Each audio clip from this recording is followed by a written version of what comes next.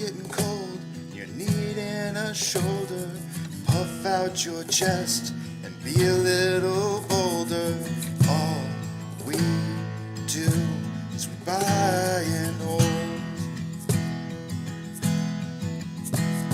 There will be shills who wanna steal your thrills. There will be friends who hold till the end. There will be doubt, fear and cloud, but it's all in your head. Those hedgies are dead. Panic and fear really are near, but it's not ours to own. We have shown that all we do is buy and hold. Oh, there will be shills who wanna steal your thrills, and there will be friends who hold till the end, and there will be doubt, fear and cloud, but it's all in your head. Those hedgies are dead. So when the night's getting colder and you're needing that shoulder, these apes got your back, we got each other. All we do is we buy and hold.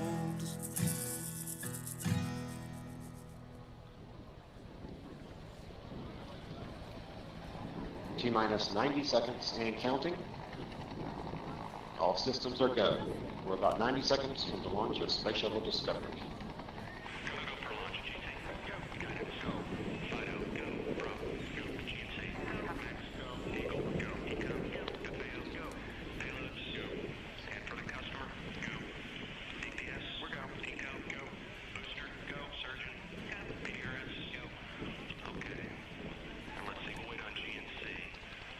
T-minus 60 seconds and counting.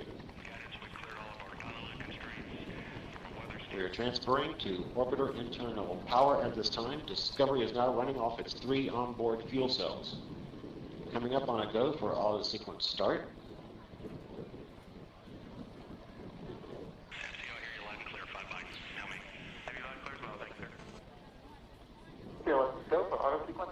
And we have a go for auto sequence start. Discovery's onboard computers have primary control of all the vehicle's critical functions. T-minus 17 seconds and counting. 15, 12, 11, 10, 9, 8, 7, 6, start, 2, 1, booster ignition, and liftoff of the Space Shuttle Discovery, returning to the space station, paving the way for future missions beyond.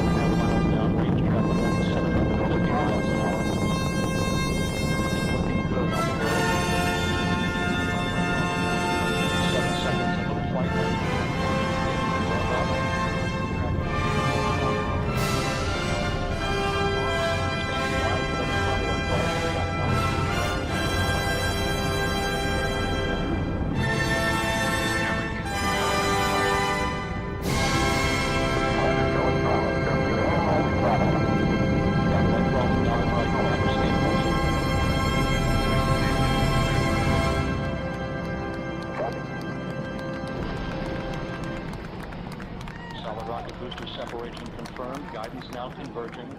Discovery's onboard computers commanding the main engine nozzles to swivel, aiming the shuttle for its precise target in space for main engine cutoff. Should have a good forward leg now in SM.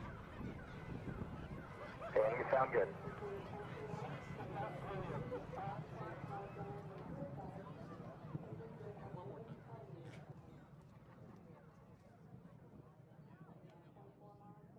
Discovery Houston, negative return.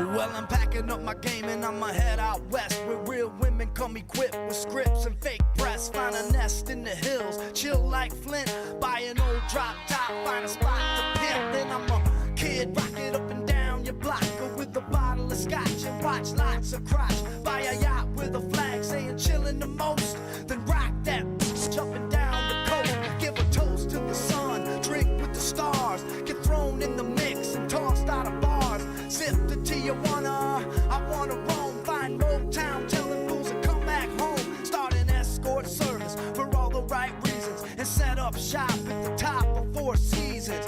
Kid rockin', I'm the real McCoy, and I'm headed out west, sucker, because I wanna be a cowboy, baby. With a top left back and the sunshine shining. Cowboy, baby. West Coast chillin' with the booms whining. Be a cowboy, baby.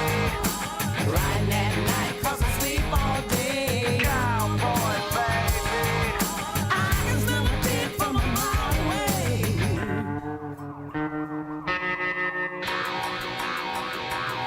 I bet you'll hear my whistle blowing when my train rolls in. It goes like dust in the wind. I once was lost, But now I'm just blind. palm trees and weeds, scab knees and rice. Get a map to the stars, find Heidi flights. And if the price is right, then I'm gonna make my bid, boy, and let California A know why they call me cowboy, baby. With a top left back and the sunshine shining. Cowboy, baby. West Coast chillin' with the booms whining. Be a cowboy, baby. Riding at night 'cause I sleep all day. Cowboy, baby. I can smell a pig from a mile away.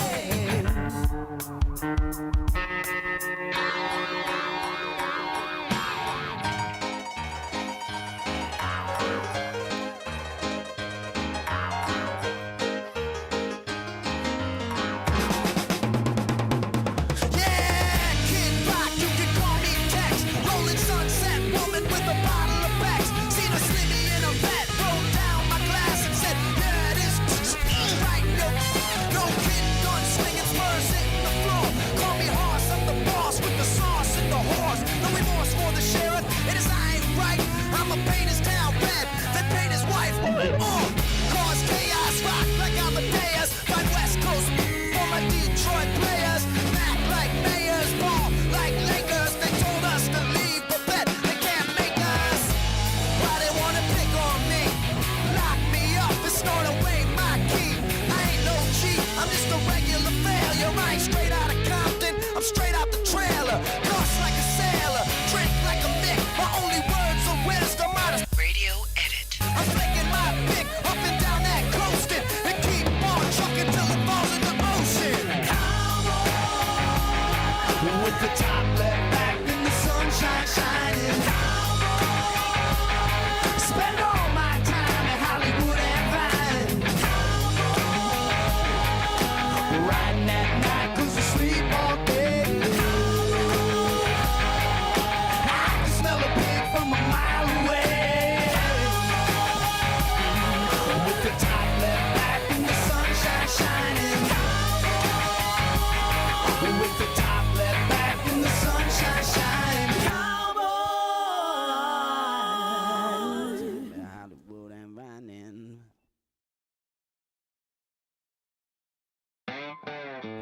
Good morning, you filthy apes. Welcome to AMC with KC, where we buy, we hold, and we screw those hedgies. Screw 'em! That's right. This is where we like to fling poo and eat crowns for breakfast. Rock strong. The title for the day, guys, is Financial Analysts are saying this is the most important CPI results in your life happening today. That is what they're saying. So many different analysts that I'm seeing are really saying there's a lot of weight on what's going to be reported today for the CPI numbers. Here's what I'm hearing. Core CPI year over year. It was previously 3.8. Median forecast is 3.7. doom and gloom is being projected if it's 3.9 or higher. A lot of analysts think that if it's even the same number at 3.8, there's a very good chance that things are just going to be pretty still awful, but not nearly as bad if it just stays the same. The CPI year over year was 3.2 last time, and they're expecting an increase to 3.4. If it's worse than 3. A lot of people are saying that if that's worse than 3.4, doom and gloom. So those are the numbers we're going to be looking for today when it comes out in just about an hour from now. So we got an hour's worth of time. I'm going to stay right in my seat right up until that happens, when those numbers launch, because I want to be here for when it happens. I'm pretty sure, based off of everything that I'm reading, that there's going to be fireworks one way or the other. A lot of analysts are saying that if these numbers come in better, and part of the reason why we may have seen a correction yesterday as much as we did, is that if these numbers come in better today, we'll probably see a bull run and possibly see the SPY hit new highs today. So that's what we're going to be. Everything's weighing in on these numbers. Everything. Like, it seems to me like a lot of analysts are suggesting a lot of weight is riding on today. Got my glasses clean. Sorry about being a little bit late today. I was actually on time. I was struggling to try and get my title for the day today under 100 characters. Even Hayden caught it because I forgot to change the date to the 10th. It was still on the 9th. And then I couldn't find a good song. Boy, let me tell you. I had a special love-hate relationship with Kid Rock way back in the day. I want to say that was like the early 2000s. Maybe late. I feel like it was early 2000s. And I just, actually, it was late 90s. Now that I think about it, it was late 90s, maybe like 98. And it was kind of one of those things where I was going like, if this guy can do it, anybody can do it. That's what I was kind of thinking about. I was like, man, this guy is crazy. And I remember some people, there were articles that were coming out back in the day that were saying Kid Rock was probably one of the most talented singers that there was. And I had heard some of his tracks that he had that were without the music behind him at the time. And I was going like, if this is where music is going, there's a chance I can do this. I can make it. There's a chance for me. And let me tell you, I did not want to own the idea that I liked his music, even though I did. And somebody said something about Sugar Ray. It's like Sugar Ray being popular, really good at rock. And same thing. Yeah, I felt the same way with everything that was coming out, and I hated it at the same time because it just made me go like, gosh. Actually, I think, in my opinion, if you ask me, I think Sugar Ray, or whatever the guy, I can't think of what his real name is, but I think he's actually got a better voice than Kid Rock does, by far. Way, way better. But that's just me. Everybody's got their own opinions on music, and that's great. You know, everybody should be entitled to have those opinions. All right.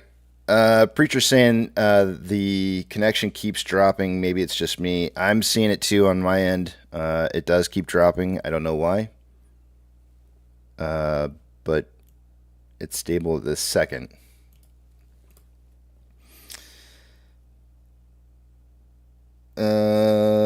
Funky Pizza Productions. See, Funky Pizza Productions is another musician, right? And us talented musicians out there were kind of shaking our heads going like, wow. Wow. And but you know, it is what it is. You know, some people have their moments of fame, and yeah, it's all good. Tom says, I felt the same way. I didn't like it when it first came out. Now I like his music. I liked it when it first came out. I never did not like Kid Rock. I just didn't think he was as good as everybody was putting him out to be as. You know, I was like, oh my gosh, he's the next best thing. You know, it was like he was being touted as being Guns N' Roses, like the new Axl Rose. And I was sitting there going like, no, don't no. It's a circus show. I mean, he literally has a circus show on the stage. He's got, and I don't want to say the words because I know it's going to offend somebody. He's got short people. Damn it, I said it different ways. I'm trying to be politically correct. He has short people running around on stage because that's who he was. I mean, that's who he was, right? Like, it was literally just a show, and that's all it was. There was no talent there. It was just, hey, look, fun stuff running around while we all rock out. And you got to take it for what it is. That's it. That's what it was. And have no slash. No, you can't. It's not the same thing. Not, remember the little guy. I mean, it was a circus show. And everybody appreciates the circus show. People go to circuses all the time. But, yeah. All right, let's take a look at what we got going on for numbers here. I'm going to take you guys over the other page. You got to see this guy in concert. He's so good. He's got a little guy running around on stage. It's like, what? That's how you remember the music? Yeah, little guy just running around. But, whatever. Numbers. Let's get into these. Price prediction tally points for the day yesterday. We had another person, not the same person, but another person get the actual price prediction right on the money. And it was Twisty. His price prediction was 267 to 327. Remember, there was only like a 6-cent spread between us yesterday. So more than likely, somebody was going to nail the price, considering the fact that it hasn't really been moving all that much lately. And Casey, Joe C. died 10 to 12 years ago. Yeah, I know. I know the guy who was starring with Kid Rock passed away. I know. It's sad. It happens. Let's see here. So let's give bonus points here where they are due. We got TB with everybody got their points, right? Nobody missed. Twisty's going to get his bonus 2 points. Man, Apex and I are the only two that are not. I guess we got to get our price predictions in here and nail it right on if we want to get back into this. Short exempt volume. Yesterday I suggested to you that we should see very close to the same amount of volume, maybe slightly more in volume. We ended up doing about 200,000. Let's see. Yeah, about 200,000 to 300,000 less than what we had done the previous day. So it was really close. I don't think short exempt volume is going to be anywhere near the same number. There's no way. There's no way it's going to be that high. It's going to be much, much lower. Yep, there it is. It barely broke 100K. 115.1. If today ends up being, and I'm the way it's looking as of right now, I would suggest it probably will. But if we have as low volume as we had the last 2 days, a very good chance that we're not going to see short exempt volume over 100K reported tomorrow. Utilization is up higher. We got utilization coming in with a reporting of 92.8%, over a percent up from yesterday. Day over day, we were up 0.68%.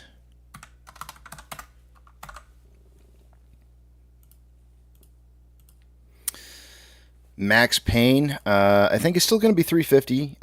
I'm not expecting to see a change. Let me just check something real quick here.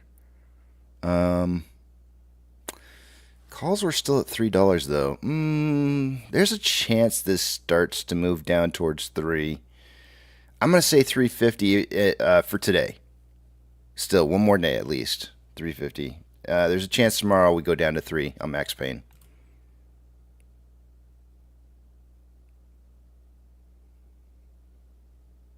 Oh, no, it did today. $3 is max pain now. When we're sitting right at it. Next week, max pain is 350 still. The week after is 350. And 5.3 is 350, 5.10 is 3, and then 5.17 I think was the first time where it goes back up to 4. Yep, 5.17 is still $4. Just throwing that back out there for you guys. And then off exchange volume. By the end of a normal day, we would usually see about 64% volume going through off exchange and EDGX. We had 52.62% going through off exchange and EDGX at 4.43. For a grand total, 57.05% of our volume going through those exchanges. That is pretty low. So if there's any reason why we would have been up in price yesterday or even doing better than what I think we did better than we would have had we seen the normal amounts of volume going through those exchanges, because we were about 6.95% less than what I would expect to see going through those normally. So the market's definitely maintaining or holding price there. CHX volume for the day yesterday was 3,418 shares. Nothing unusual about that. That's kind of a low number. CHX is on GME was 1,762. Borrow fees this morning.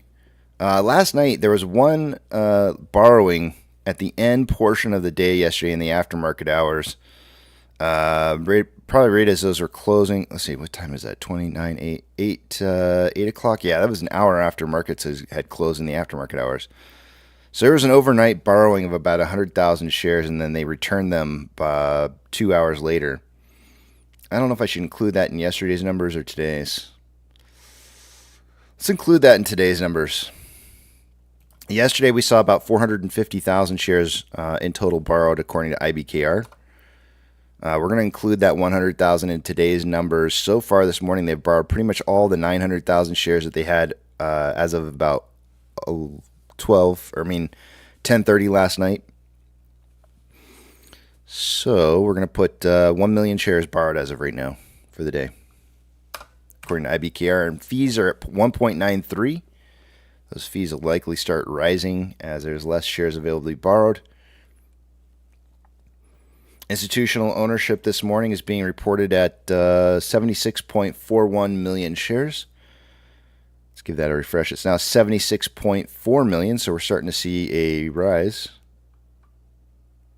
Oh, no, I'm sorry, drop. That was a drop. 76.4. That's a drop. Very small drop there.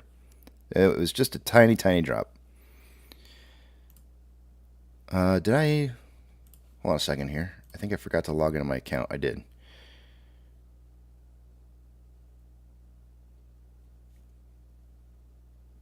And let's see here. I mean, while I'm waiting for myself to log in here, I'm just going to throw this out there. If you can say ba with the ba, da bang, diggy, diggy, diggy, said the boogie, said up, drop the boogie. If you can do that, like if you can legit do that, I mean, he had an impact on your life. He had some kind of impact on your life if you can say that. But, you know, at the same time, I just don't want to own it.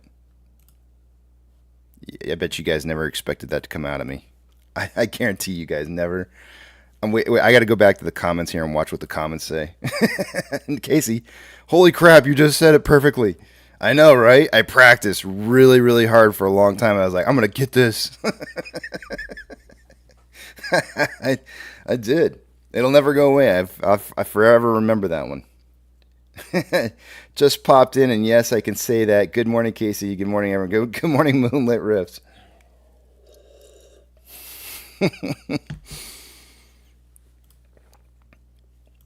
I practiced that one, man.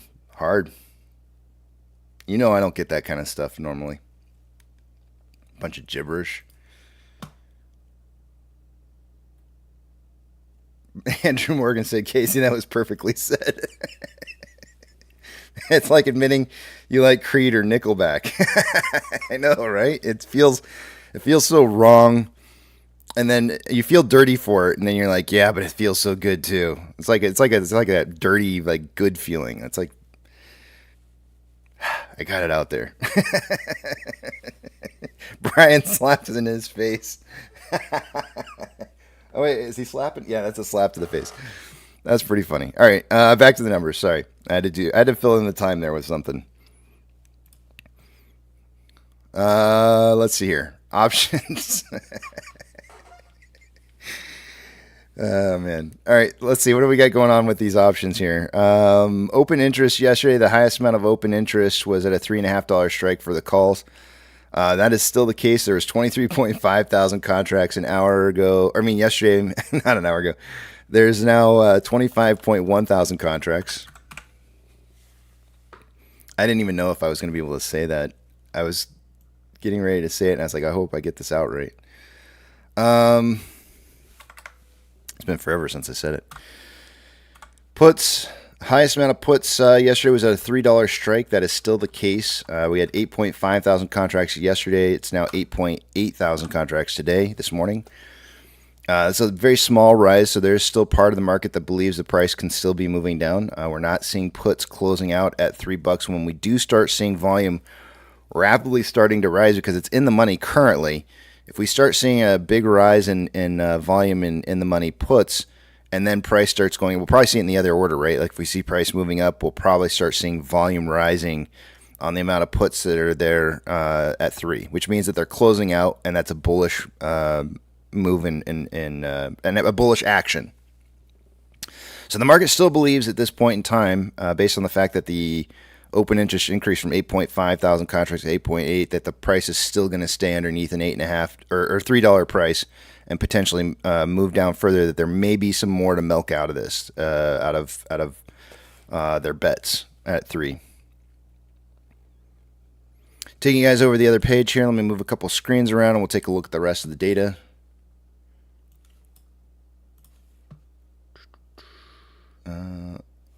I've got extra pages to move over now, so now I have to think for a second. This one. Let's do that one next, then this one, and Ortex. All right. Starting with Ortex, we have another day of short share interest of the free float being higher due to more shares being on loan. A new record of on-loan shares. And let's take a look at this, see what we got going on here. Utilization increasing more than 1% day over day from 91.75 to 92.8. On-loan amount increasing. Oh, no, there was a decrease. Wait a minute. I know why this happened. Okay. I got fooled. I'll show you why here in a second. We had a decrease in shares on loan, 86.69 million. How much did we decrease by? It was what it was yesterday, and it decreased to 86.19. So we're looking at 500,000 shares returned yesterday. Ortex usually estimates that there's going to be a decrease. An estimated short share interest of the free float would decrease if that were the case, but it increased. And I'll tell you why here in just a second. We'll pull the number up and look at it. But what is the estimated short share interest of the free float? It rose day over day from 20.12 to 20.56. Let's see. We're looking at 44.44. So we'll multiply that by the outstanding amount of shares that we have reported so far. And Ortex is estimating that there was 1.15 million new shares loaned out yesterday, but I'm going to show you why that's not necessarily the case. It's just because their estimates were low from the past. Let's take off all these other numbers. And here's your exchange reported short interest. We got the numbers up to the March 28th. And the previously reported number that we had on this was up to March 15th. So yesterday when we looked at these numbers, this was the reported number. We now got a new reported number of 42.19 million shares on loan, or short interest.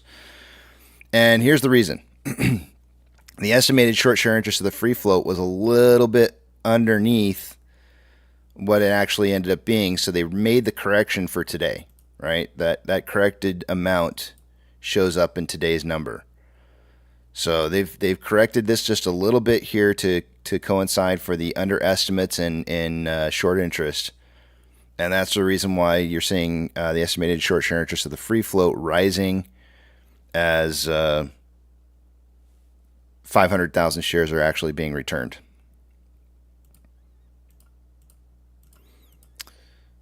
Moving back to on-loan average age per day. I would expect this to be skyrocketing. It went from 31.52 to 32.62. It's actually not moving up nearly as fast as I would have expected, but it is still moving upwards. Security lending volume day over day was a slight decrease from, let's see here, 4.48 million in security lending volume to, what are we at here? 1.93 million.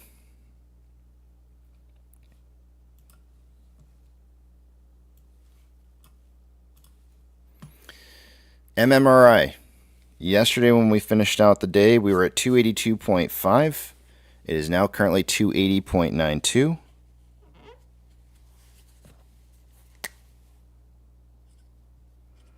When we started out the day yesterday, we were at 0.364 on the spread difference between the 2-year, 10-year, and ended the day at 0.381.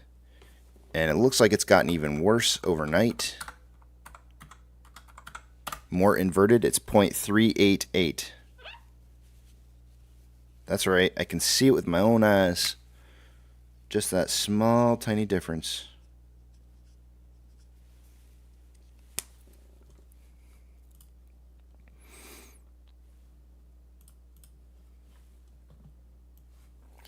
Orders by Fidelity customers. Let me just verify the numbers here. Yep, the numbers on the page here are for the end of the day yesterday. They're not for today. So what you're going to see is the 30 most heavily traded stocks based off of orders by Fidelity. And I'm just going to scroll through this looking for AMC and GME. I do not expect either to be on this list due to low volume. And that's true. That is correct.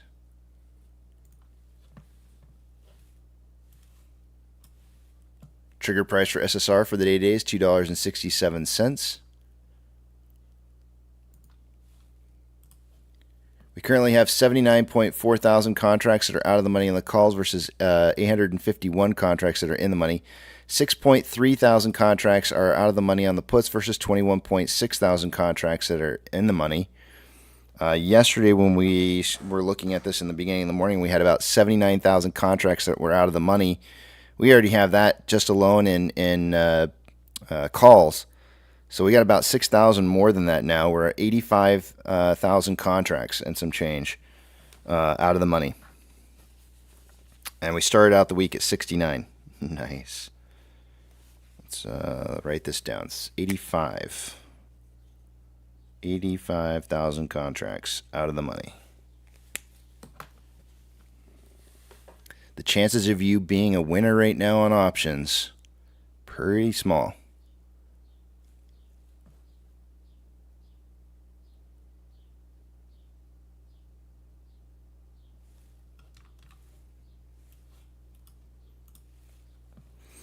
VIX. VIX is showing down futures 1.3% to 14.88. The VIX closed yesterday at 14.98, so that's actually pretty darn close to what it was yesterday. And I have full faith that it's going to be changing quite drastically in about a half hour from now. Then we have overnight, the Nikkei was down 0.31, Hang Seng up 1.25, and the Nifty 50 up 0.31. The futures in the market right now are showing up for the most part, anywhere from 0.11% to 0.34%.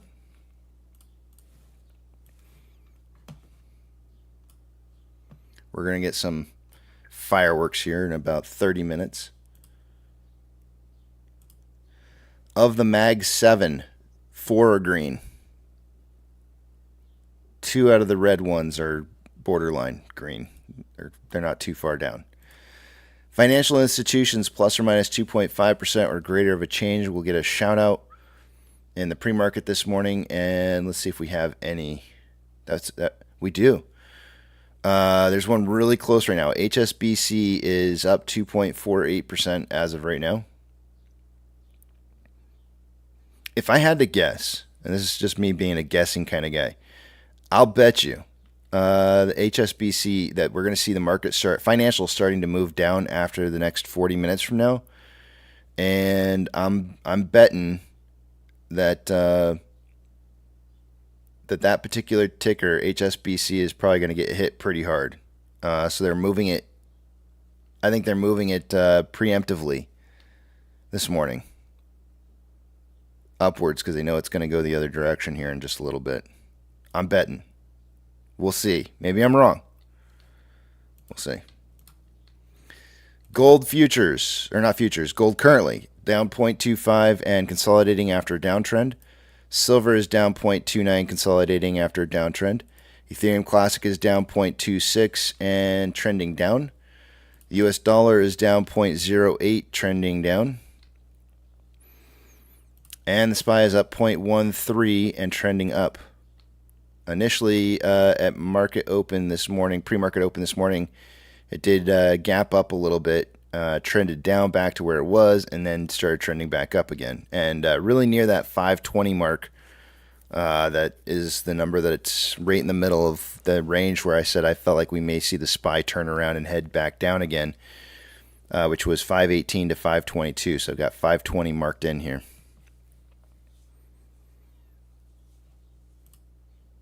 Everything's riding on today, it seems like.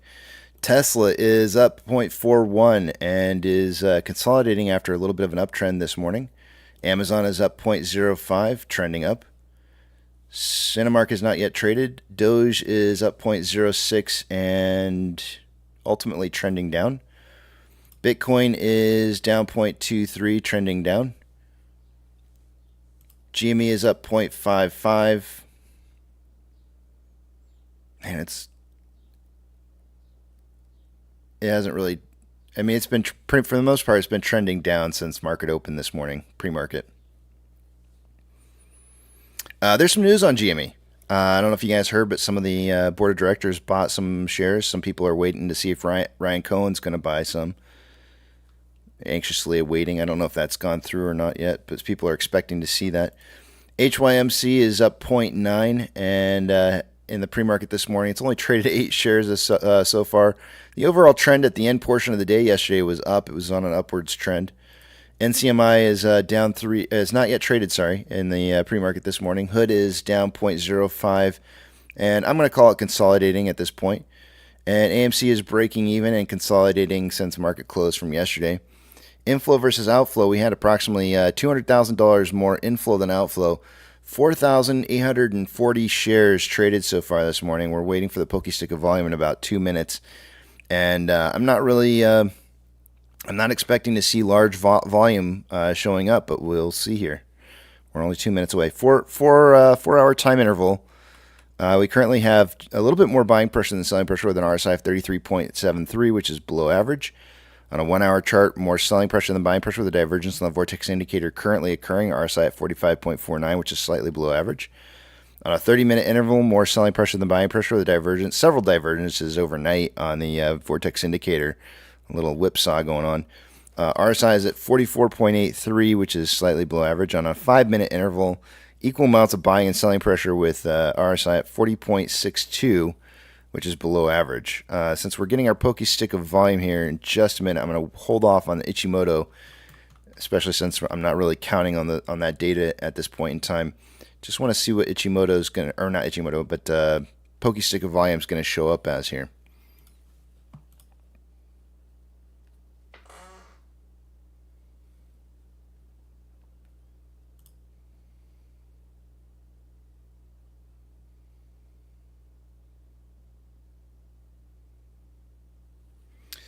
Jeffrey Jones says, has AMC reached a bottom finally? I don't think so.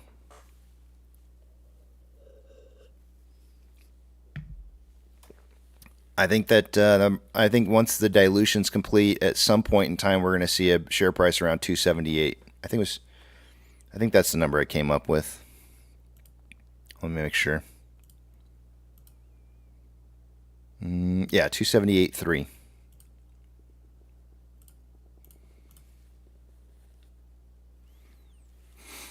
Now I haven't done this, but I'm kind of curious. Let me try something real quick here while I'm waiting for that pokey stick. 2783. What was the price going into dilution? It was 434. I can't remember. Hold on a second.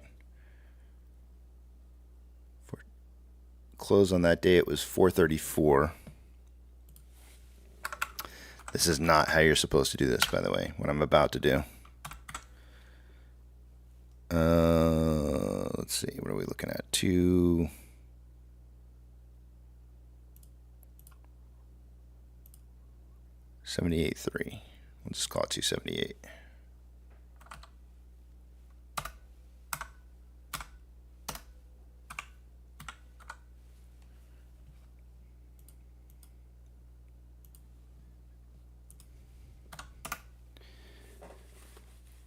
If I was a betting man, and like a real heavy betting man, I wouldn't bet on this.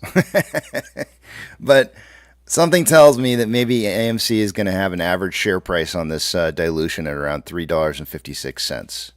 I would not bet on that, but just throwing a rough number out there. Taking a look at what do we got going on here? We have Pokestick showing up here with 28,000 shares, giving us 33,000 shares in total for volume this morning. That's the same exact number we had for like the last 2 days. So kind of expect really close to the same amount of volume, right around 9 million shares traded for the day.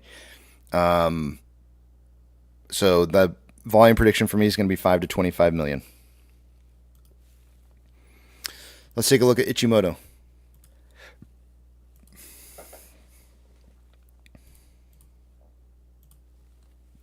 Again, due to dilution reasons, I would not look. There's not very many time interval indicators that I would look at that would help you to understand where price is potentially going to be moving towards. However, having stated that, I'm still going to look at the data. Lagging line is just slightly above price line, but it's gonna. If we stay anywhere in this range of price, it's going to run right into the price line here. In the later portion of the day-to-day, conversion is below base. In order for price to get above, in order to get conversion above base and the lagging line above price line, we would have to see a price above the cloud for the day-to-day, which is going to be around $3.05. That's where it was yesterday. Tomorrow we would see a drop in some of those values, and we wouldn't even have to see much more than $3 in order to see some buying pressure kicking in by these indicators, based on these indicator standards. On a 4-hour time interval, we have lagging line below price line, conversion below base. Based off of this indicator right here, which again I would never make any kind of during a time of dilution financial decisions based off of what these indicators are saying, but the market still does oftentimes. In order to get price into a range to where it ends up being a buy signal for the day-to-day, we probably only need to see somewhere right around $3 and I would say 20 cents.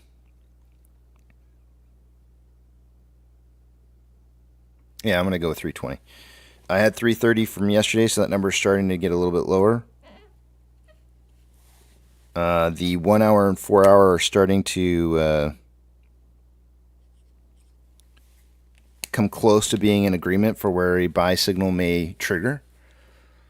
So it's going to be a little bit easier to perhaps entice investors into investing into AMC once that starts to align.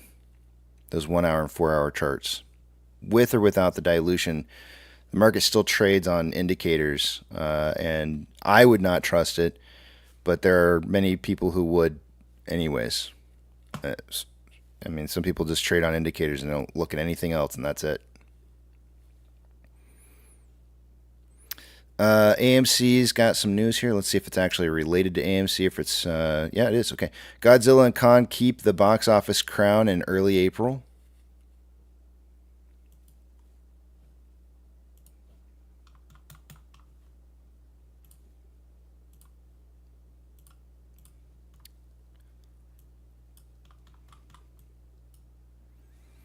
And we've got 25 minutes left here before the market is going to react to the CPI number. Actually, it'll probably start reacting a little bit before CPI numbers even come out.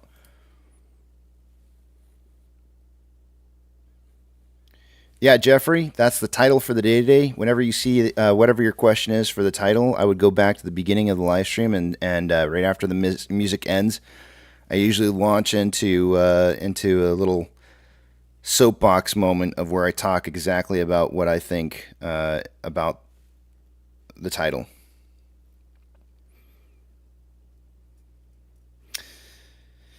Ooh. McCall is saying, what CPI number is most beneficial to us? Probably, I mean, that's such a tough question. I'm going to assume that you're meaning to AMC, not necessarily to us, the people.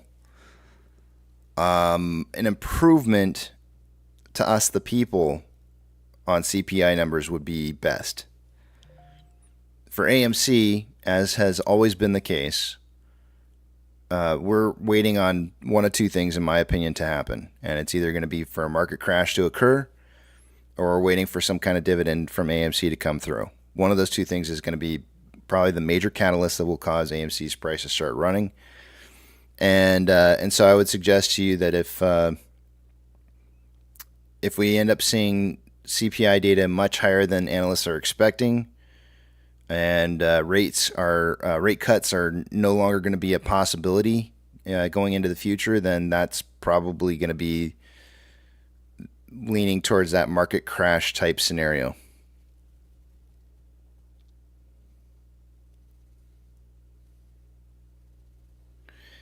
CPR says the CP lie will be accurate. Yeah, so I would expect, I'm expecting something 4.8 or less. I said 4.8, 3.8 or less, sorry. I would say 3.8 or less, and then that's for the core CPI. The CPI year over year, I think it'll be up. I think it'll be a little bit up, but anything higher than 3.4 is probably going to be pretty nasty.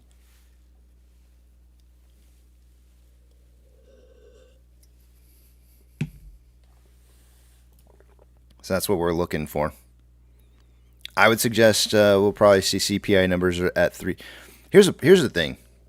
We actually had, and I posted this on Twitter last night. I thought this was really, really interesting and a big tell. Let me pull it up here on the screen. Replies. Pretty sure I commented on it. Yeah, I did. Here we go. I don't even, do I follow this person? Oh, I don't. Maybe I should follow him. Hold on a second. I gotta go through and just check and see, make sure.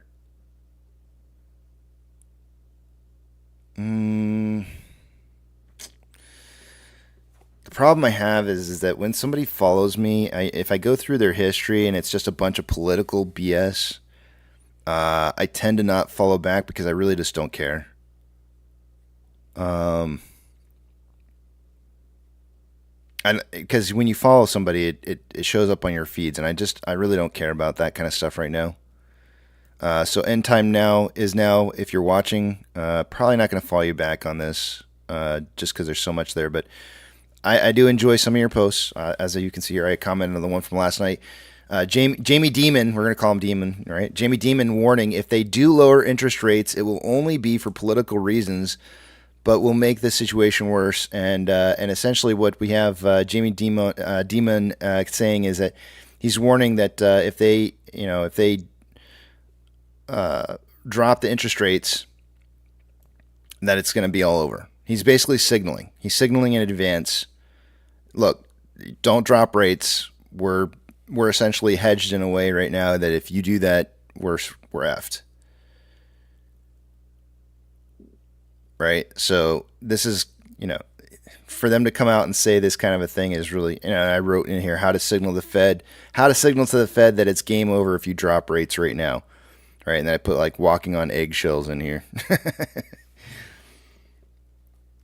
So I think that to me signals that they're expecting there to be numbers that come through on CPI that are going to suggest that the Fed should not drop interest rates, because if they do drop interest rates by July, the financial side of the market might be really hosed.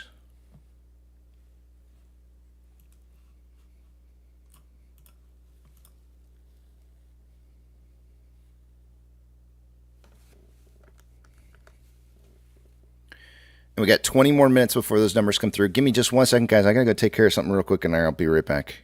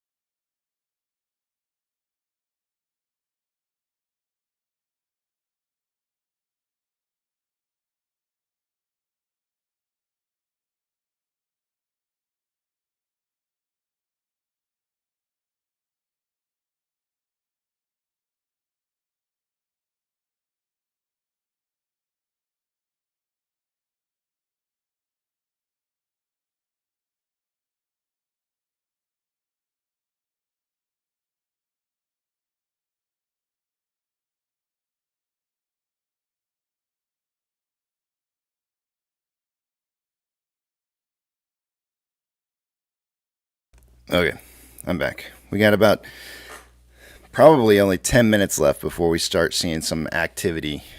Wonder where we'll see it first. Will it be the SPY? Maybe.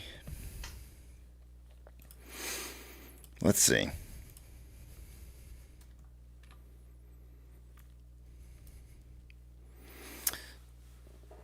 If SPY starts ripping, I don't want to say it's ripping just yet, but if it starts ripping, CPI data is probably going to be better than expected. Good morning, Manjit.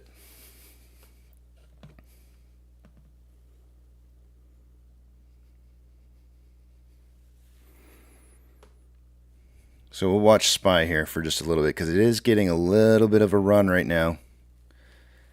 But you'll know it. This is more, what you're seeing right here is the pokey stick stuff going on. You'll see big candles showing up. This is not what I would expect to see. This is just kind of pre-numbers release. Remember that oftentimes when price hits the Bollinger Bands in any one direction, it usually has an inverse reaction to that. So you may see a pumping on the SPY prematurely before seeing the opposite happening.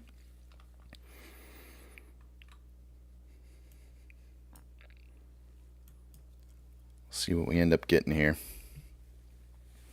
I'm going to head over to the back of the Big Tramp.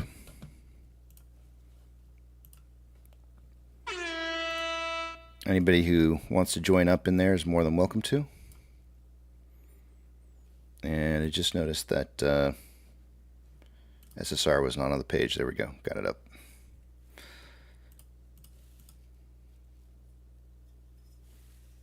This should be interesting.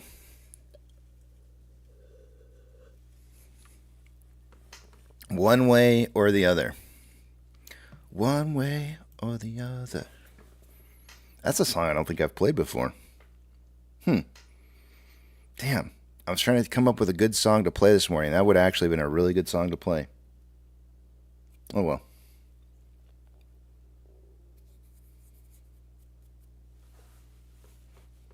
Yeah.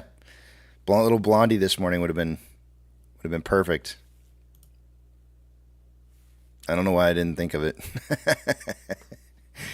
I was trying to get some. I was just trying to, in general, pick some songs, something from the Discord, and the first thing I landed on that got the seal of approval for me was that one, Cowboy. Out of all the songs. Oh wait, hold on a second here, JJ. Good morning to you, and we also have look at that, and we have hold on a second here. When the moon hits your eye like a big pizza pie. That's a pepperoni. Good morning, sir. Good morning. Morning, everyone. Yeah, I would like to apologize to you Uh-oh. from yesterday. What happened? I don't feel like there was any apology Well, needed. I was thinking, Well, you were dead on the F5 Tiger 2, and I felt bad because I was thinking of my time of helping the fellows and completely forgot about the movie where it had the F5s in it, and I felt bad. I'm supposed to be an expert, and I felt rather inept. Oh, whatever, man. I don't ever expect anybody to be perfect. I mean, people say stuff, and sometimes, whatever. Get it wrong. It's not a big deal. Oh, and I don't know if I've been running through security and stuff.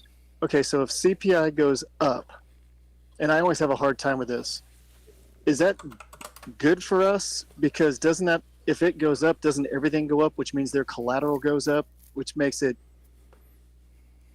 still just as difficult for AMC? Because the shorts collateral goes up as if we go up.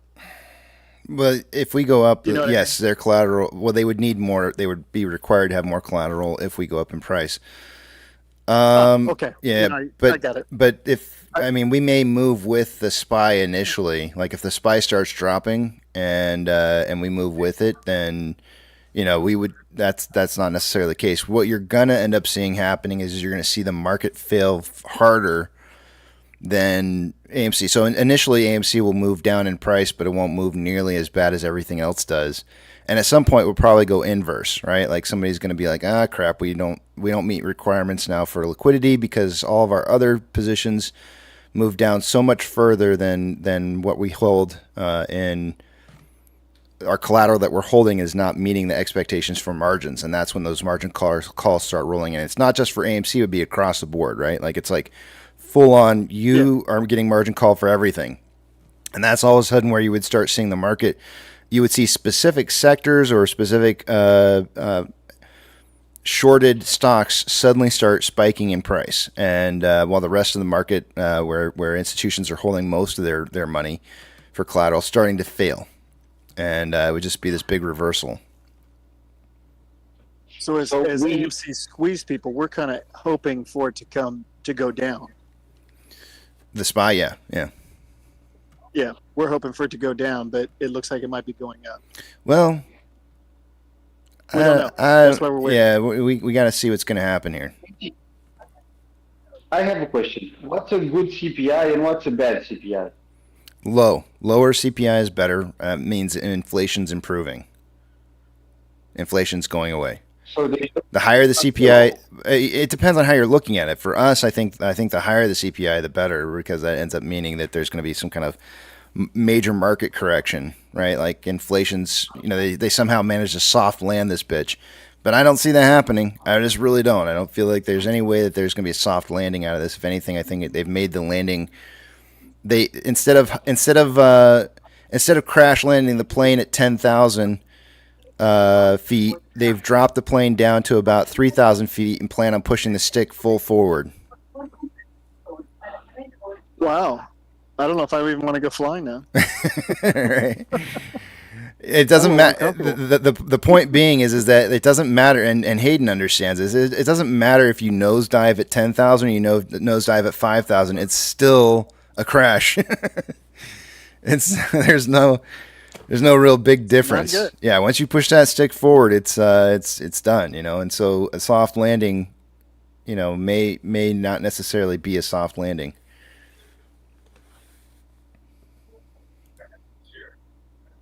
Oh, and I would like to tell Brian that I was going to jump on and be the first today, but I saw the 9th and it threw me. Oh. Hence why I didn't jump on today. Yeah. Today would have fooled some people for sure because I was starting late. I was really struggling trying to find a song. I spent probably like 8 minutes trying to find a song.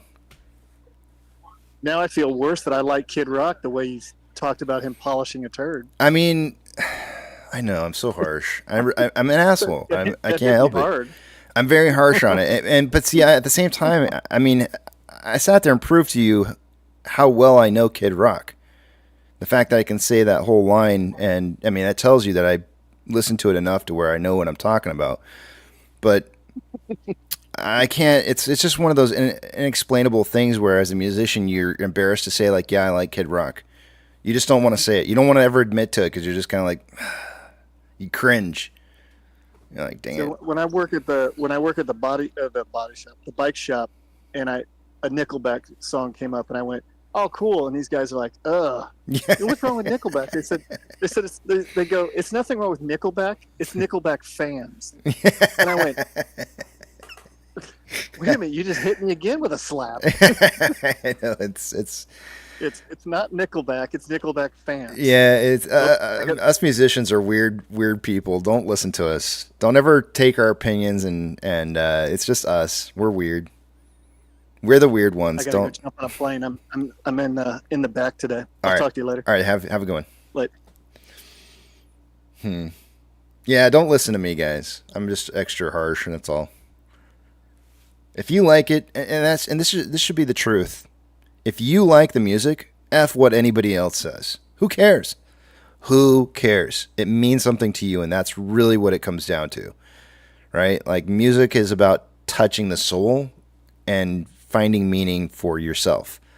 And if you find it in whatever it is you're listening to, and I don't care if it's static on a radio that you find enjoyable to listen to as music, then that's your music, and it means something to you. It's just noise to everybody else, but for you it has meaning, and that's cool. There's nothing wrong with that. CPR says I listen to polka. Not everybody enjoys polka. I don't mind it when I go down to Oktoberfest, but I certainly ain't going to listen to it the rest of the year. But it has its place, right? Like it totally has its place. I get it. She was like 9 minutes out to CPI. Well, it's not supposed to be released for another 8 minutes, but oftentimes we see the market make a move before the reporting actually comes out. I would say, based on these candles that I'm seeing right now, that they probably have not made the move just yet. I think you'll see a pretty big candle.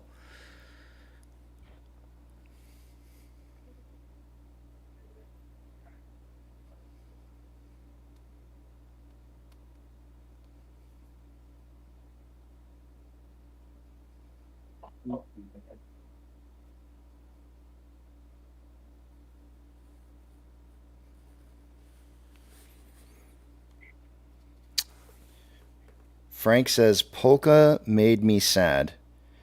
Before that, I did not know in heaven there is no beer. Come on, there's no way. Frank, there's no way there's no beer in heaven. Come on now. Is that like words to a song or something? I feel like that's like lyrics to a song or something. Yes, they can halt the SPY. It really would be a halt of the market that would cause it in general. But yeah, the market can definitely be halted, yes.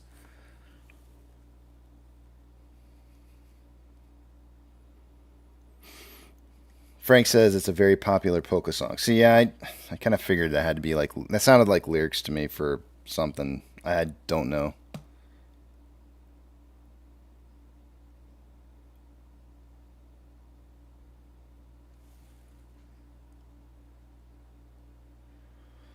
Okay, so it just printed a TD9. It did touch that upper Bollinger Band on the way up. It came back down to the simple moving average.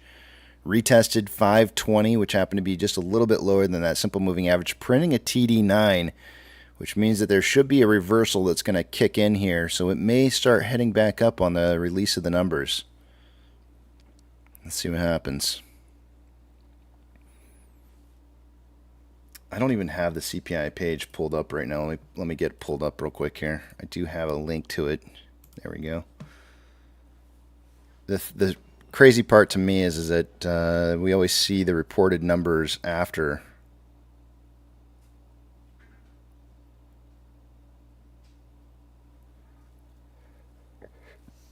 All right, so again, one more time, just throwing that out there for those who sometimes Rugged always seems to get the numbers way early. We're looking for CPI year over year to be 3.4 or less for the market to improve. And core CPI year over year to be 3.7 or less to improve.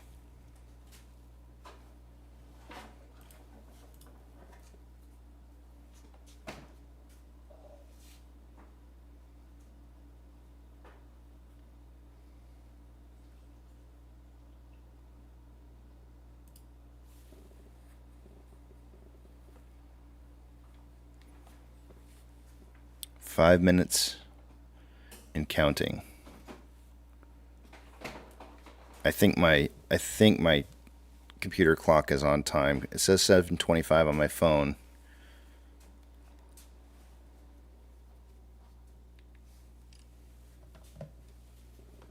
It's like, I feel like this is like such a drum roll moment right here. It's like I feel like we have like I have a song for this. Wait, somewhere I have a song for this. Hold on. Oh yeah, the drama music.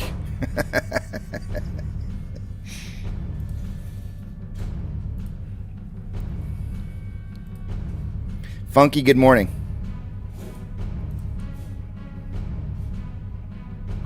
Good morning. I don't know if this does this make your blood pressure rise?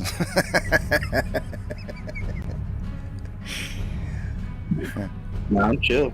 All right. That's good. That's good. I'm chilling.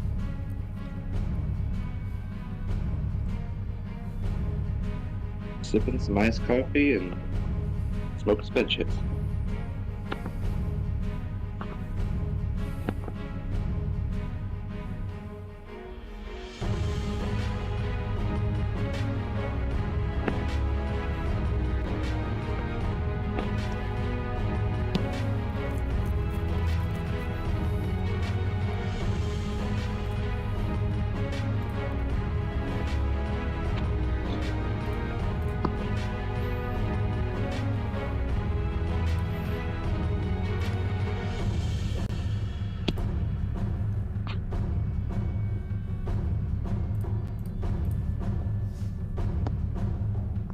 CPR says the music makes me want to put on face camouflage.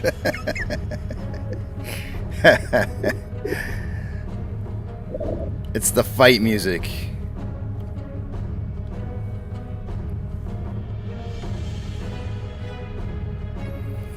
For all you gamers out there, this makes me think of like Battlefield or something.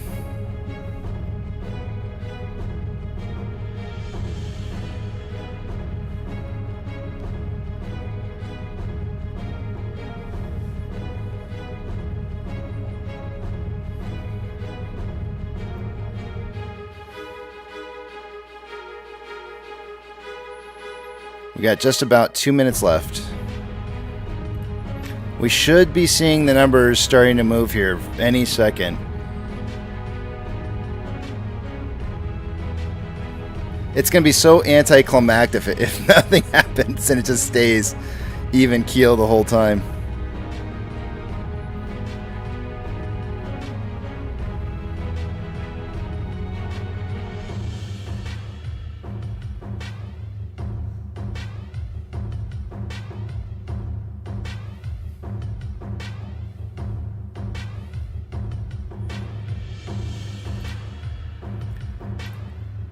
For stability reasons, it seems to me like that would probably be the way. Like if they wanted to report some numbers that were going to perhaps keep the market stabilized, giving out numbers like 3.3 on, actually, let me see here, 3.3 on CPI year over year and 3.7 on core CPI year over year would probably give the market stability.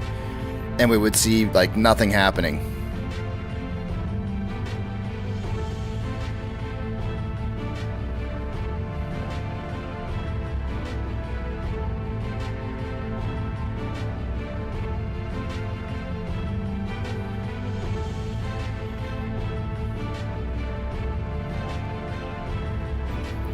All right, moment of truth. Should have reported by now, and it's not moving, so... Oh, I just saw the level 2 order book. There it goes. Level 2 order book just went, and there she goes. There may be an initial jerk reaction one direction before it heads the other.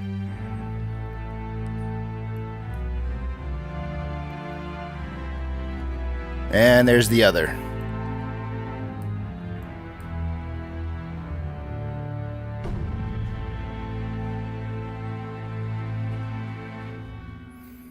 All right, time to take a look and see what the numbers are here. Let me see if I can get a reporting on this.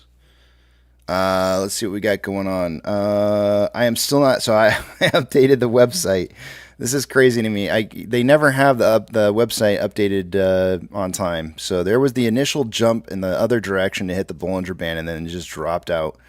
And is at 516 and falling, which means that the numbers were probably a little bit worse than expected.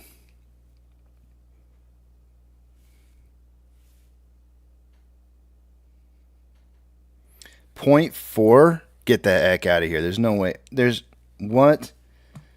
There's no way it hit. Hold on a second here. It rose by 0.4. Are you saying it rose by 0.4, or it's got to be what you're saying? That would be really bad. If it rose by 0.4, that's not good at all. Well, that will definitely be Jamie Dimon will be super happy about that. That definitely means they will not be raising the rates.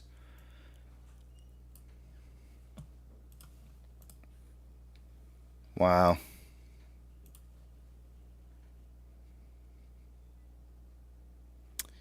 Here we go. In March, the consumer price index for all urban consumers increased 0.4% seasonally adjusted and rose 3.5% over the last 12 months. That is over the 3.4 number that I told you guys. Anything over 3.4 would likely mean market moving down significantly. The other part to this, though, is not quite as bad. It says the index for all items less food and energy increased 0.4% in March, up 3.8% year over year. So the core CPI is 3.8, which was actually, I think that's very close to expectations were 3.7. So the 3.8 says that it's a little bit worse than what they were anticipating. 3.9 would have been the actual oh crap, look out below. 3.8 still not that great. It's still going to probably give us some downwards momentum in the market.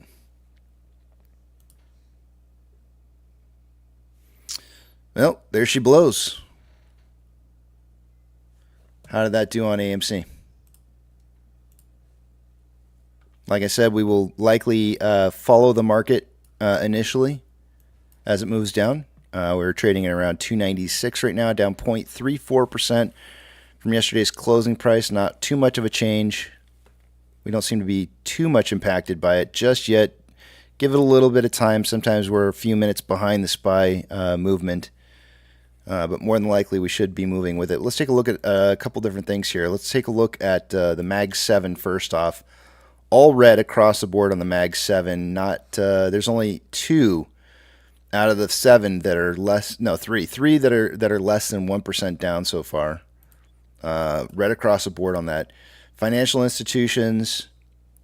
One of the ones that was kind of odd to me this morning was HSBC being up over 2.5%.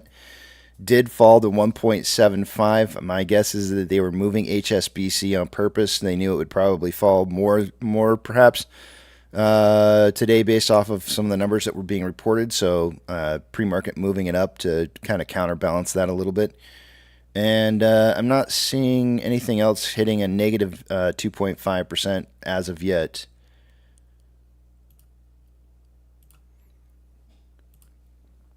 Gold dropping out a little bit here on these numbers. Silver dropping out. Ethereum Classic also falling. The US dollar currently is down 0.09, but has not really been impacted by this just yet. Some people are expecting the US dollar to fall below 104 if we were to hit the numbers that we hit today. So we'll see if that ends up being the case, but as it stands right now, I would say it's in a downtrend with a little bit. Seems to be stabilizing just a little bit. When the numbers did come through here, the immediate move was sideways. Oil in the pre-market's up 3.09. This is perhaps maybe that time frame that I was suggesting that we would see oil breaking out to some newer highs. I kind of just threw a random box in here, suggesting that we may see a breakout going north on oil. I wonder if this is. Did I put it on? Oh, I put it on a daily chart because we've got this descending wedge where I feel like we're going to get this breakout somewhere between 412 and 417. So if oil is going to start ripping all of a sudden, this box might end up being a pretty good prediction on where it's going to head.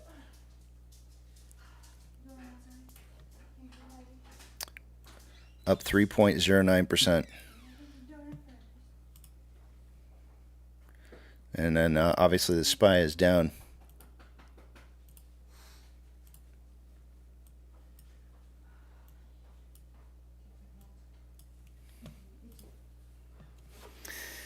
Jay says it's break time, Casey. It is indeed break time.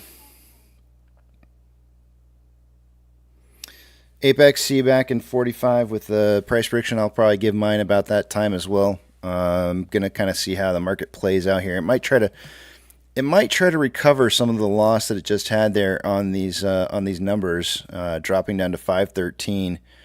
Has the pre-market numbers for the SPY down 1.08% for the day-to-day. They might try to recover some of that if possible before market open. There's a chance maybe we see it drive back up to around 517 just beforehand, but I would expect some more downwards momentum once market does open. And it's still falling though. Well, it'll be interesting day today. Buckle up. See you guys in at 8:15.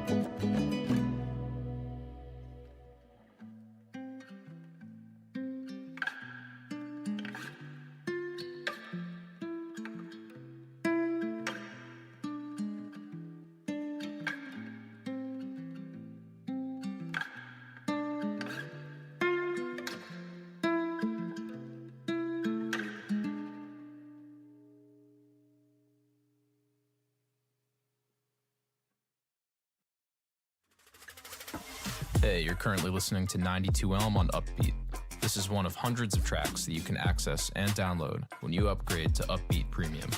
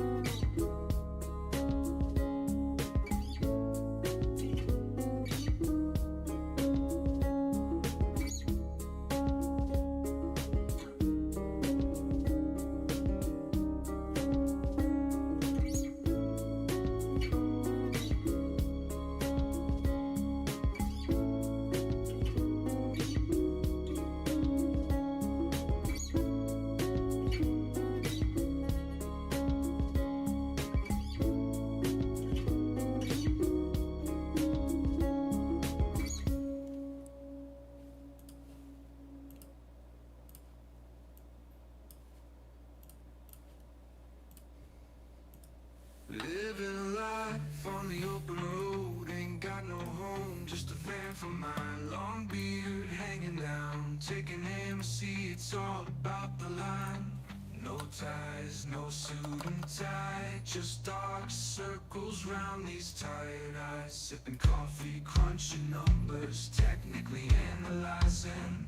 Windows roll down, in my head I embrace the grim and grind.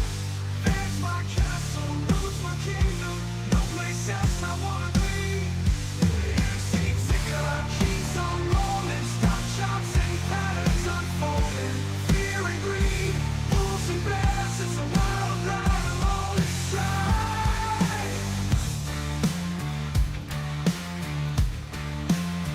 All ticker in my sights, AMC's my fight.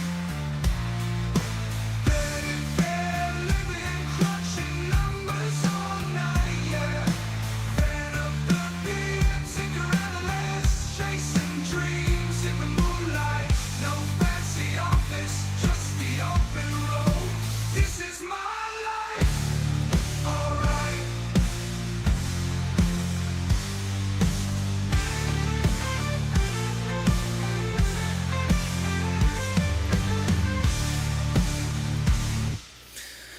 Alrighty, you guys. Let's see here. I'm trying to figure out where I think price is going to be moving to for the day-to-day. Obviously, with the CPI numbers coming in the way that they did, the market as a whole is not seeing this very positively, in a very positive light. It is obviously coming in worse than expected. And VIX futures are showing a 1573 value with a being up 4.34%, which obviously the markets are going to be down.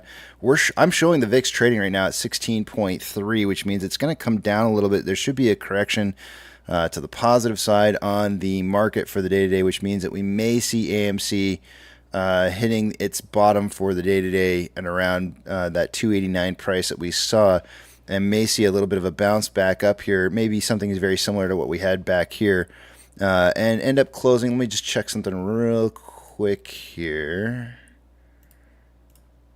Maybe a close around like 295 for the day, which is going to be a little bit down day over day. Not much, it's like 2 pennies.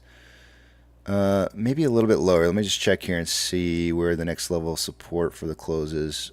Maybe, no, I'm going 295. 295 final answer. Minus 30 cents, 265 to 220 or 325 is going to be my price prediction for the day today. That's down 4 cents from what I had from yesterday to 325. All right, my prediction is in. Let me check and see what the other guys have here. Twisty is coming in with a price prediction of 257 to 217. He's going down a little bit further than I am. Let me see here. Twisty did get an extra point from yesterday's exact price prediction. Nailed it on the spot.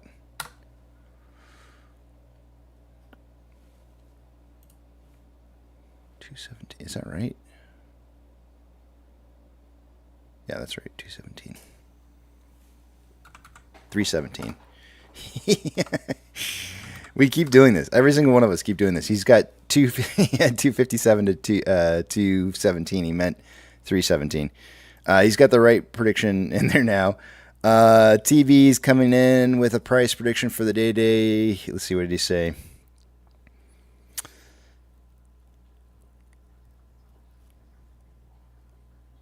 He's putting in a little bit more thought today. He went for block yesterday against Twisty, he's telling me, and today he's going 268 to 328 with 25 million in volume, 5 to 25 million in volume, and I agree with that volume statement.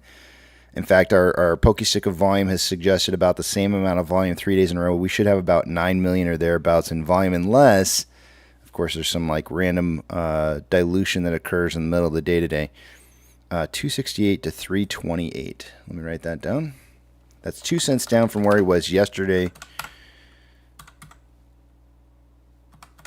And last but not least, Apex. I'm going to go to the chat here and see what he's putting in.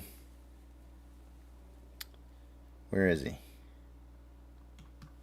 I don't see him yet. He's going to put it in here. There it is.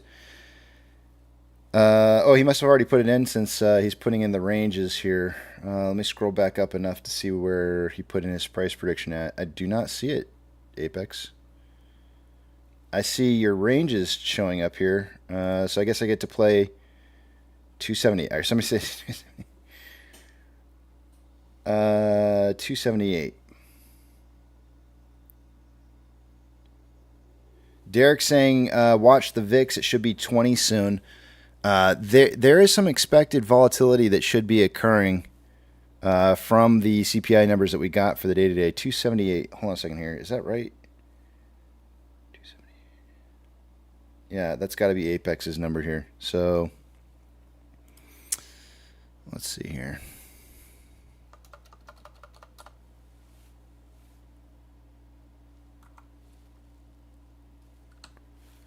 $248 to $308 for Apex. Apex is going for a price prediction today that's much drastically different than everybody else's.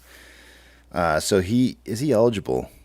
He is not eligible for a price prediction. Twisty actually has him covered on that. He would have to go at least 2 cents down more in order for him to be able to be eligible for that. Is there anybody eligible for a bonus point for being 10 cents different than anybody else? No. Nobody is eligible for that today. Frank saying 269 just because.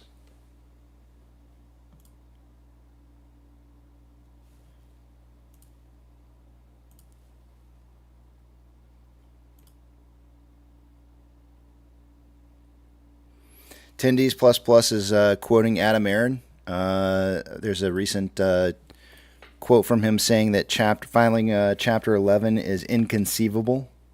We've been saying that here on this channel more recently. I feel like I've been saying inconceivable a lot.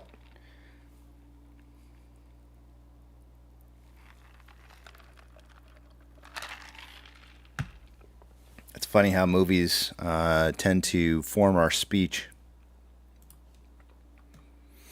All right, it is time to get this morning started. Let's do this. I know some people are going to be coming in asking today what's going on. Point them to the title. If you guys see that and you happen to beat me to addressing it, just point them straight to the title for the day today, and that should tell them everything that it is that they need to know. By the way, you probably hear me drinking here. It is Drinky Drink Wednesday. Melissa came home and she's like, you know what? There's only one Dr. Pepper left. I'm like, we have small cups. so we're starting the day off right. I'll see you guys on the other side of market open.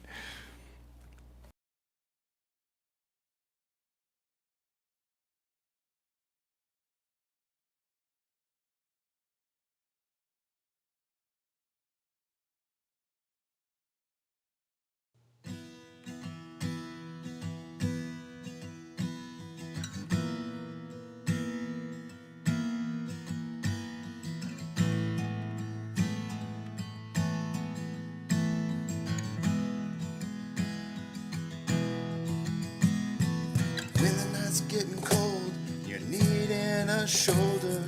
Puff out your chest and be a little bolder. All we do is we buy and hold. There will be shills who wanna steal your thrills. There will be friends who hold till the end. There will be doubt, fear and cloud, but it's all in your head. Those hedgies are dead. Panic and fear really are near, but it's not ours to own. We have shown that all we do is buy and hold. Oh, there will be shills who wanna steal your thrills, and there will be friends who hold till the end, and there will be doubt, fear and cloud, but it's all in your head. Those hedgies are dead. So when the night's getting colder, you're needing that shoulder. These apes got your back. We got each other. All we do is we buy and hold. T-minus minus 90 seconds and counting. All systems are go. We're about 90 seconds from the launch of Space Shuttle Discovery.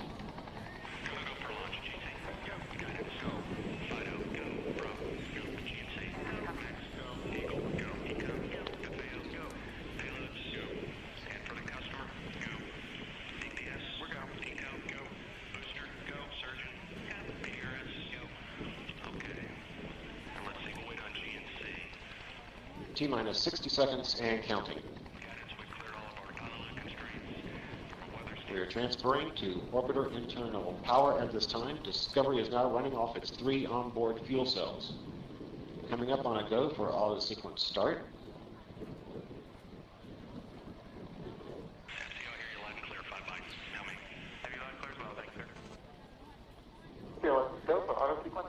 And we have a go for auto sequence start. Discovery's onboard computers have primary control of all the vehicle's critical functions. T-minus 17 seconds and counting. 15, 12, 11, 10, 9, 8, 7, 6, start, 2, 1, booster ignition, and liftoff of the Space Shuttle Discovery, returning to the space station, paving the way for future missions beyond.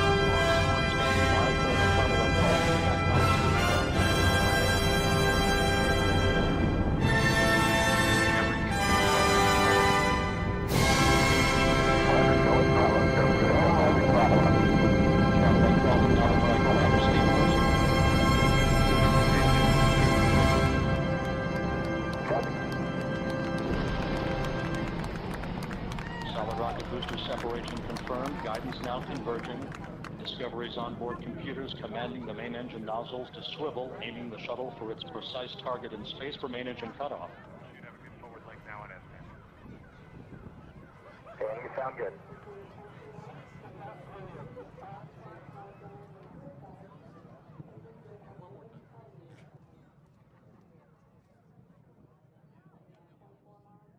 Discovery Houston, negative return. Copy, a negative return.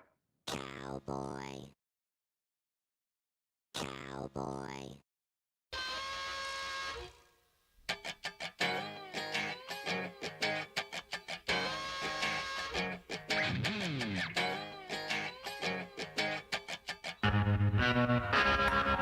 Well, I'm packing up my game and I'ma head out west where real women come equipped with scripts and fake breasts. Find a nest in the hills, chill like Flint. Buy an old drop top, find a spot to pimp. Then I'm a kid, rock it up and down your block with a bottle of scotch and watch lots of crotch. Buy a yacht with a flag saying chillin' the most. Then rock that up and down the coast. Give a toast to the sun, drink with the stars. Get thrown in the mix and tossed out of bars. Sip the Tijuana, I wanna roam. Find Motown, telling fools to come back home. Start an escort service for all the right reasons. And set up shop at the top of Four Seasons. Kid rockin', I'm the real McCoy. And I'm headed out west, sucker, because I wanna be a cowboy, baby. With a top left back and the sunshine shining. Cowboy, baby. West Coast chillin' with the booze I wanna be a cowboy, baby. riding at night 'cause I sleep all day. Cowboy, baby. I can smell the dick from a mile away.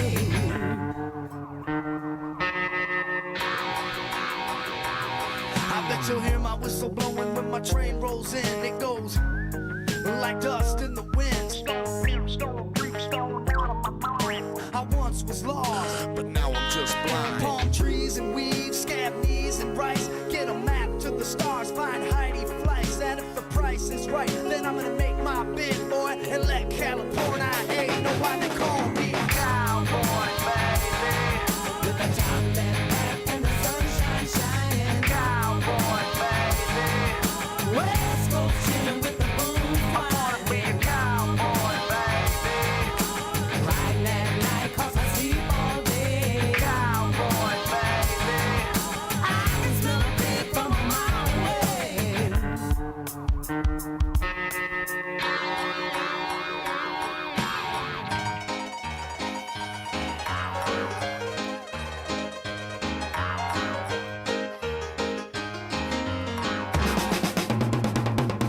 Yeah, Kid Rock, you can call me Tex. Rolling sunset woman with a bottle of Bex. Seen a slimmy in a vet, rolled down my glass and said, yeah, it is right. No kid, gun slinging, spurs hitting the floor. Call me horse, I'm the boss with the sauce and the horse. No remorse for the sheriff, it is I ain't right. I'ma paint his town red, then paint his wife. Cause chaos, rock like Amadeus. Find West Coast for my Detroit players. Act like mayors, ball like Lakers. They told us to leave, but bet they can't make us. Why they wanna pick on me? Lock me up and snort away my key. I ain't no cheat, I'm just a regular failure. I ain't straight out of Compton, I'm straight out the trailer. Lost like a sailor, drink like a Mick. My only words of wisdom out of radio edit. I'm flicking my pick up and down that coasting and keep on trucking till it falls in the ocean. With the top left back and the sunshine shining. Spend all my time in Hollywood and Vine. Riding at night 'cause I sleep all day. I can smell a pig from a mile away. With the top left back and the sunshine shining. With the top left back and the sunshine shining. Cowboy. Hollywood and Vine. Good morning, you filthy apes. Welcome to AMC with KC, where we buy, we hold, and we screw those hedgies. Screw 'em!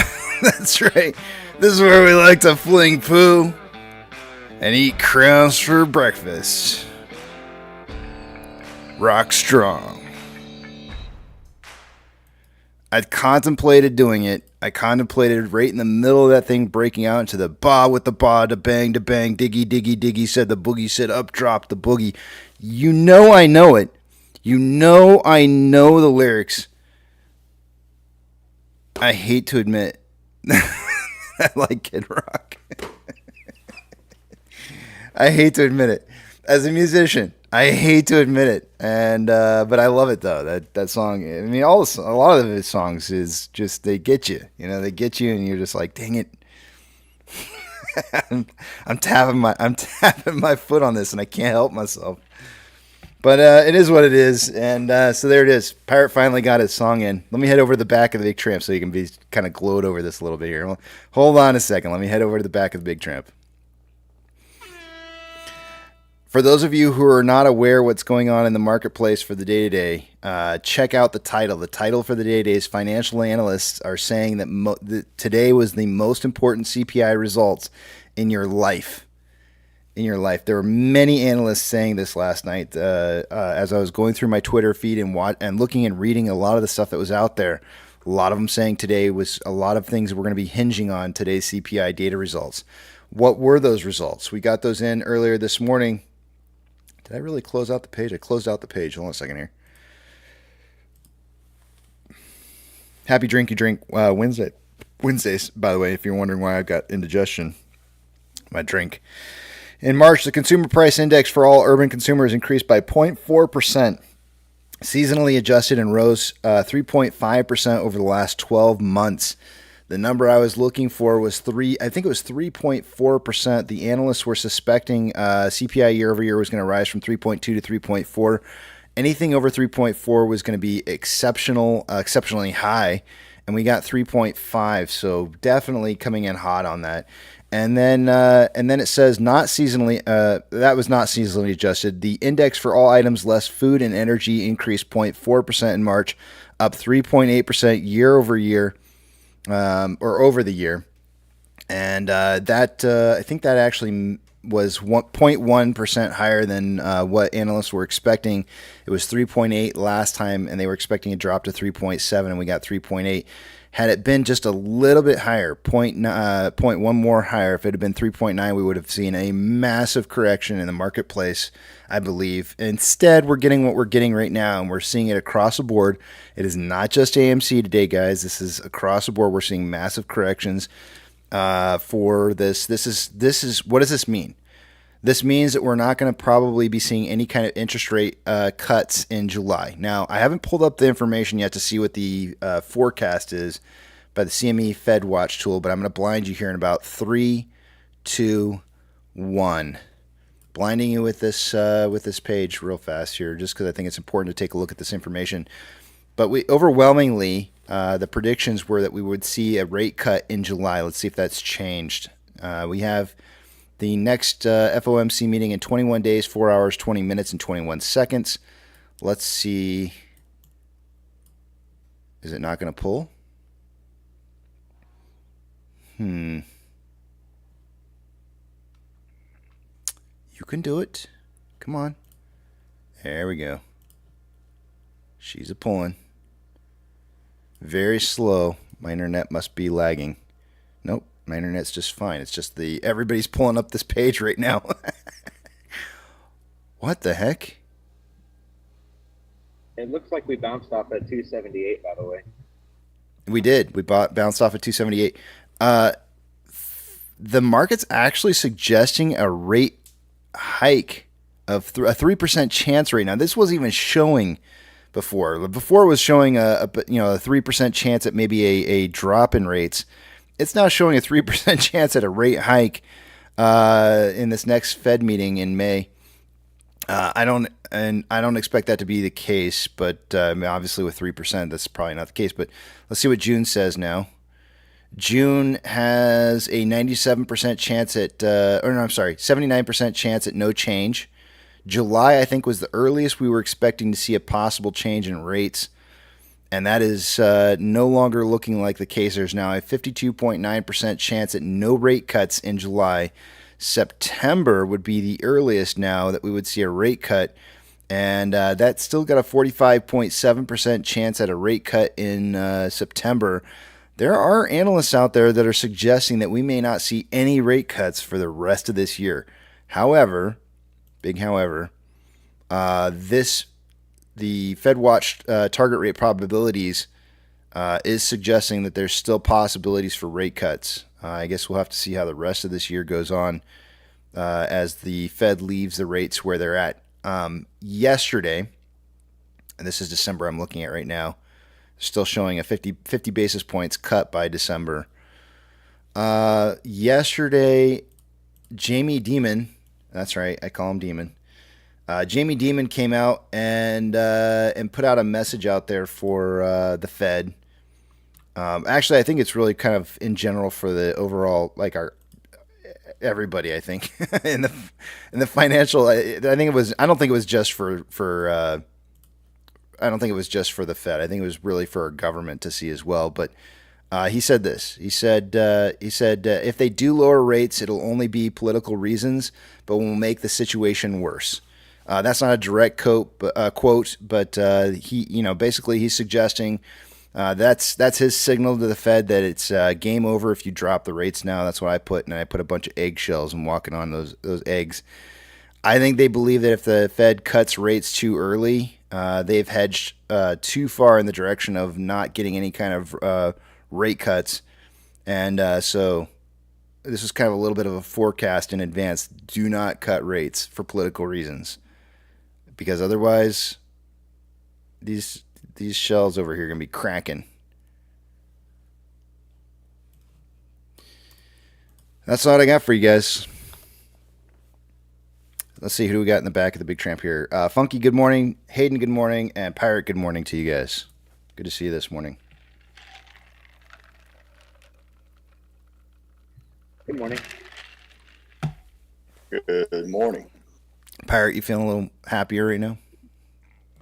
Oh man, I'm on cloud nine. I was so very pleased to hear that. So very pleased to hear that. You'd never specifically mentioned Kid Rock. I had no idea you were a fan. No, And for whatever I'm not. Reason, I thought I thought your musical snobbery. Oh, okay. I didn't know. I figured. So then I was right. My initial take was, I'm sure that his musical snobbery will in no way allow him to be a fan. Here's the problem. I almost suggested the song "Only God Knows Why" because it's loaded with auto tune.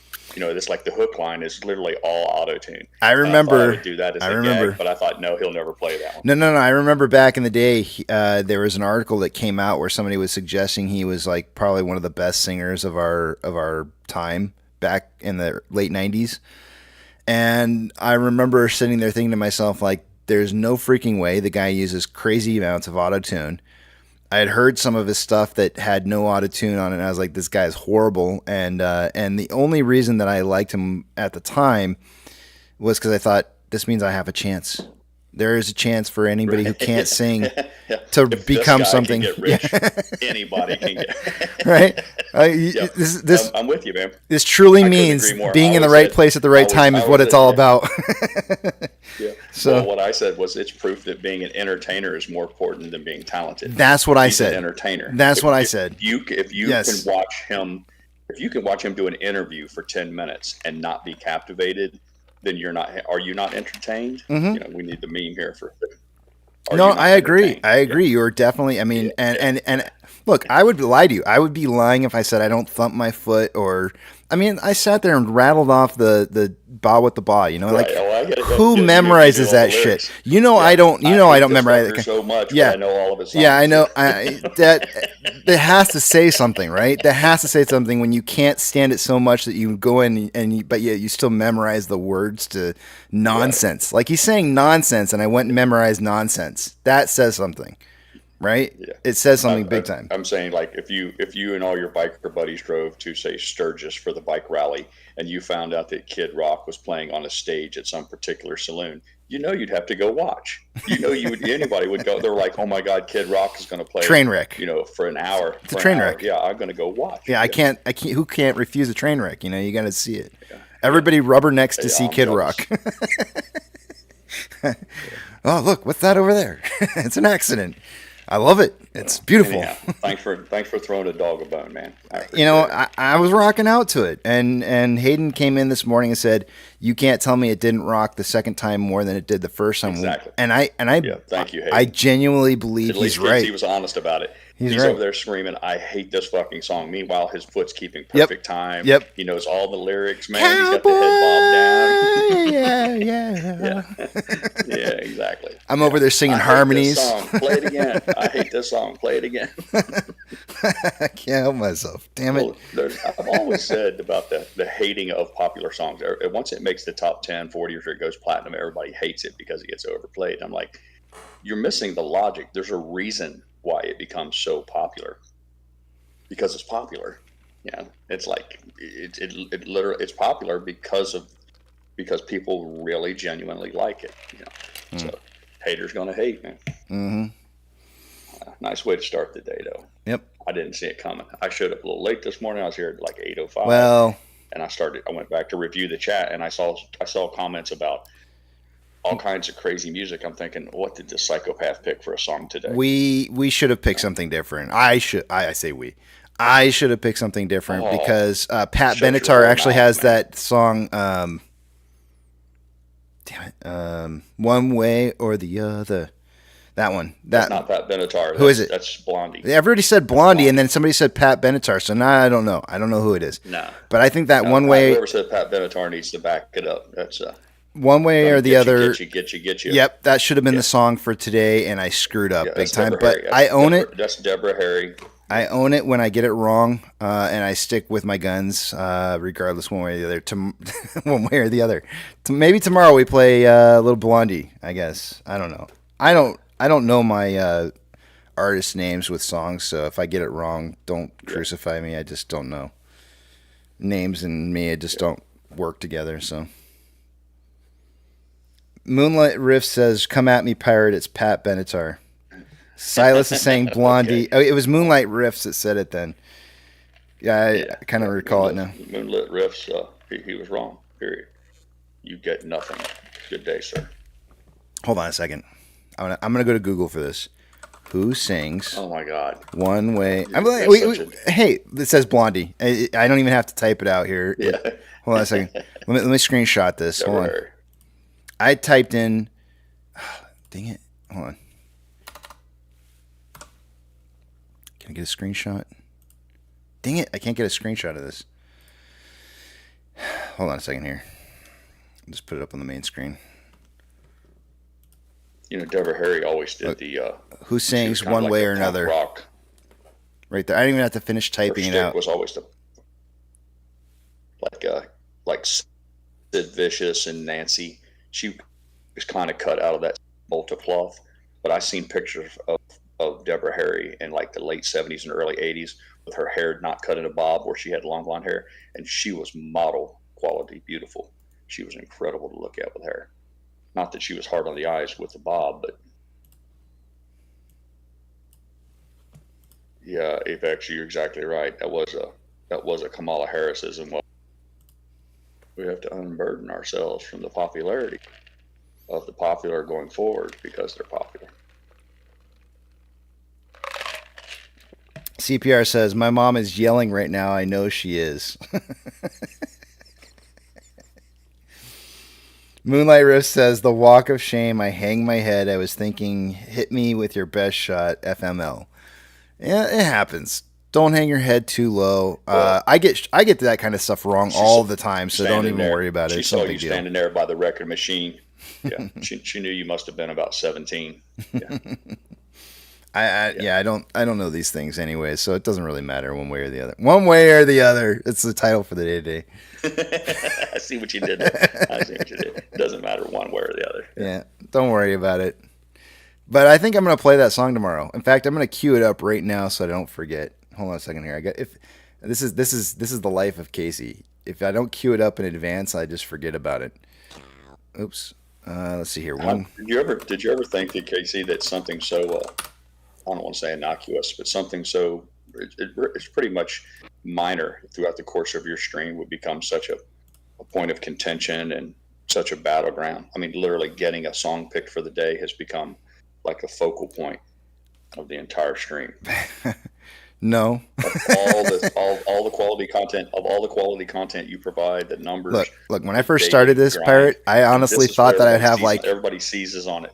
When I first started this, I thought I'd have like 15 viewers forever. Right. I didn't think I would have any more than that. And quite frankly, I didn't care. I really didn't care. I was just like 15 viewers. Yeah, you said that okay, many times, yeah. Whatever. That's great. You know, if it's 15, I was more about recording history. 18%. Yeah, it was more about recording history for me than anything. I could care less whether or not people cared whether they were getting their song for the day or not. And it developed over time. It's all it grew. Instead, you're left with two guys that have a knife fight in an alley over whether it's Deborah Harry or Pat Benatar. and the best part about it Pistols at dawn. Pistols at dawn, goddammit. Out of those 15 people, half of them I thought were probably my family members. So I was going like, pity watchers. Pity watchers, and it was just kind of like, that's all right. It is what it is. I'm cool with that. Casey, do a poll on the song. Do a poll. What he means, like a poll. Do a poll on the song. I think. By the way, guys, if I'm slurring my words or acting a little goofy, it's because I got Drinky Drink Wednesday going on today. Melissa came home from work. We had one Dr. Pepper left, and she goes, "Well, guess how did she say it?" She said, "I kind of wanted to have a drink because last night's work was so rough. Tuesday nights are her last night of work, so when she gets off on Wednesdays, it's kind of, for those of you guys who work shift work, you know that people who get off on their last day of work, it's their Friday, and so Wednesday mornings are her Fridays." And so she came home. She said, "There's only one Dr. Pepper left, so I guess we're not having a drink," because she thought that meant that I couldn't have one too. And I said, we have small cups. You know, you failed on that miserably, right? You know that, right? Because I should have ran out and got more Dr. Pepper. The Dr. Pepper's all yours, honey. I'll drink mine neat. No, because she won't. It's a Texas thing. Nobody in Texas wants to drink by themselves. Otherwise, you're just drunk. No. You would drink yours. You drink your straight up, your tequila or whatever. Oh. You just drink yours neat with no. You should just say, "No worries, honey." I had not thought of that, hun. Yeah. Well, Pirate just told me I'm a jerk. I'm an asshole. I'm an asshole. Apparently, I was supposed to take mine in shots, and you were supposed to get the full Dr. Pepper. I apologize. No, I think we evened it out pretty good. She said we evened it out pretty good. I had her take a sip of my drink, and she was like, "Ugh, that's too much alcohol." And then I took a sip of her drink, and I was like, "Ugh, hers is bitter." So, but we're both still drinking them, and I'm almost finished with mine. Yeah, I think it's very cool that when because of her lifestyle and working shift work that you geared your recreational time towards hers. I think it's very cool. Papa Mac it's the closest I can. Is dead on, by the way. That is one of Melissa's probably strongest sayings is sharing is caring. And so, I think that alone right there, Papa Mac reminded me of how taking shots would have not been sharing is caring and not met her standards. So he's right. I did the right thing.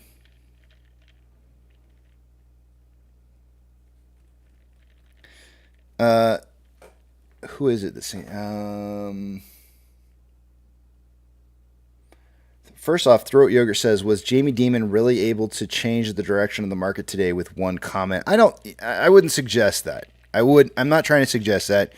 I'm just saying, if you wanted to signal to whomever that doing something would be really, really, really, really bad, that's what you would do, is you would come out and say it. You would just roundabout say, like, hey, look, if you do this for political reasons, we're effed.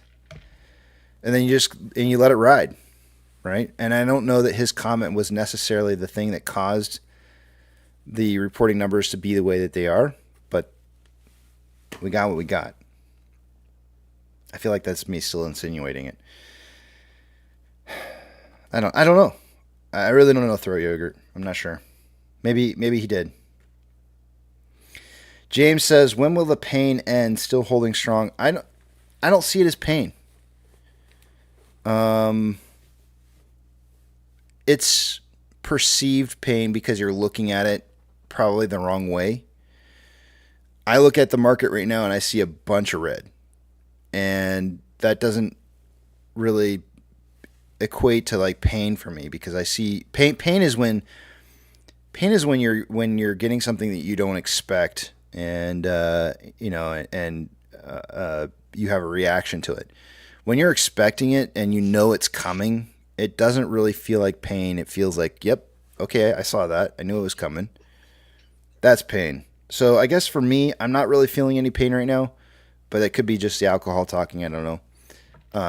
I am expecting, I told you guys this for, I don't know, I guess Monday. Starting on Monday, I told you guys that I'm expecting price to move down to about 278 at least. And we hit 277 and bounced right off at 277. So we're really close to the numbers that we should be hitting. And I'm not suggesting it's not going to go down further, because I do believe that there's always an overcorrection for, basically where market's going to try and drive price to. So I think that it will still dip below 278 at some point. But it should come back up. Once the dilution is complete, it should come back up to around 278 or hang out around that area. So I'll let you guys know on Monday that this is coming. Hopefully, I know not everybody can listen 24/7, but if you want an idea as to what the future holds on a daily basis, I put a title in the top of the screen, and in the morning I talk about what we can expect for the future. And so if there's any portion of the day that you want to take out of what it is that I'm saying throughout 9 hours of streaming, I would go back to the beginning of each single day and listen to that right after the market, right after the live stream starts and the music is finished. Listen to that portion. Find out what it is that I'm saying about the future and what it is that we have to expect ahead of us. That's probably the most important thing that I have to say to you guys every day. I say it for a reason. I don't just throw out just random things just for no reason at all. James, you're welcome.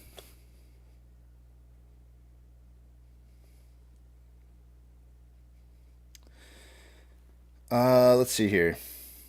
We got about 2 minutes more before we take a look at the numbers. Lucas says, but Casey, realistically, many people are down lots of money right now. We haven't seen a real upwards move for so long. Many people are just wondering when at least a slight reversal will finally happen. The next potential reversal of any sorts that you're going to see is, and I'm basing this off of, let me pull the chart up on the page here for you so you can see this. One of the most reliable things that I've seen to date in regards to prediction of when we're going to see upticks in price movement is when we see on-loan average age dipping and then starting to rise back up again. And that's happened. And it's usually within 15 trading days of that time. April 4th. Last time this happened, when we had 2 days of downwards momentum, we got the upwards increase in price almost immediately. Like we were starting to see the run up damn near as soon as it happened. So at the time before that as well. I would suggest within 15 trading days of April 4th is when we should expect to see the next run up. April 4th is here. We had the 5th off, which means you have to add an additional day to that 15 days because we didn't have a trading day on the 5th. So you're looking at 1, 2, 3 weeks plus 1. So by the 26th of this month, we should see a significant jump up in price. There is still dilution going on. Somebody asked a little bit ago, when do I expect to see the dilution announcement that it's been completed? I think we kind of crunched some numbers earlier this week and came up with maybe just around 2 weeks, maybe a little bit more than that. So somewhere right in that range. And the initial time frame that the announcement came in was on the 27th. The 28th. Is that right? I think it was the 28th. So you're looking at 2 weeks would be, I would suggest that maybe by, let me look at volume levels real quick here.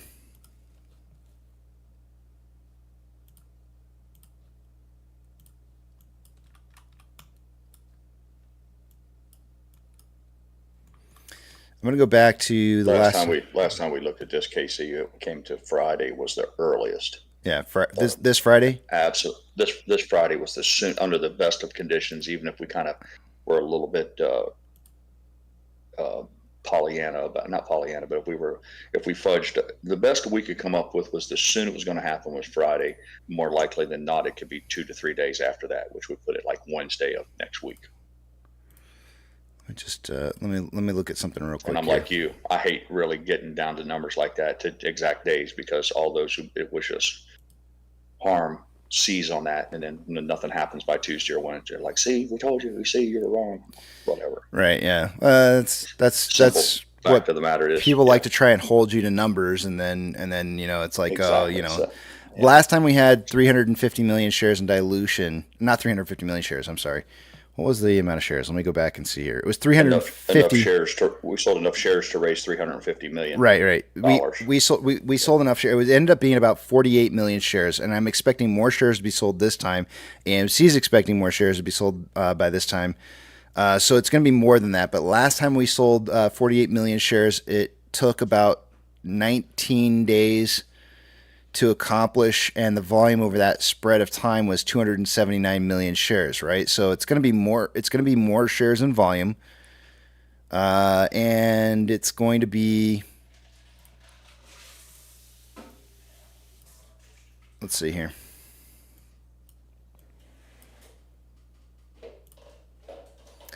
So far to this point in time, we've had 184 million shares traded. So it's. And, well, Look at this too. On a TD9, we're printing on a daily we're printing a TD9. We've also hit the bottom side of a Bollinger Band. AMC will probably wait for price to correct itself, which should come back up to around $4 and right around $4. The simple moving average is coming down. Price should come up to meet it, which would be kind of maybe in the halfway mark area, which would be about 350, which is where some of the max pains are in the next few weeks ahead of us. So, AMC will probably dilute to that. We'll probably see a little bit of we're seeing this downtrend right now. We'll probably see a little bit of an uptrend, probably some more dilution that will drop price down some more again, and then price will ultimately start rising after the dilution is completed. Maybe back up to that $4 range again. And so the answer to your question is, I don't know. We got to keep watching volume. That's probably the most important thing that we can watch right now to give us an idea as to when we might be seeing an announcement of a completion of dilution. But as it stands right now, everything that I see right here is suggesting that we should see a turnaround in price within a short period of time from now.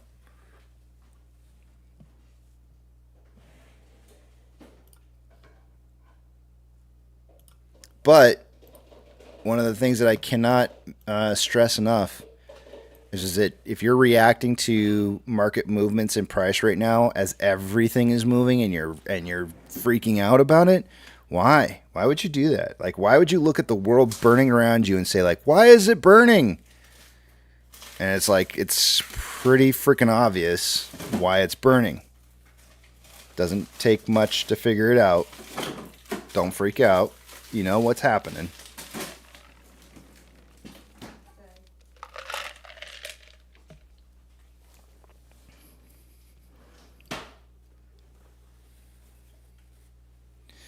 Tyler says, Casey, why in their right mind are they allowing apes to accumulate at such low prices? They have no other choice. They can't allow they can't allow AMC to raise money at higher prices, and they can't not allow apes to buy shares. They can't stop apes from buying shares as price is low. So it's because they have zero choice. It's more important to make the board burn up selling a lot more shares to achieve their financial goals, and if it allows us to bottom feed at these prices, then so be it.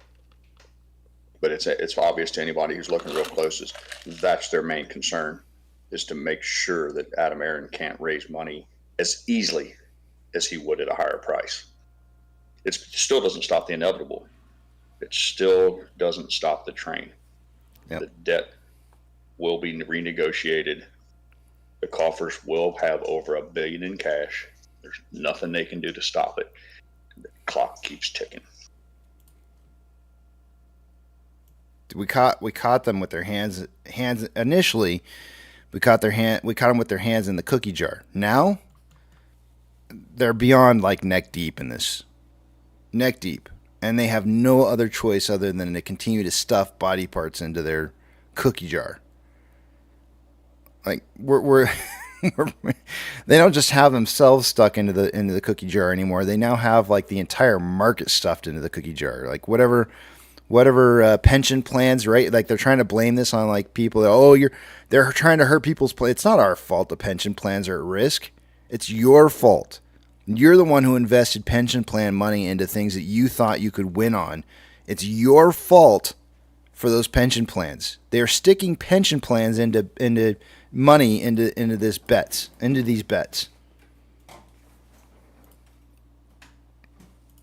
Living in 3D says body parts in a cookie jar. Someone check on KC. Seriously. I mean, they're sticking pension plans into this. Think about that risk that must be involved if you're going to that extent, that you're willing to be that risky, have that much of a risk factor involved in what it is that you're investing in.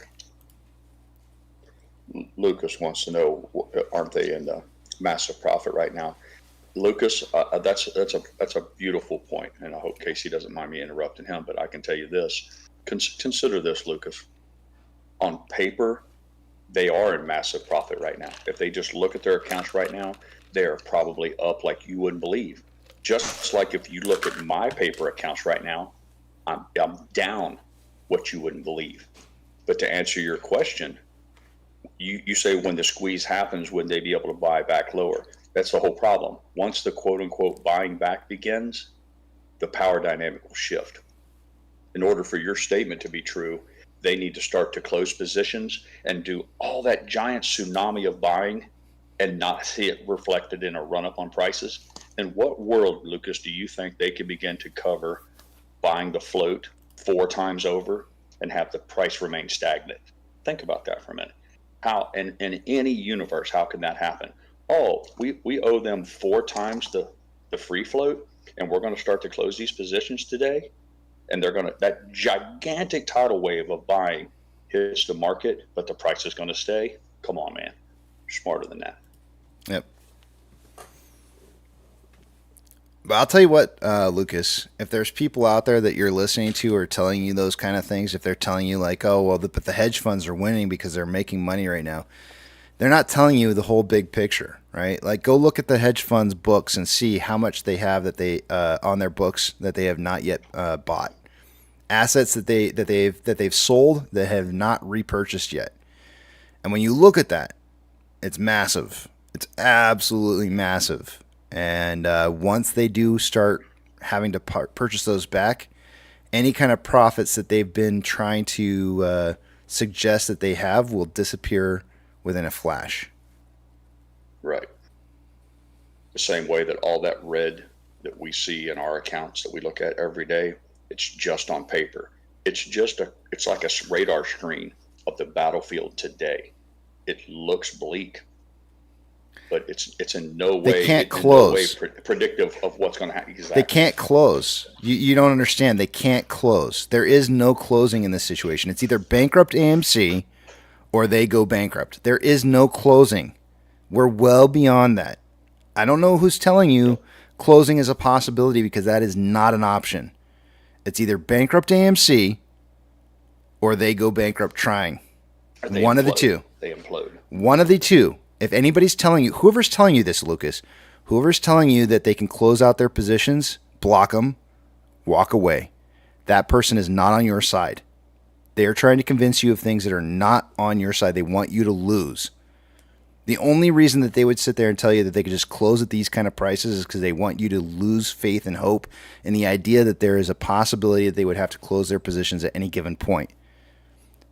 There is no chance that there is a closing of positions here. Zero. None. Zilch. What other languages you guys know? I would also Niet. add that. Niet.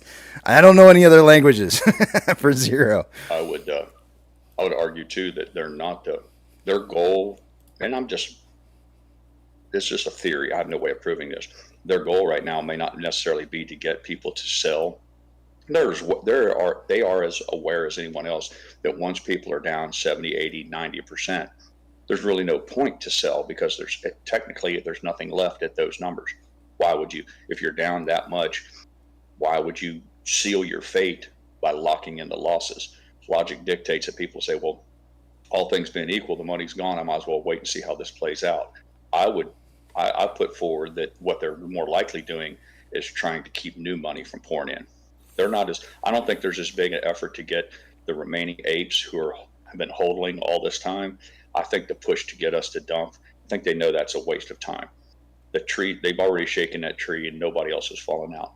But what they can do is paint a picture bleak that new money doesn't pour in, so that at least they can say, to stop the bleeding from their end. Kevin saying, Casey, did you see the article from the Hollywood Reporter? Adam Aaron said, no chance for Chapter 11. He said, inconceivable was, I think, the quoted word that he used. Inconceivable.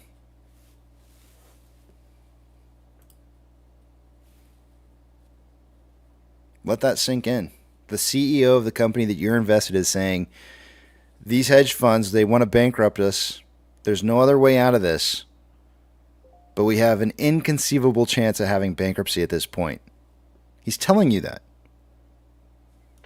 Inconceivable. That's not a, well, there's a chance, but he's now saying inconceivable.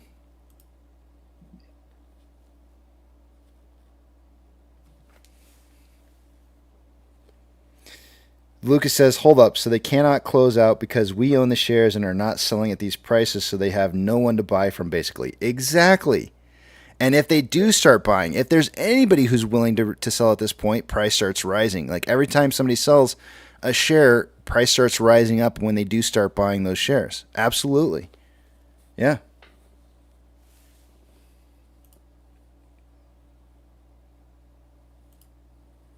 I think Steven's talking about somebody else other than AMC. The funds. I think he's Yeah. saying the funds. I think are he's bankrupt. saying the hedge funds are basically bankrupt several times over. They just don't.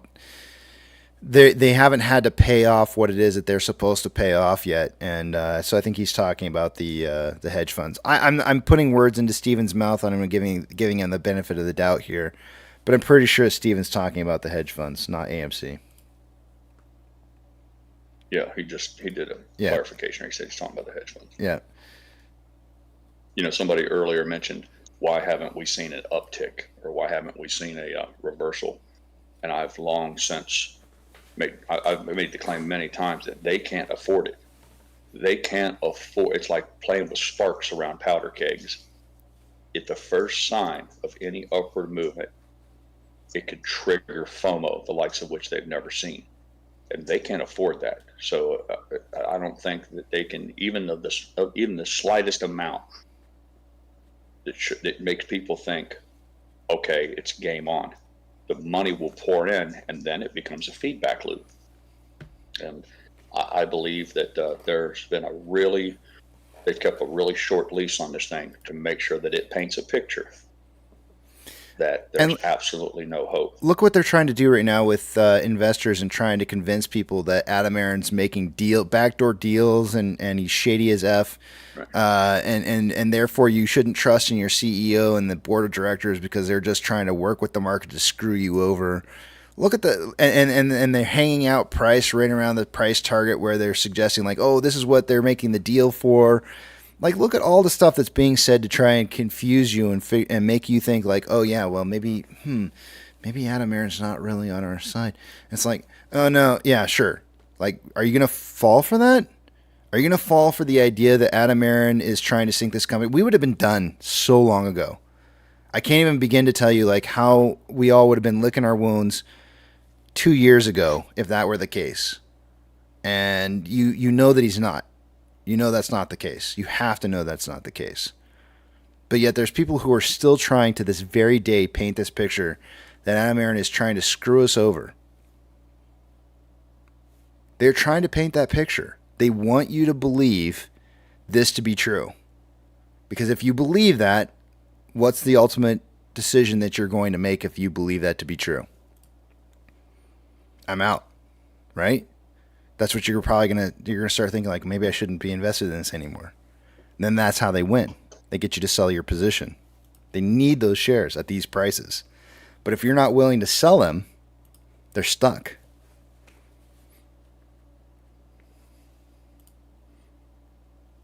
All right, I hate to break it to you guys. We're 16 minutes past the hour, and we have not done numbers yet. But I've been drinking. It's only been one small cup. It's not like I've had. And I got to hit the dams breaking for me. I'm an older guy, so 40 something years old now. So I'll be right back. I got to hit the restroom real quick, and then we'll do numbers. Be right back.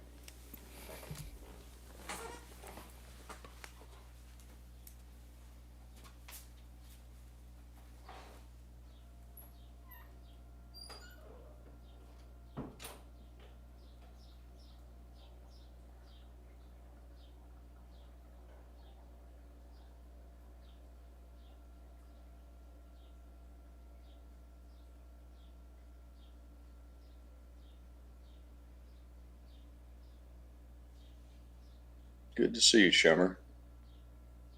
I always enjoyed hearing you speak about the bonds.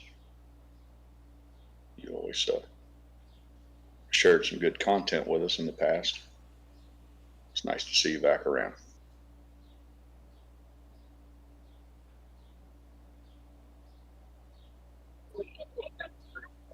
What about me, Pirate?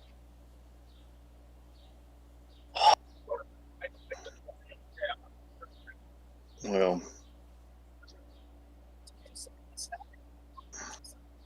I posted something that was particularly nasty about the Navy last night in Discord. And this morning I got up, and in my sobriety, after the gummies were wore off for a good night's rest, I realized that I might have been a little bit cruel. So I immediately deleted it. But I'll just tell you, I don't know if you had a chance to see it or not. Probably not, because I'm sure you would have commented on it. But it would appear that Oh, we got a hot mic. Captain Hayden's mic getting a little loud. It would appear, Captain Hayden, that the commander of a ship was doing a photo op as a recruiting tool for the Navy, and I guess he was out banging away with an M16. But what nobody failed to notice was that he had his scope mounted backwards. Ooh. So yeah, and they were flaming the Navy on the internet. I guess the Navy tried to pull their recruitment picture down or pull it off their website. But yeah, you could see the hot brass. The hot brass was flying out of the ejection port, and he's got his shit on, and he's just blasting away. And somebody said, "Hey, I can't imagine what the sight picture looks like because you got that scope mounted backwards." And then you get into the whole concept of you're supposed to know where your rounds are hitting and blah blah blah. So they were really ripping at him pretty good. I was not one to let something like that go to waste, so I posted it in Discord and wrote a scathing article about firearm safety, small arms training, and the Navy in general, followed up by a hashtag Go Navy, or excuse me, Go Air Force.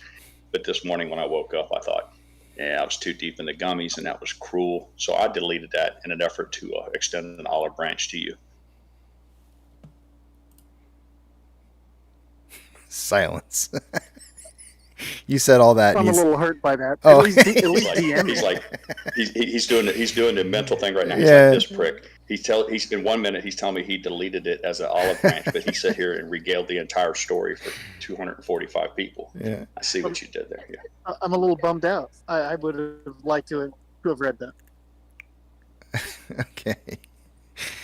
I don't know what I walk back I think the into, last but part said something like hashtag Air Force rules, Navy rules, something like that. I don't know. But good morning. It's good to have you too, Hayden. Glad you're here. let's take a look at the numbers, shall we? Market dynamics. Wait, hold on a second here. Sensor content, good morning to you. I don't think I said that yet. Good morning. Price prediction tally points. You'll notice that two people have an elevated number of price prediction points. Twisty, congratulations to Twisty yesterday for nailing the price prediction right smack dab on the spot.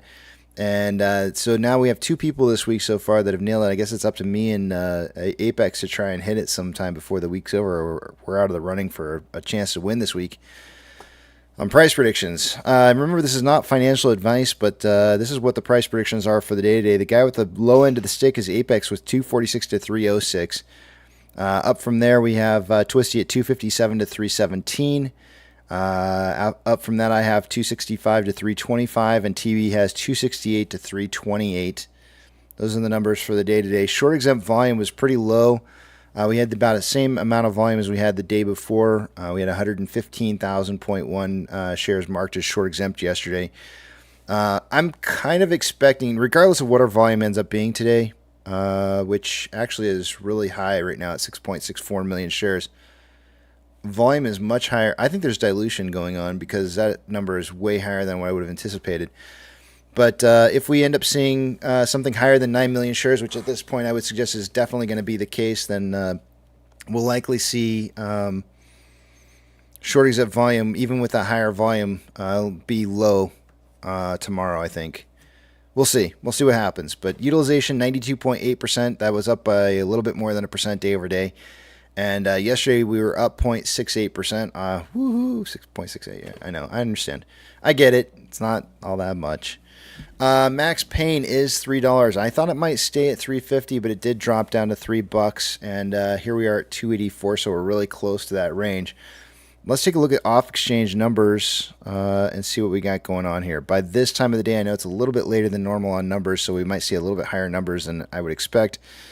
But I would expect to see about 44% going through off-exchange and EDGX be somewhere around 10 to 11%. So those numbers are a little bit off here. We got 55.18% going through off-exchange and EDGX at 7.84. EDGX has been quite low lately, but the total number combined between those two is 63.02%. When I'd only be expecting 54, so we're about 9.02% higher than what I would expect. And so if there's a reason why we're down for the day-to-day, there's definitely suppressing price through those off-exchanges. CHX volume for the day-to-day is at 3,656 shares. That is a little bit elevated. 30,000 is what I consider to be a lot. GME CHX volume for the day-to-day is 578 shares. Nothing unusual going on there. Borrow fees for the day-to-day. We saw in total about 1 million shares borrowed as of earlier this morning before market open. And then once market opened, it looks like we've had about another 200,000 shares borrowed. So we're about 1.2 million shares borrowed in total, according to IBKR, with fees at 1.52%. Taking a look at institutional ownership, it dropped just a smidgen to 76.4 million shares owned by institutions. It's still the same value, at no change since earlier this morning. Let's see here. I think I got that refreshed. Heading over to options real quick here. Let's take a look at what those are like. Yesterday, our highest amount of call and put volume was at a $3 strike for both. This morning, our highest amount of volume is at a $3 strike for calls. We have 5.3 thousand contracts. Normally, by this time of the day, I would expect to see about 3.5 thousand contracts. So we have a lot of call volume so far this morning at $3. Put volumes coming in at 2.5. Yesterday it was 3, so it's a little bit of a drop there on that strike. And there's 1.4 thousand contracts so far for the day-to-day. That already exceeds the total amount of volume that we had yesterday when we ended out the day with 1.1. So a little bit more elevated put volume today than there was yesterday. Market suggesting a closing price between 250 and 3 by the end of today. Taking a look at the other screen over here, I'm going to move a couple screens around and we'll take a look at the rest of the data. Holy crap, look at this. That's insane. Yikes. All right, there's that. There's this. And Ortex. Let's start with Ortex. What do we got? Show it to us, Ortex. As of right now, Ortex is showing about 300,000 shares having been borrowed so far for the day-to-day. That's going to drive up the estimated short-term interest of the free float to 20.61%. The cost to borrow mins at 1.04, average is 2.64, and max 3.74. The shares on loan for the day-to-day did not break an all-time new high. I thought it had, but it didn't. And the only reason I thought it broke it was because of the fact that we were seeing utilization up more. But I'll show you here in just a second why that's the case. 86.19 million shares on loan is what we're currently at. That's a little bit lower than what it was yesterday, so we do not have an all-time record new high. Here is our utilization rising day over day from 91.75 percent, 91.75% to 92.8%, and then the on-loan amount slightly decreasing from 86.69 down to 86.19, which is about 500,000 shares returned. However, Ortex reported the estimated short-term interest of the free flow up day over day from 20.12 to 20.56. Let me show you really quickly why that's the case. We did get in our new exchange-reported short interest value that I was anticipating was going to be the case. And you can see it's well up from the 36.33 million shares last reported to 42.19. The estimated amount that they were looking for was around 41.44, so it ended up being about just about like 700,000 shares more in short interest than what they were anticipating in the estimates. So they added that on top of the total amount. They kind of adjusted the numbers for the estimated short-term interest of the free float to reflect that increase more than what they were estimating by. meaning Ortex is showing a 1.15 million share increase day over day in short interest because of that correction. So that's part of the reason why that happened. On loan average age per day, we had 500,000 shares returned. This thing's got to be skyrocketing, right? It's going to be going up. Day over day increased from 31.52 average days to 32.62. Security lending volume dropped day over day from 4.48 million down to 1.93. We did hit a bottom, technically, on the 4th of April on loan average age per day. And as long as we get a bottom and then we have 2 days of upwards momentum, we've actually had 3. That's the date that I use for an incoming increase in price as a strong possibility within 15 trading days. And we did have a holiday in there, so you got to add 1 extra day. Moving on. Orders by Fidelity customers. 30 most heavily traded stocks. Let's go through the list here. I'm just looking for AMC and GME. You can look at the whole list, obviously, as I scroll through. I don't expect to see AMC or GME on the list due to our low volume quantities. Although AMC is trading a little bit higher in volume for the day-to-day, I don't think it's going to be by retail.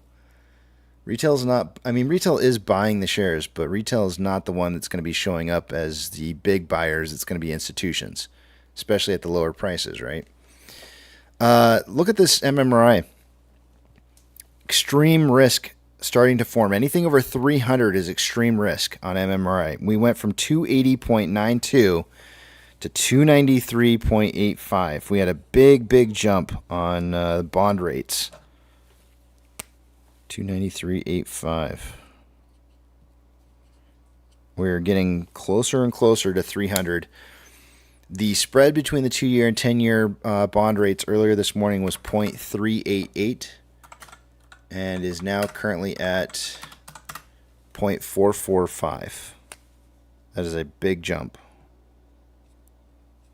That is not a normalization, which is what we should be having if we were going to be seeing the market correcting itself.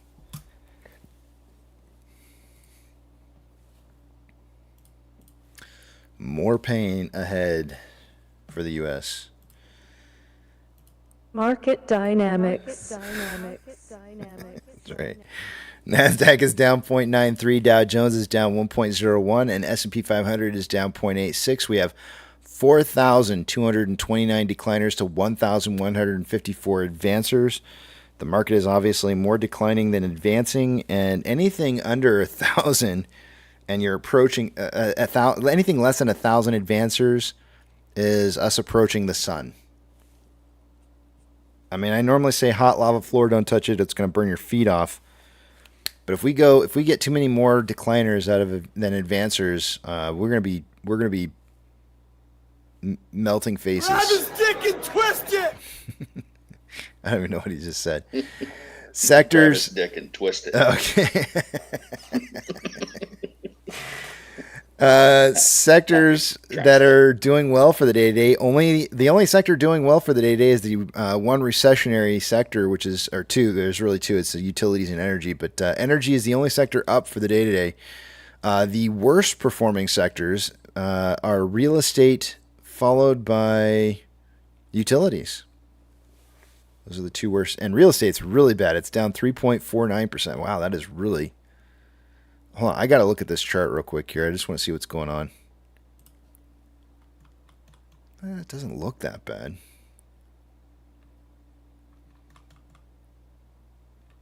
It's just a big gap. I mean, it's still well within. There's just a big gap here. It's still well within. We've seen gaps like that before. Like a month ago. Anyways, I just wanted to take a look at it because it's down so much right now. Of the Mag 7, 2 out of the 7 are green. Financial institutions that have changed more than 2.5% since yesterday's closing. are going to get a shout out. Silvergate is down 2.9%. NYCB down 4.73%. Stank of California is down 3.6%. UBS Group is down 3.46%. Check this out. This is one of the interesting things. The only one that was up more than 2.5% earlier in the pre-market this morning was HSBC.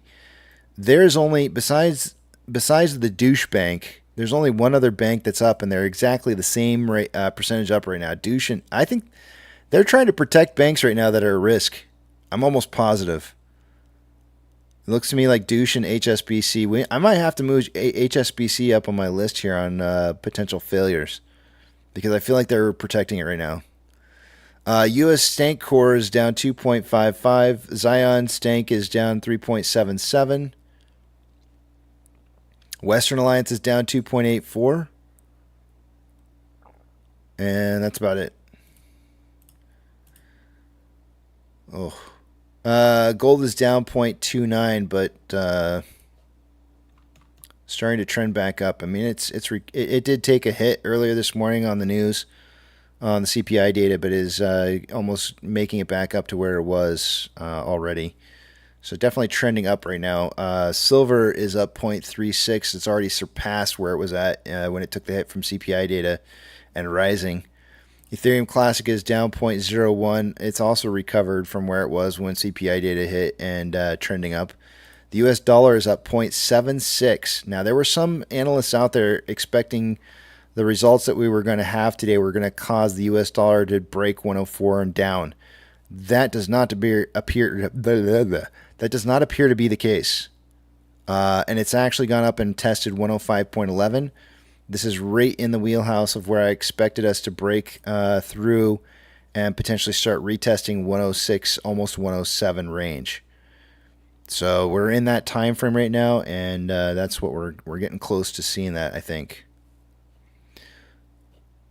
Oil is currently up 0.19 and is, I'm going to call it consolidating. Maybe it took a tumble at market open and then recovered that and then some, and now it's starting to trend back down again here.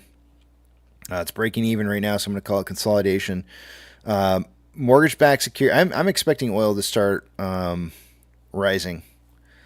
Mortgage-backed securities are down anywhere from 0.98 to 1.06 and are trending slightly down after a gap down in market open. And SPY is down 0.76 and trending up since market open. VIX is up 5.14 at 15.75.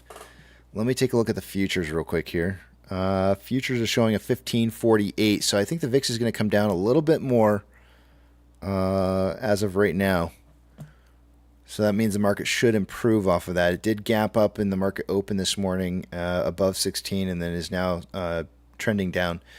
VTI is down 0.87 and trending up since market open. VB is up down 1.46 and trending up since market open. Both of those gapping down in the pre-market. Tesla is down 2.56 and consolidating with maybe a slight uptrend after trending down at market open. Amazon is down 0.41, trending up.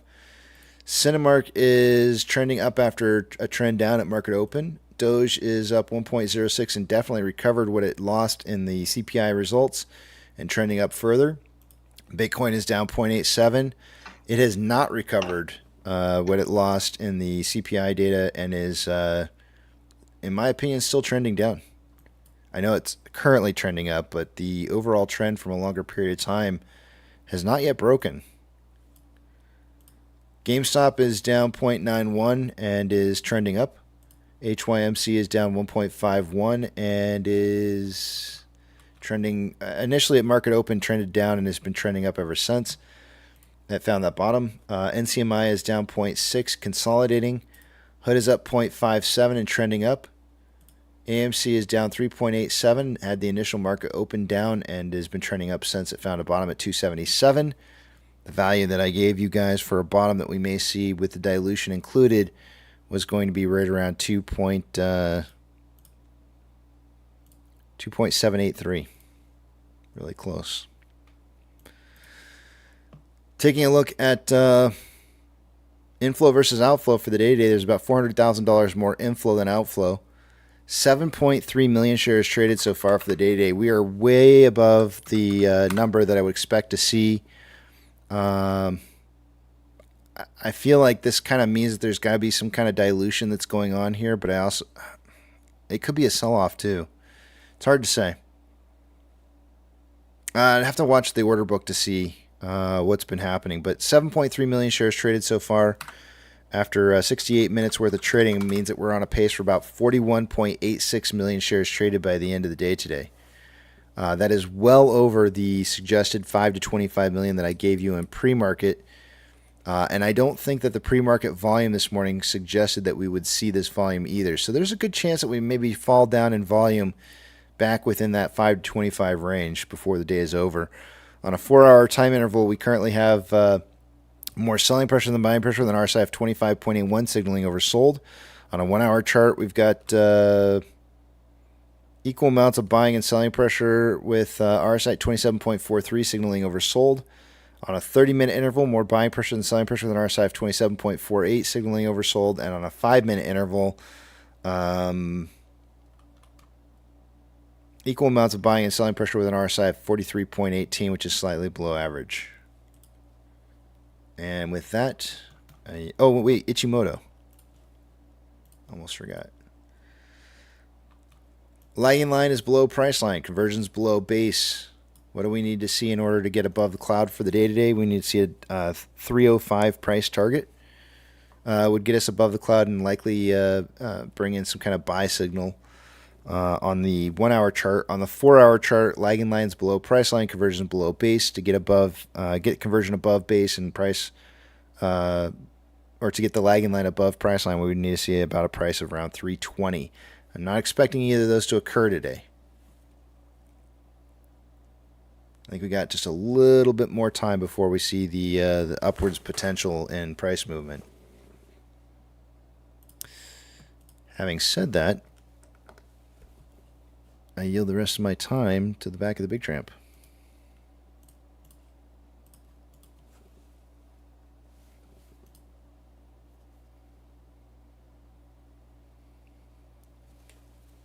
Plague FX admonished me for talking too much, and in an effort to show the kinder, more genteel side of Pirate, I'm going to accommodate him and try to talk less, keep him plenty happy today. Okay. All right. Well, come in, Plague. If you got a problem, come in here. Come in here and talk more, or some. It is so. Here's the thing, guys. I open up the back of the big tramp for everybody to come and talk who wants to come and talk and have their voice be heard. If you feel like somebody's dominating the talking in here, the only thing you could possibly do to correct that would be to come in and have your own voice be heard. So, by all means. Don't talk down on people who are actually willing to put in an effort to talk by not talking. That doesn't help any. So. At least much like KC, after a period of 8 hours, finds it difficult sometimes to continually talk and hold up what is consistently a one-sided conversation. Pirate, can you quiet down? I mean, Pirate, please. Yeah, Pirate, please, Pirate. Like, just please calm down. Just a bit. Just once. For once, please. just for once. Just for once, please. Just be cool. Let's just. Man. All right.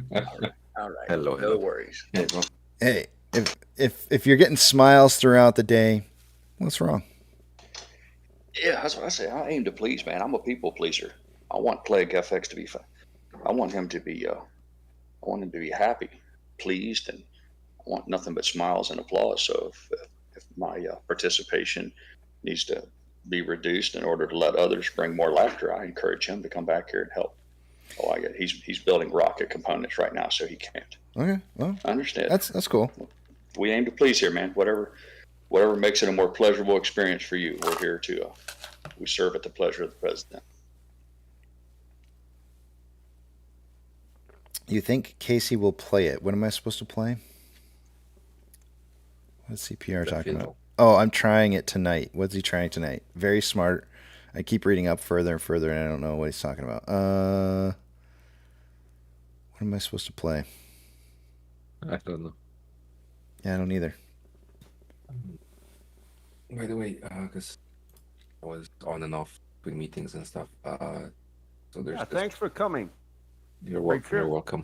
Come, I do anything for Jesus. I found over 1,700 times in the Word of God where this word is used, come, and that's not cometh and the rest of the comes, but that's just come. Preaching my heart out for 45 minutes to an hour on that one word, come. And it was one of our Lord's favorite words. Come unto me, come and drink, come and dine. Jesus said, What the heck?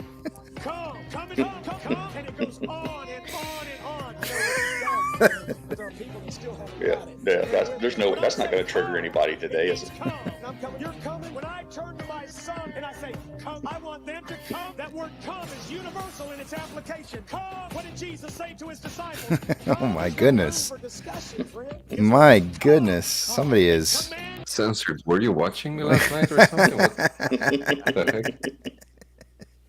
Thanks for coming. That's what she said. Woof. Okay.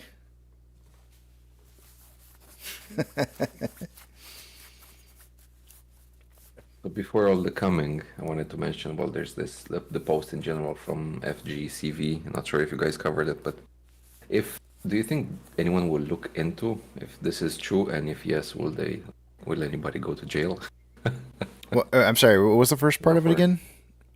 What was? So there's the post in general from FGCV where it says breaking key inflation data was leaked to BlackRock and JP Morgan by the Bureau of Labor Statistics, allowing their traders to make market-moving bets. So it seems, at least from this title, that they got insights before anybody else did. Well, and it seems like that's the case all the time, right? Like I always tell you, like the market's always moving before the data is supposed to be released. Like how in the world does that happen? It's not like this would be a first time. It's every single time, it seems like. In fact, today I feel like it was a little bit late. Trading?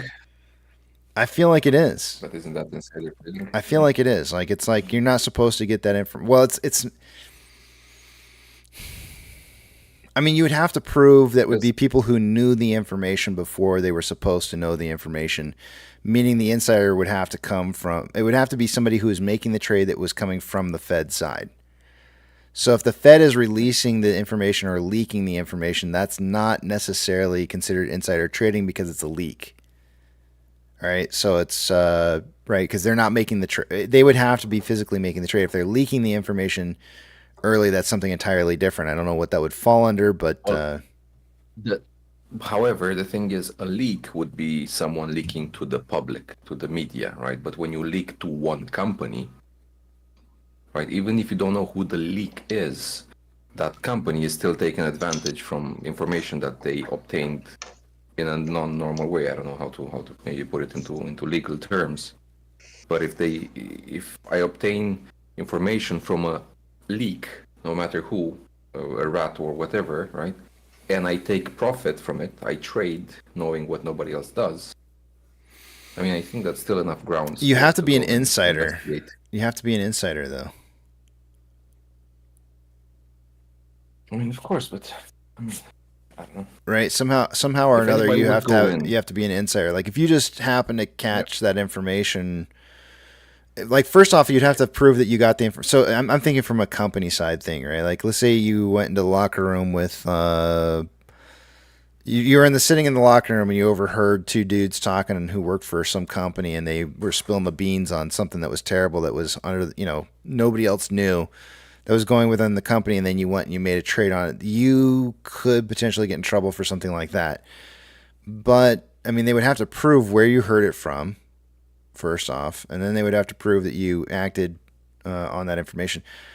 As far as BlackRock and JP Morgan goes, I don't know. I mean, that's their job. Their job is to find out the information before anybody else does, so that they can make the trades. I mean, that's really what they're tasked to do. That's where the Fed gets their information. Right. They technically really kind of do get some of their information from them. So, it's kind of a difficult one.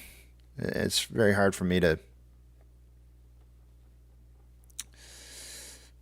Well, I don't know. From my point of view, I understand if you use AI that processes information as soon as it's available, right? Because for you, the normal person, you would need to wait for an article or any type of news to come out. You have to read it. You have to process it inside your brain. It's like, is this positive? Is this negative? Let me go and do a trade.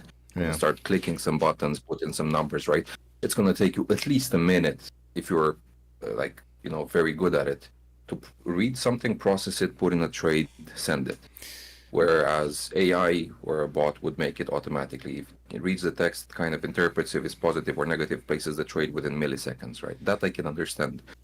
But if someone can go into BlackRock and say, okay, we have a list of dates where data was put out, CPI or whatever data, right? You have the date times by the second, right?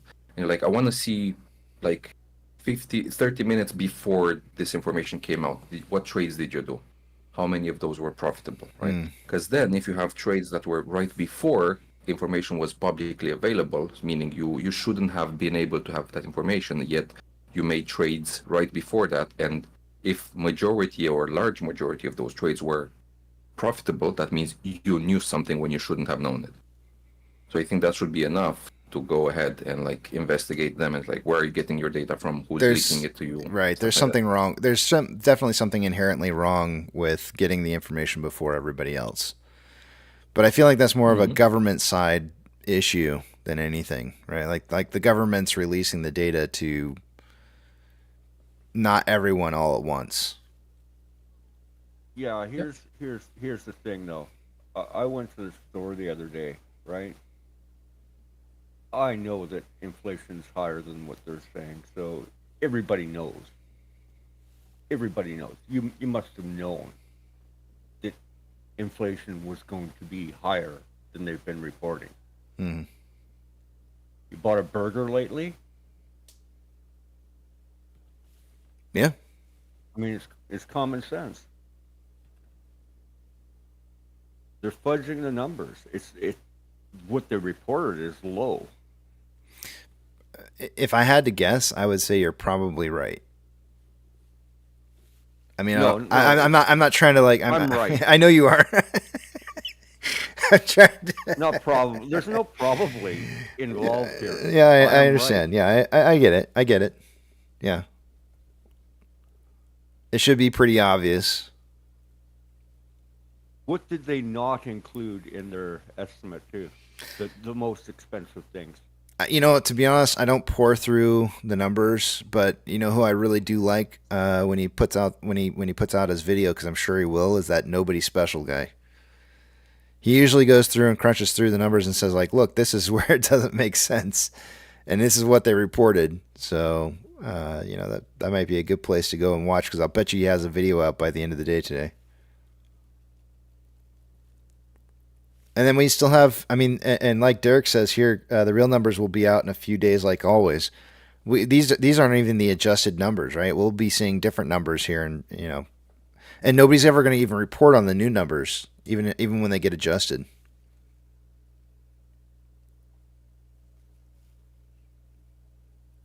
Somebody said something I wanted to touch on. Let me go back here just a little bit.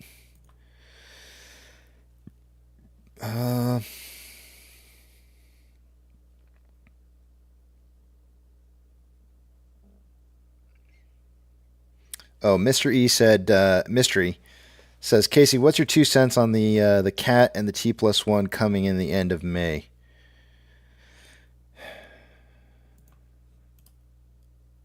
The market knows it's coming. Play it, censor content. Market dynamics. Okay. Oh, Billy.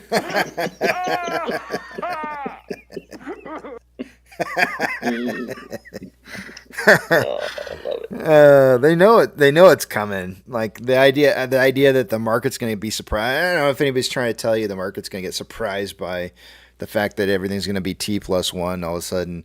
But if they're trying to tell you that, I would not buy into that narrative, and simply because the idea that, it's ridiculous to think that the market's going to be fooled by the idea that they knew that T+1 was coming for months now. So what do I think about it? It's potentially going. Maybe we'll see the market traded a little bit differently when that does happen. It'll be interesting to see what happens. How's that? That's what I think about it. It'll be really interesting to see how the market treats a T+1 versus a T+2. Do I think that they can potentially? It'll cut down the amount of time that they have to make settlements in. Will that be? Will that put a kink in their game plan? Sure, but they know it's coming, so that offsets it. It'll definitely be interesting to see what happens, though. That's not. I know that's probably not the answer you wanted. You probably wanted something from me that was saying like, "Oh, they're effed," or saying something along the lines of like maybe it'll be a big nothing burger, because I really just I don't know which way it's going to go. It will but be a big nothing burger. Probably. I mean, Yep. I'm leaning more towards that. I'll explain to you why. They're using your money, right? Mm-hmm. Your broker is using your money. When you trade, it becomes somebody else's money quicker. Yep. That's the only difference. It becomes somebody else's money quicker. Now they're trading their money. So how does it change anything? It changes nothing. It just changes whose money they're using. The settlement cycle might change how fast they have to find the shares that they may be settling for. So it could get a little spicy, but they're going to be using your money. Yes, but how much money they're able to make off of you might change. You know, if they have 24 hours less time to make money off of your position, that might change how much they're going to make. And I'm sure they're probably already estimating what that's going to be like, or whether or not they can manipulate the market enough to keep the same amounts going as they were getting before. Who knows? I mean, this is a digital age here, guys. The fact that we're not settling on same day is ridiculous, to be honest.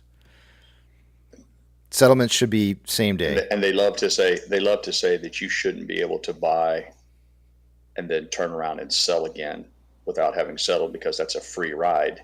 And I get it, but they do the same thing. Right. They get the free ride by saying, yeah, well, you bought, but we gotta hold everything for 2 days before it settles. So then there's a free ride. It's just they're the ones that get to enjoy it. I don't know. It's a bit silly when I remember seeing articles where they were trying to address the fact that people wanted, like T0 settlement or just a better market, and those who are, part of the whole problem were saying, well, the market's better as it's always been, and people can have more access and whatever. And still, I don't see any of them, driving a Mark I Ford car or something like that. They're still driving 21st century cars and using, the latest phones. So for me, it's odd to say. It's like, yes, we are at the best we've ever been. We don't need to improve, right? As if, why do phones keep improving? Why do cars keep improving? Does anything keep improving? Let's just stop where things are and let's leave it there. That for me is the silly argument that I see from their side, that where it's like, no, it's good enough, nothing needs to improve. That's just silly. Well, I obviously, the more time they have, the more fudgery can go on, right? So if you're reducing that, the less fudgery can go on between. But I mean, again, like I said, this is the day and age of electronics and digital everything, right? Like, so things should be like net settlement 0, and it's not, and which means that 48 hours is probably like an eon in terms of like settlements. They can do all kinds of stuff in 48 hours. Reducing it down to 24, all right, so you cut it in half. Big whooping deal. I'm sure they'll be able to figure out what they can get done in 24 hours versus 48. Yeah, it may increase volatility a bit. Yeah, but maybe a little bit extra volatility. It's going to be the same. Yeah. I mean, guys, we're talking about, them building data centers that are like maybe even a few meters closer than the other guys. Just meters for in a settlements cable, that can right? occur in hundredths of a or less than hundredths of a second faster, And right? that's the thing, just to put a bit of perspective for people who are not maybe working a lot in networking, right? The ping is, let's say, how much it takes for information to travel from point A to point B, right? So that's a ping. So if I were to try to let's say, send a message from here in Europe to US, which is thousands and thousands, well, thousands of kilometers or miles, it takes what, maximum 150, 200 milliseconds, so less than 0.2 of a second. Thousands of kilometers in 0.2 of a second. That's how long it takes the information to travel, right? And these guys are fighting for being meters closer to the data centers, to the servers, in Nasdaq. So basically, that tells you how fast the processing power is. It's not like hundreds of thousands of a second is enough for them to profit, right? Yeah. How the fuck do they need 2 days or 1 full day to settle? When a second is such a huge deal for them. Right. A second is like an infinity in networking terms. It's just like such a huge amount of time. So processing anything, transferring any data does not need to take this much time. That's just silly. Roadrunners. Talk with anyone with any technical knowledge. Yeah, Roadrunner's saying it's just going to mean faster cycles, and I yeah, maybe a little bit more, maybe volatility, a little bit faster cycles. It's probably about it. It'll probably be a little spicy right off the get go, but I think things will. I quite frankly don't think you're going to see a whole lot of a change. I do think that it's interesting the date lines up, though, with some... Here's one for you. I would not put it past institutions blaming something that's not actually really impacting them as being the root cause for why you see something change. Meaning, I already see trading indicators that are suggesting that we should see some volatility already showing up in the charts for that time frame. I don't think it's because of the fact that they're expecting it to be because of the fact that it's being reduced down to a T+1. I think it's more of like, okay, let's plan on doing something that's going to be spicy during that period of time because that's when we can. It's news. We can make something happen during that period of time, and that's how the market makes money, is by moving.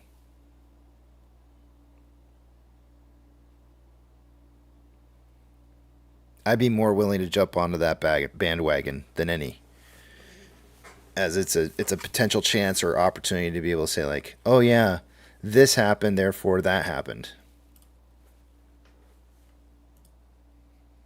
Well, it will give them one less day to have a meeting if they are in trouble. Right?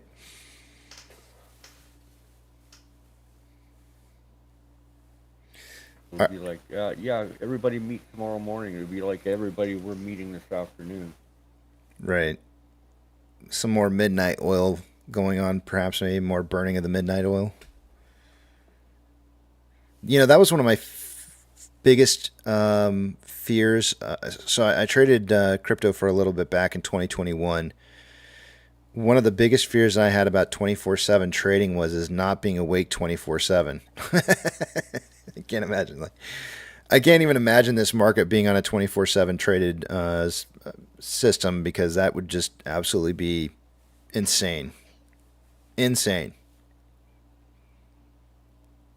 To try and become a to be honest, when our markets go 24/7, which they kind of almost already really are, but when our markets do become fully 24/7, the retail investors effed. They're really effed, big time. Like, gone are the days of trading the market the same way that it's been traded from the past. That's my opinion, because there is a lot more risk involved when there's 24/7 trading and you're not up all the time.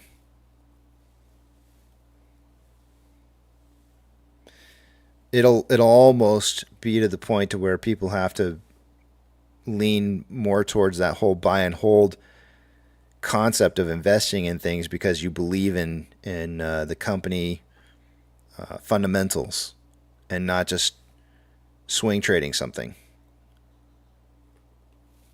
Which, if that makes you happy, and it kind of does me a little bit, that might be the way to go. Moonlit Rift says, limit buys and sells set up nightly. I know, right? But what if you forget one time? Because one time is all it takes. The other thing is that, how to put it, the order book, well, actually the order book is visible, right? So there's, in crypto, there's a lot of just bringing the market down just to hit those orders and bring it back up, just to trade, trigger those orders, Right. The stop orders or the stop buys and whatever. Stop loss and yeah. So that's also not really feasible, because then you're going to wake up, prices maybe even higher than it was when you went to sleep, but you actually lost money because it just dipped down, hit your order, and it went back up. So that's pretty common. Mm-hmm. But that's why I only trade into what I trust. I don't do this meme coins where throwing money away, hoping for whatever. Right. I mean, that's really what it comes down to at that point. It has to be things that you trust, because if you don't trust it, there's no going to sleep. There's no such thing. I mean, you can set up your stop losses all you want to, but that one time that you mess up and you don't have that stop loss set up right, and it doesn't go through the way you wanted it to, or it blows past your stop loss order and your stop loss order wasn't filled because there weren't enough shares that went through at that time that completed your orders, you're effed. You're effed. Yeah, it's game over. Just because you have a stop loss doesn't mean it gets filled. Yeah. Well, I mean, it depends. You can put a stop loss and configure it to sell at market price, right? So you don't know at what price you're actually selling, but it gets triggered sell at whatever the price is, which is going to hurt you even more. But yeah. Yep. Sorry guys, I need to drop, so I'll catch you later. All right, man. Take care. Some stuff I need to do. I'll be listening, but no more talk. Thanks for coming. That's good. You were talking too much. You were talking too much. Oh yeah, I know. But we'll enjoy it when you come back and talk more. Did I say that in time? Did he already leave? It's 10:05. I think he missed that. Darn. All right. Well, it is time for numbers. Market dynamics. Do you know what? Every time you play that censored content, it sounds like if I could imagine what my mom would have sounded like when she was in her teens, that's what I feel like she would have sounded like that. For a fraction of a moment, I go like, "Oh, it's my mom," and then I go, "Oh no, it's not. It's market dynamics." Well, it does have it has an eerie similarity to the old. He had golden curls. Right? Wait, hold on a second. Let's do that real quick. Let's try that. Those side by side. Let's try that. All right. I'm gonna do the golden curls, and then you do a market dynamics right afterwards. All right, you ready? Here we go. And all the hookers down there loved him. He had these beautiful golden curls. Market dynamics. Yeah. It's similar. It's eerily just similar. Yeah. Eerily similar. Yeah. Yeah. Yeah, I chose that voice. I don't know why. I liked it. Yeah. There was other options. I wish we could get AI to change the. You guys know my recent obsession is censored contents clip of the "Oh Billy." I don't know why. I guess because it's so childish and it speaks to me. But I wish we had the capabilities to change out the lyrics, or excuse me, the line to OKC. Because it's two syllables. It's two syllables, and it would work. But I don't know how we can get that actor to reprise his role. I just saw I think it was me, myself, and Irene. The part where he's standing in a super. Forgetting his name now. Not Adam Sandler, but why am I forgetting his name? The Truman Show. I can't think of his Truman name. Why am I forgetting his name all of a sudden? Brain fart. Anyways, he's standing in line, and they actually put Arnold Schwarzenegger's face. They used AI to put Arnold Schwarzenegger's face on him, and then used Arnold Schwarzenegger's voice, and did that entire scene where instead of Thanks, Kenny G. Yeah, instead of Jim Carrey flipping his lid as that character, it's actually Arnold, and it was actually kind of funny. Right. I wonder if I can find that. Hold on a second here. Maybe I should play that before numbers. Hold on one second. Let me see. Okay, see.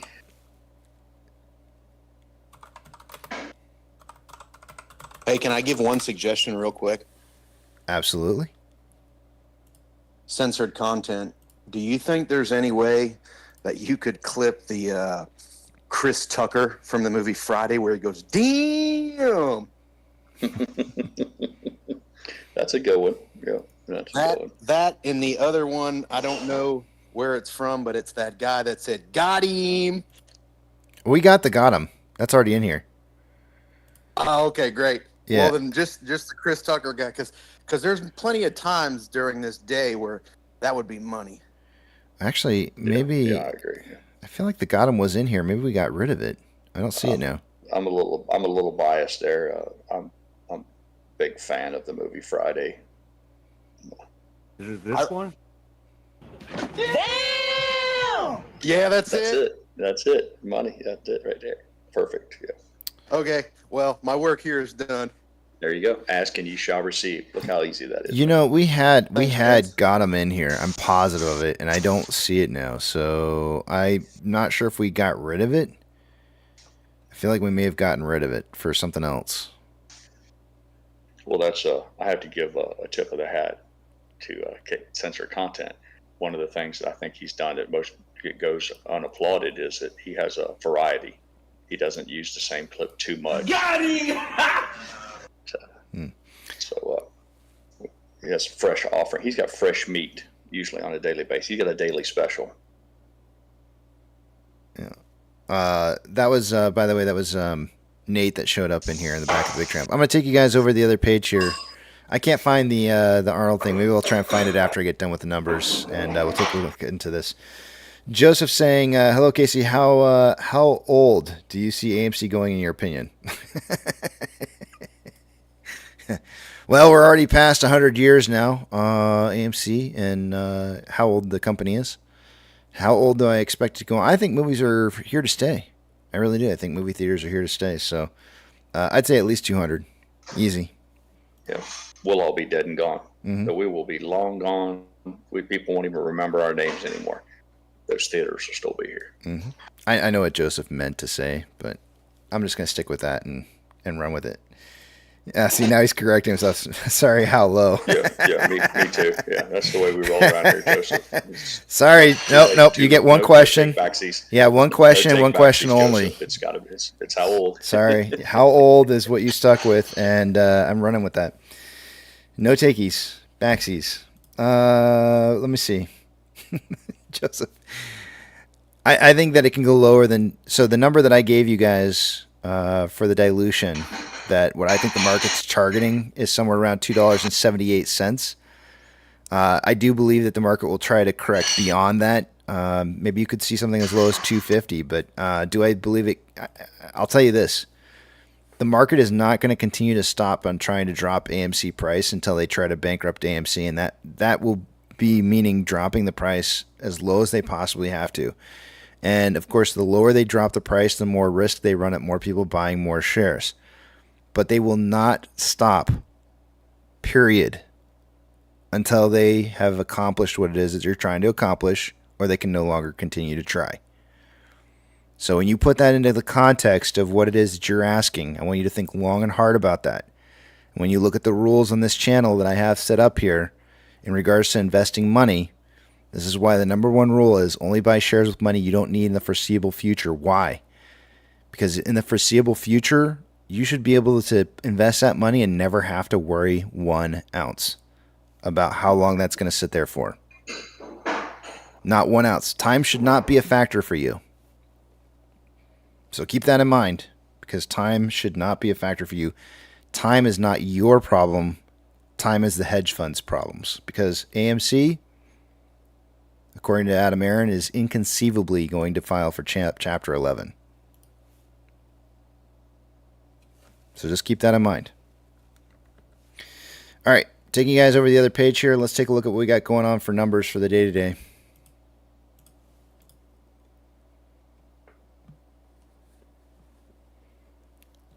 Let's see. Starting with, actually, I got to move a couple pages. Hold on 1 second here. Move this. Move this. And this one. All right. Starting with off exchange. By this time of the day, I would expect to see off exchange right around 60% between off exchange and EDGX combined. We got about 54.54% going through off exchange. EDGX is at 7.31. The combined total 61.85 or 1.85% higher than I would expect it to be by this time of the day. CHX volume is coming in at 3,661 shares. Nothing unusual about that. GME CHX volume for the day today is coming in at 578 shares. Also nothing unusual about that. Fees borrowed. Fees are currently at 1.52%. Borrowable amount of shares. Looks like they've returned about 200,000 shares. Excuse me. I got some indigestion going on here. Let's see. That's not going to change the amount of shares IBKR has been reporting for borrowed shares for the day, which is around 1.2 million. Ortex an hour ago was reporting about 307,000 shares borrowed for the day today. It's now reporting 260,000 shares, which means that some shares have been returned. IBKR is showing shares borrowed. Well, Ortex is saying some shares have been returned. So guess what? Somebody's borrowing from IBKR and returning to somebody else. They're just playing a shuffle game here, guys. Borrow from one institution, return to another. Borrow from that institution, return to another. It's just back and forth, back and forth. Taking a look at... because the estimated amount of shares having been borrowed for the day today, according to Ortex, has dropped, that's going to drop the estimated short share interest of the free float maybe a little bit to 20.6%. Cost to borrow ends at 1.04. Cost to borrow average is 3.06. Max is 8.14. Shares on loan for the day today is 86.19 million shares. That's 500,000 shares having been returned day over day and the on loan amount. However, Ortex is estimating 1.15 million new shares in short interest. The reason that number is higher than what was returned is due to the fact that they were underestimating and they had to increase the amount of short share interest, the free float that there was due to the underestimates of the last 15 traded days reported. Taking a look at options. I thought for sure Sensor Content was going to play market dynamics right there. Let's see here. Options. Where did that page go? There we go. As of an hour ago on options, we had approximately 5.3 thousand contracts at a $3 strike. It's now 6,000 contracts. And on puts, highest amount of put volume coming in at $2.50 strike. There was 1.4 thousand contracts an hour ago, and there's now 1.5. Market is suggesting a closing price somewhere between 2.5 and 3 by the end of the day today.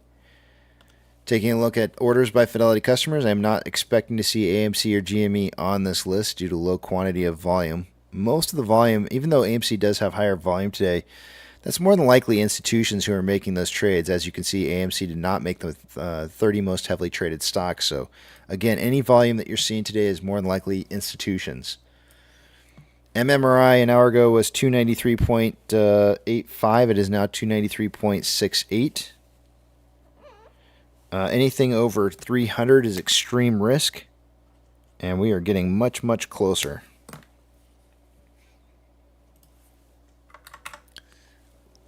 The spread between the 2-year and 10-year bond rates was 0.445 as of an hour ago and is now currently at 0.429, so that's a little bit down from where it was.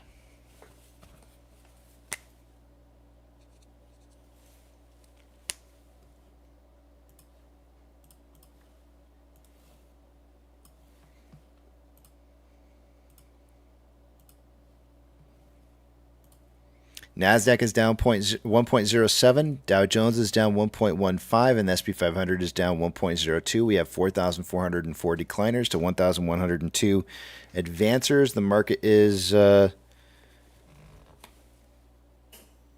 more advancing than it was an hour ago.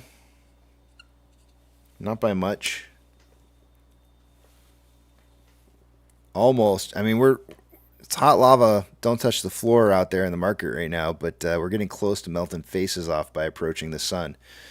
Of the 11 financial sectors, there's 0 in the green for the day today. The worst performing sector for the day so far has been real estate, down 4.07% right now.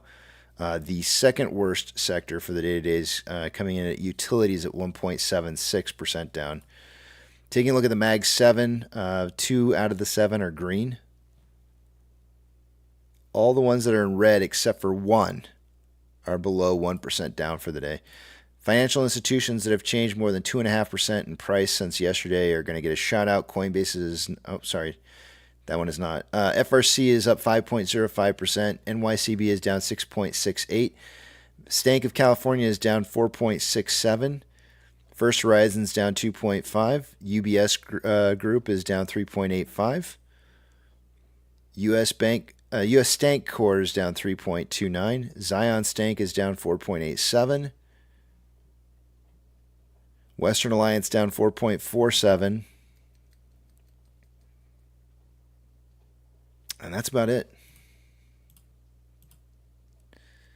Gold is currently down 0.85 and starting to trend back down. Silver is down 0.75 and also starting to trend back down. Ethereum Classic is up 0.0 or down 0.01, but let me see where this is headed. It looks like it's kind of consolidating right now. A little bit of a downtrend, a little bit of an uptrend, kind of consolidating a little bit higher than where it was when we had CPI results coming out. So I'm going to go with consolidating. The US dollar is up 0.94. A lot of analysts that I was looking at, I think, were predicting that if we saw likely that if no, that can't be right here. Hold on a second. I'm going to go back and check this. I'm not going to make this statement. I felt like they were saying that we were going to see the US dollar dropping below 104, but that's not the case. The US dollar is up above 105.13 right now. I am expecting this box that you see that we're in here, that we're kind of breaking out of right now, is the breakout period of time where I felt like we might see this heading back up towards a retest of almost 107 for the US dollar. I do believe that once this breaks past 106.78, that we're going to see a retest of something like 110. Was it 110? No, I'm sorry. Yeah, no, I guess it was 110. 110. And here's the thing about that. Let's suggest right now, because we were just talking about MMRI. MMRI, to get the calculation, to get the formula used to get the final value, the result for MMRI is simply the US dollar times the 10-year bond rate,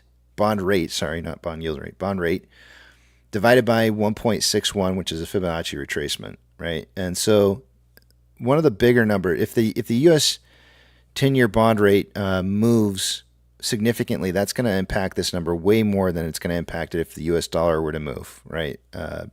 That's the bigger of the two numbers. But a significant move for the US dollar above 104 up to 110. Let's just run this math real quick here. Because right now we got the 10-year at 4.499. What if the US dollar was running at 110? So we'll do 110 multiplied by the bond rate of 4.499. We come up with 494.89 divided by 1.61. That's 307.38. Anything higher than 300 is extreme risk. We're running right now with an MMRI at 293. If that US dollar starts to explode, it's going to absolutely crush us. The market's going to get crushed by something like that. I am expecting that to happen.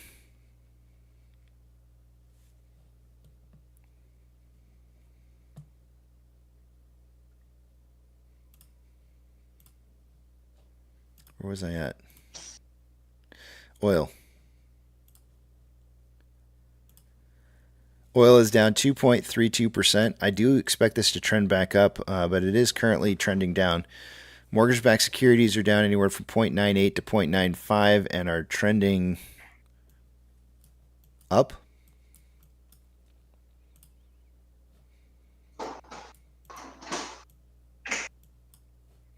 SPY is down 1.05 and trending down. VIX is up 5.54. Where is it headed? I don't even think the VIX knows where it wants to go. Futures on the VIX are 15.53 and it's sitting at 15.81. It should be heading lower. The overall trend right now, I would say, is still technically trending down.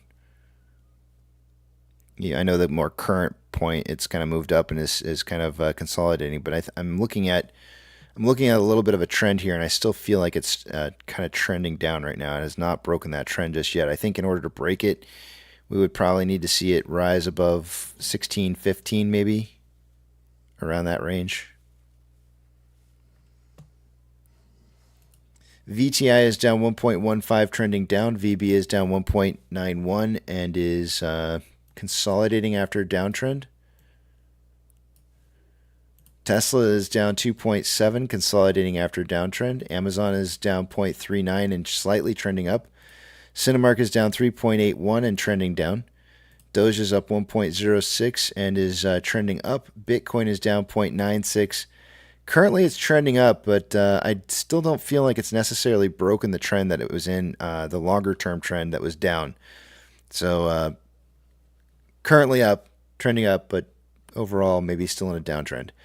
GameStop is down 1.27 and trending down. HYMC is down 1.5 and trending up. NCMI is down 0.1, trending up. Hood is down 0.19 and slightly trending down. And AMC is down 4.55 and I'm going with consolidating. Maybe a slight downtrend. Inflow versus outflow for the day today on AMC, about $200,000, $300,000 more inflow than outflow. 8.22 million shares traded so far for the day today. This is definitely more volume than I was anticipating based off of pre-market data. After 174 minutes, we're on a pace right now for about 18.42 million shares traded by the end of the day. So we've already seen volume drop off heavily enough to where it's back within that 5 to 25 million share traded day that I was expecting earlier. But we're obviously going to be over 9 million shares traded for sure. I do not think that market was expecting that much volume today. On a 4-hour time interval, there's more selling pressure than buying pressure than RSI of 24.5, which is below average, signaling oversold. On a 1-hour time interval, there's currently more buying pressure than selling pressure with an RSI of 24.82, which is signaling oversold. On a 30-minute interval, more selling pressure than buying pressure with an RSI of 24.81, which is signaling oversold. And on a 5-minute interval, equal amounts of buying and selling pressure with an RSI of 40.7, which is below average. We look like we have some news here. This is the news that everybody was talking about earlier. AMC CEO says bankruptcy is inconceivable as shares hit 52-week lows. 2025 and 2026 are going to be gangbusters.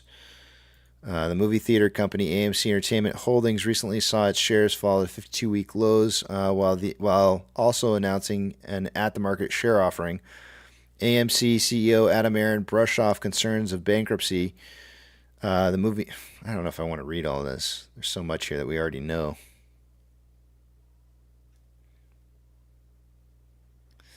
Aron said AMC has gotten more creative at trying to cope with COVID. Yeah, I don't know if I'm going to read all this. Here's a quote. Everything that I see tells me 2025 and 2026 are going to be gangbusters, and that means our EBITDA is going to be way up. Aron said that this could solve the problem of concerns for investors and analysts and makes him quite optimistic and enthusiastic.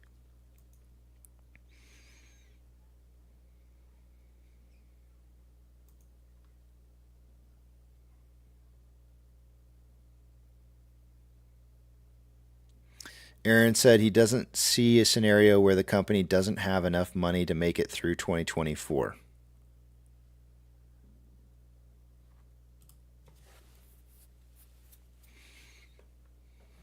There you go.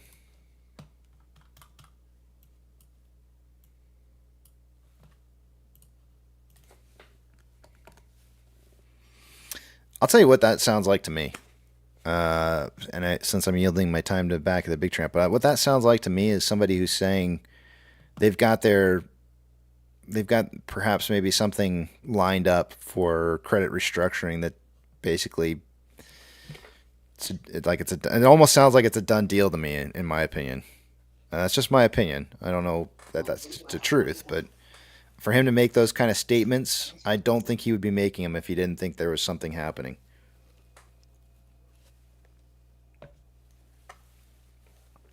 I know I saw, I really didn't want to retweet it because I felt like it was kind of one of those things where it's like I can't verify it. But somebody had posted on Twitter, and I'm gonna scroll and look for it, and I'll show it to you guys. Again, I don't know the validity behind it, but it was very, very interesting post. Let me see if I can find it.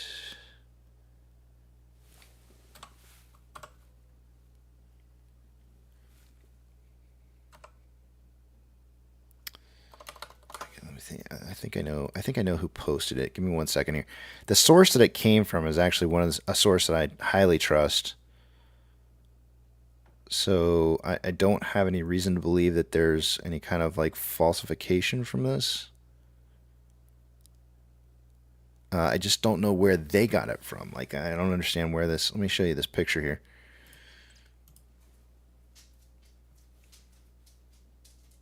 Oh, no, wait. I see what this is.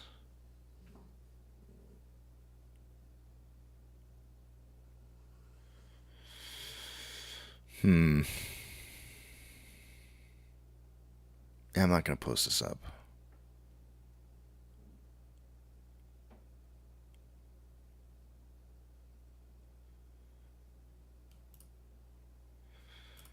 Yeah, never mind. I'm going to hold off on this. We'll see. We'll see. Maybe there's a debt restructuring. Who knows? I'm sure he'll let us know in due time.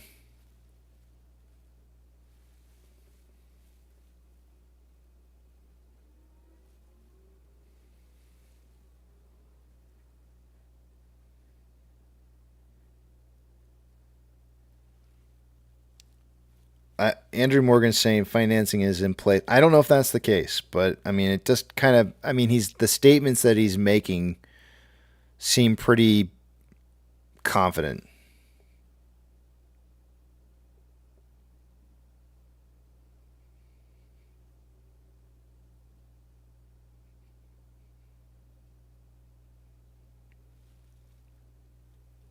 Wait a minute. What is Yukon saying here? Hold on a second.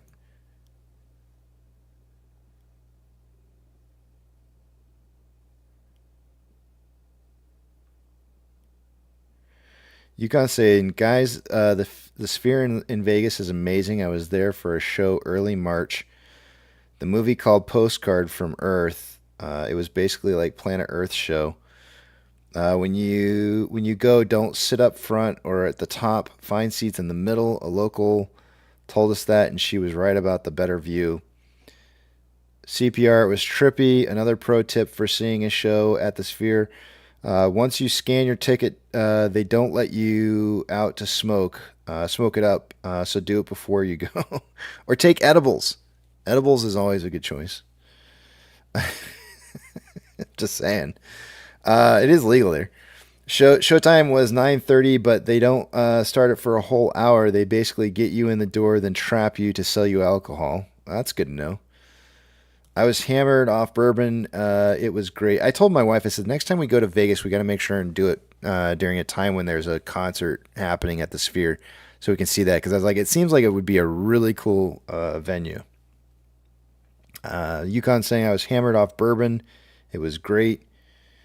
I feel like that would be one of those experiences where if you had too much, it could get too intense. Like, careful. There might be some chunks going at some point. Like, did anybody have any accidents, Yukon, that you know of while you were there? Like, do you feel a little too immersed?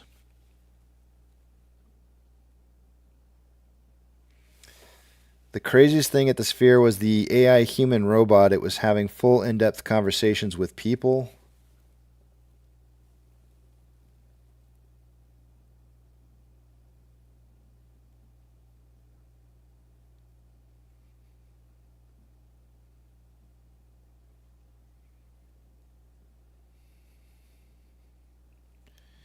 Yukon said, find a happy place with the drinking. It was very immersive.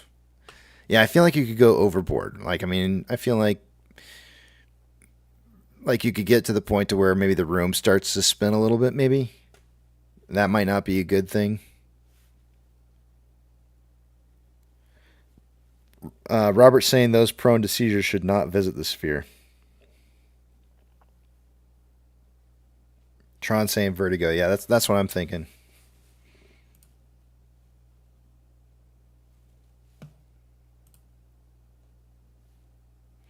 John, good afternoon to you. Preacher, welcome back. Rex, good afternoon. Morning. Hi guys, good afternoon. Good afternoon, everybody. Man.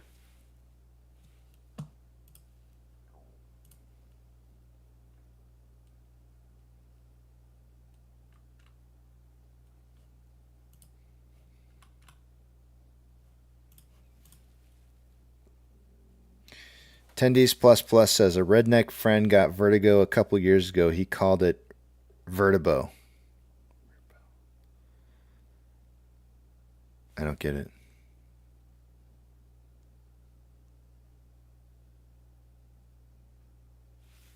Somebody help me out. Why is that funny? Vertigo?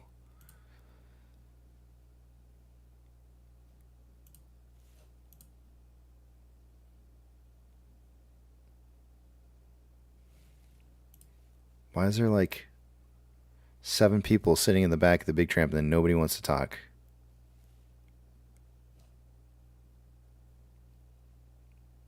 Is it hump day?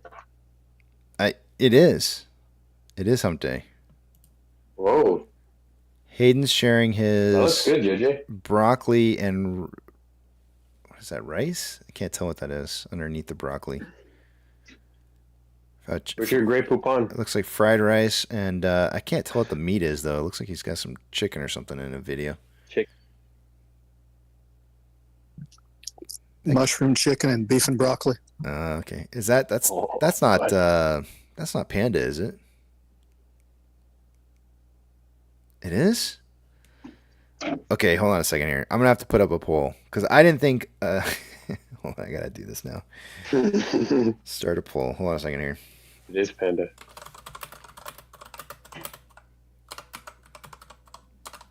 B1 say 2.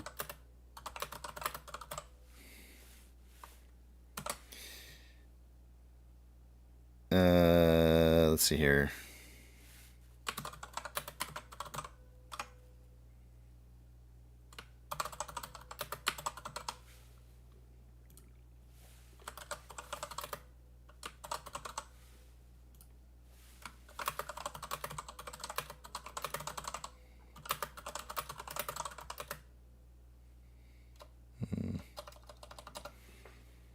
I gotta look this up and make sure I spelled this right. I think I did. E-I-N. Okay, that's right. Okay. All right. Only because I'm wondering, because I just noticed that Hayden's got the fried rice. And so I'm curious now. When you go to Panda Express, do you get chow mein, fried rice, or white rice? Or would you never eat there? I mean, that's an option. And I'm perfectly okay with that as being your option. Some people like... They were out of the lo mein. Really? Yeah, they're horrible at the airport. Horrible. Oh, man. That's like I feel like that's the number one thing that people would get is the chow mein. So when I saw you have the fried rice, I was like, who gets the fried rice? But apparently I usually get half and half. 8% of you do. So, I didn't include that as an option, half and half. That's actually not, that would have been a good option to put in there. I hadn't thought of that. And I'm not even a cabbage fan. I get the chow mein, and I don't even like cabbage. And I still get it. Yeah, they're always out of everything at the airport. They'll have the 3 people working, including the person at the register. Is this? Do you mind saying which airport this is?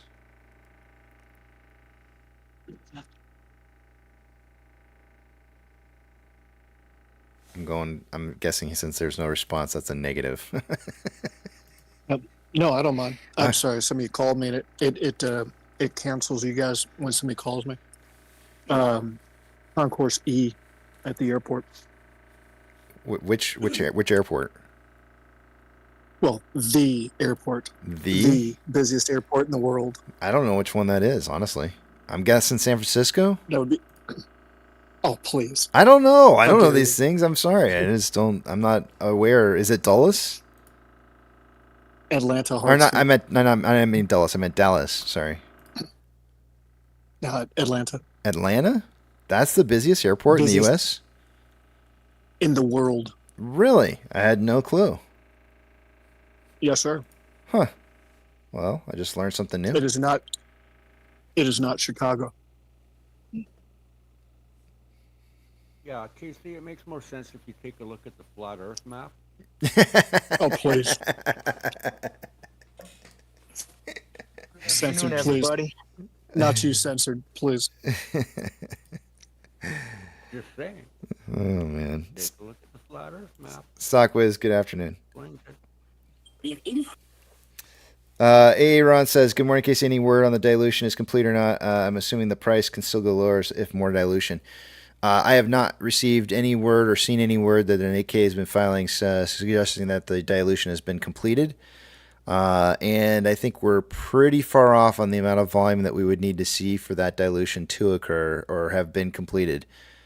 So, yeah, we're not at the bottom yet. There's no dilution. It's market crash. Yeah, well, small market crash coming. Some of the price movement today is definitely related to CPI results for sure. Yeah, exactly. Yeah. Let it burn. Ron, what I would do is I would go back to the last time that we had the 350 million share, not 300 million share, $350 million raise. Look at the 8K filings for that time span and see how long that lasted for. And know that there was about 40, hold on a second, I get this number written down. There was about 48 million shares sold during that period of time. I expect us to sell at least 10 million more than that this time around. So go back to that period of time, look at the volume that occurred during that period of time, and look at where we're at now and give yourself a better estimate as to where we're at. It's probably a good place to start.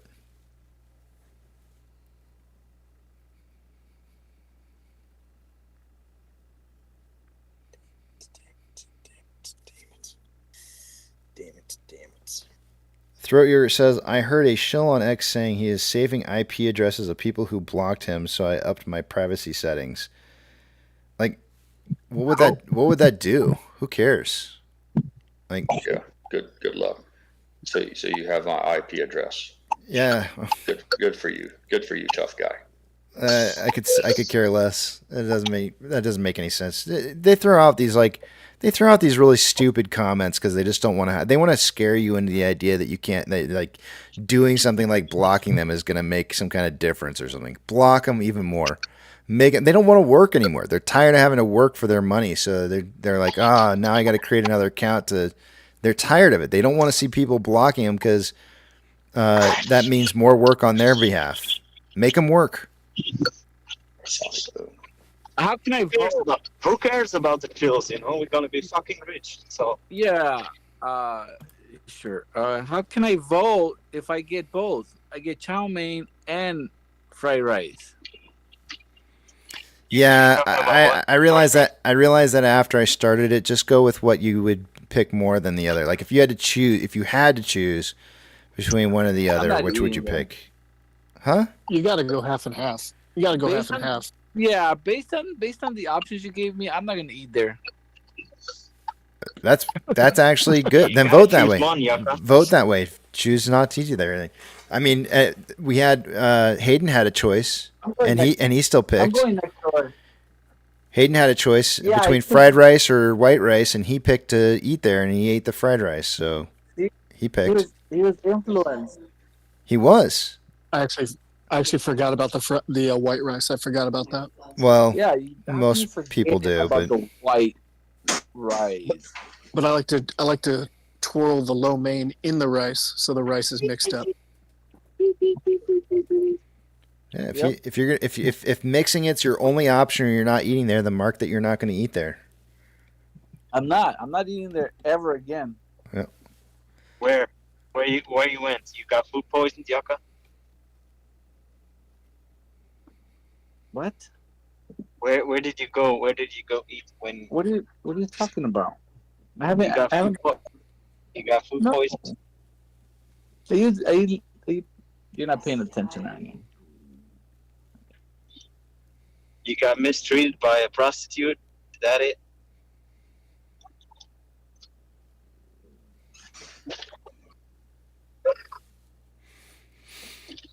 Okay. The core says you think Adam Aaron will finish dilution after this big drop, and if so, this is going to change the figures of how any shares will be needed to sell. Absolutely. I mean, if depending on what the average share per price it is that they get, since they've already told us they want to raise $250 million. If your average share, if the price per share that you're selling for is lower, then you're going to end up having to sell more shares. So it'll absolutely impact the absolute price, and as I've already stated to you guys before, I believe the market's trying to target somewhere right around $3 or $2.78 and some change. So I think on Monday I expressed pretty heavily that we would see a price lower than the $3 price range we were at. All the dumbass idiots with their brand new calculators trying to suggest that AMC is going to be selling shares at an average price of $3 per share was ridiculous. It was ridiculous from the very first concept that somebody put it out there. And the ultimate price where they should be pushing the price down to that would make the most sense would be $2.78. So and I'm almost confident that we'll see a price lower than that, because usually they overcorrect before they settle in right about where the price is going to end up at. Still haven't gotten any news about the completion, right? Yep, no news yet. I wouldn't expect it for a little bit longer until we need to see some more volume. As long as we get no confirmation, there's possible dilution. Yep. It's possible. Simple.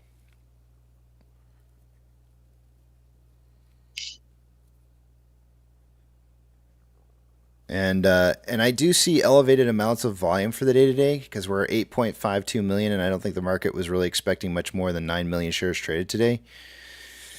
Part of me thinks that would suggest that there might have been some more dilution this morning, although I'm not really seeing it in the order book as much as I would have anticipated. So if there was dilution today, it would have been in smaller quantities. But just due to the fact that the volume's higher today, that part of that could be due to a sell-off from institutions. I don't see that being the case in regards to retail, because we're not one of the most heavily traded stocks in the marketplace right now. So I don't think that extra volume's coming from retail. I think it's coming from institutions. And if How there's much is the volume today? 8.53 million as of right now. Right now we're on a pace to probably hit somewhere around like 13 million, if I had to guess, which is definitely higher than the 9 million the pre-market was kind of suggesting we would see.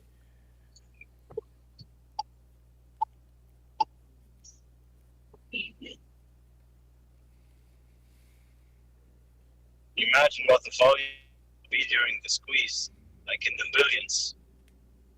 Yep. Oh, it's you'll see the entire float and then some traded in a single day, easily. I think it was 1.2 billion shares is what we had traded back in June. I think so. Yeah, I think so. I'm trying to remember if it was January, if it was June that had the 1.2 million. No, I can't remember. Or 1.2 billion. I fully expect, in my opinion, I think we'll probably see double that number, if not more, traded in a single day when price starts ripping. Easy. Easily, yeah. I'm expecting somewhere between 2 and 3 billion on a single day.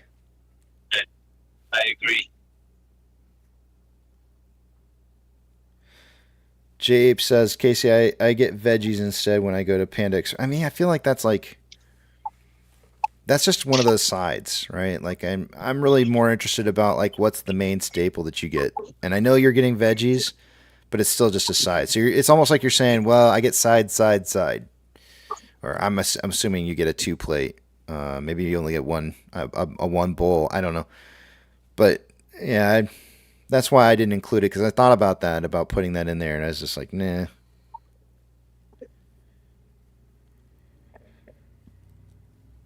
Because of the split, wouldn't it make sense for 10 billion? Or am I wrong on the thesis? You're wrong on the thesis. They've reduced the amount of shares that are available to be traded. It's not going to multiply it. It's going to reduce the amount of shares traded. But we're already back up to, once this dilution is completed, we'll probably be just slightly over 300 million shares in existence, which is very close to what it was back in June of last year, of 2021. And so you end up, I think based off of the amount of shares that are in existence that need to be purchased is well above 2 times what we had before. If we had 1.2 billion before, we'll probably see like 2 to 3 billion going forward. I mean, maybe I'm wrong, Moonlight Roast. Maybe I'm completely wrong, and maybe you're right, and we end up seeing closer to 10 billion. I don't know. I'm not expecting that, but maybe you end up being right. If you don't know, you should call Kenny. he controls the price and the volume. So he says. But isn't there a Kenny in South Park playing? Yes. Maybe that. Maybe that's him. He's always the guy that gets taken out. Huh. Oh no, they killed Kenny.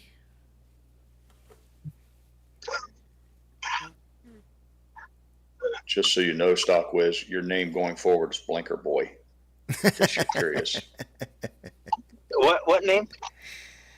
Blinker Boy. So you might as well go ahead and change it from StockWiz and all that. Just if they call you BB or something like that, maybe it's truncated, but Blinker Boy is what they're going with for right now.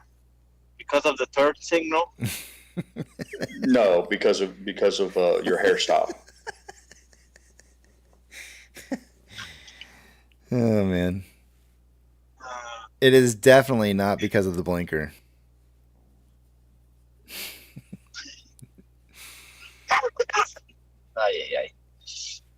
Jeez. Don't worry though, it's okay. It's soothing.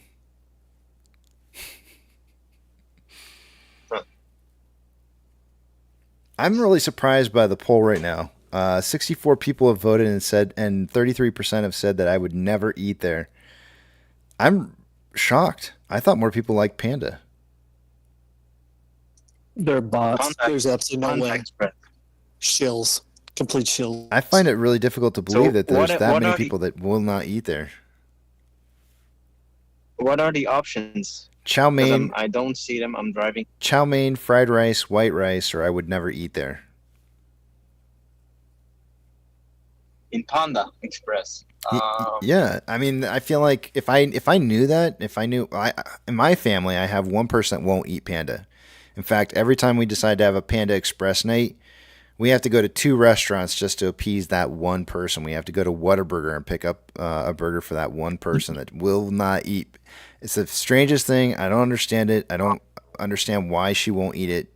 She goes to other people's houses and will eat all kinds of weird stuff she's never had before, but for some reason when she's with us, will not eat Panda.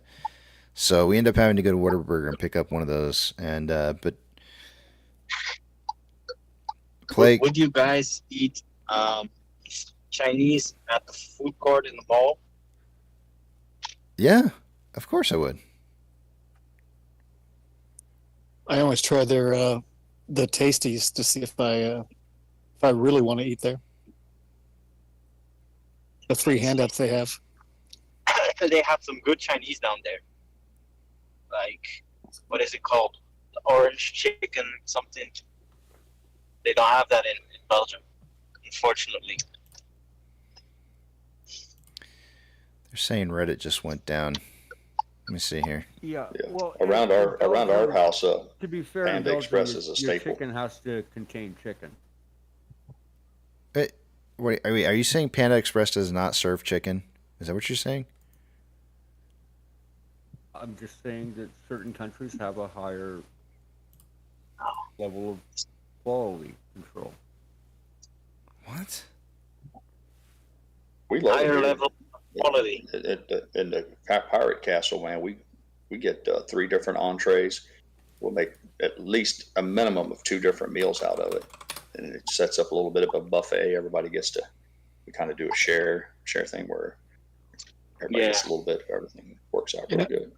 You know, I've noticed today that Censored's a little frisky today. You might be spoiling for a fight. Be quiet.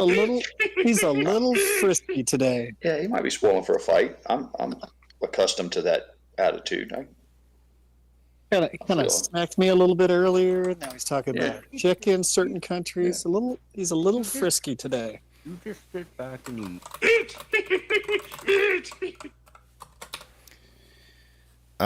For those of you who are using the Reddit app, sometimes whenever a Reddit makes a change to their website, it messes with the app. So if you're trying to use the app right now, and I can tell you right now, I'm looking at the website online, and it has definitely been updated. It looks way different than what it used to look like. But I am having no problem with the web-based browser and updating and going to different subs and updating. Oh, wait a minute. Hold on a second. Let me go to home and try updating for most recent, just to make sure. New. 2 minutes ago. Yep, I've got stuff popping up from 2 minutes ago. So I'm seeing no problems whatsoever. If you're using the app, then it's probably the app that you're having a problem with. But it certainly looks like the website's been updated for sure.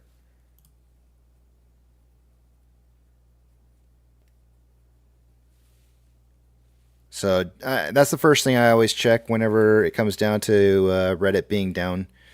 Because on my phone, I like using the app. It's cleaner looking. And so I just kind of prefer it. But whenever it does not work, I assume very instantly that it's not that Reddit's down, and it's more probably just the app's messed up.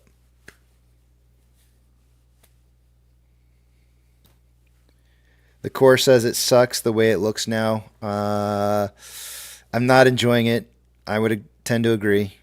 It's a little... It's too bold. It's different.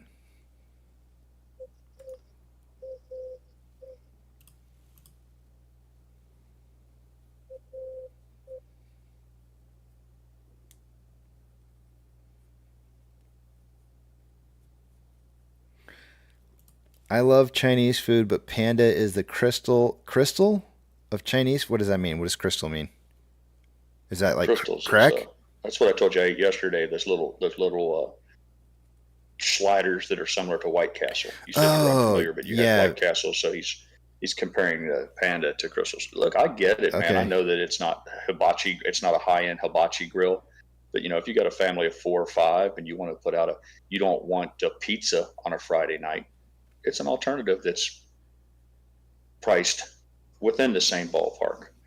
And I think there's something to be said for that. Yeah. Is it just me, or do you guys freak out when you don't get your fortune cookie? They've been skimping on fortune cookies on me when I go through the drive-thru lately, and it's kind of it's upset me a couple times now. I wish that was our only hurdle for us. There seems to be this. You stand a chance, like a 50-50 shot of whether you're going to get your entire order or not.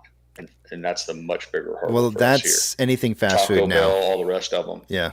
Especially if you order for, like I said, a family of 4 or 5, or if you have guests, you got a big old sack. I mean, I know you should probably sit there and count the individual items.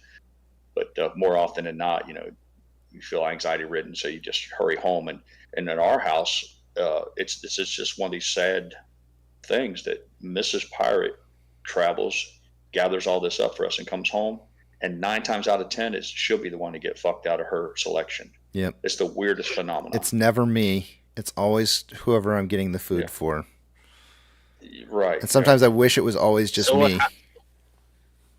What happens if you guys don't get your full order? You file a I complaint? don't know. I never do that. She usually calls them up. She calls them up and lets them know that they shorted us, so that when we go back the next time, Oh, don't do that, Pirate. they'll at least Don't do provide that. one gratis. Oh, don't do that.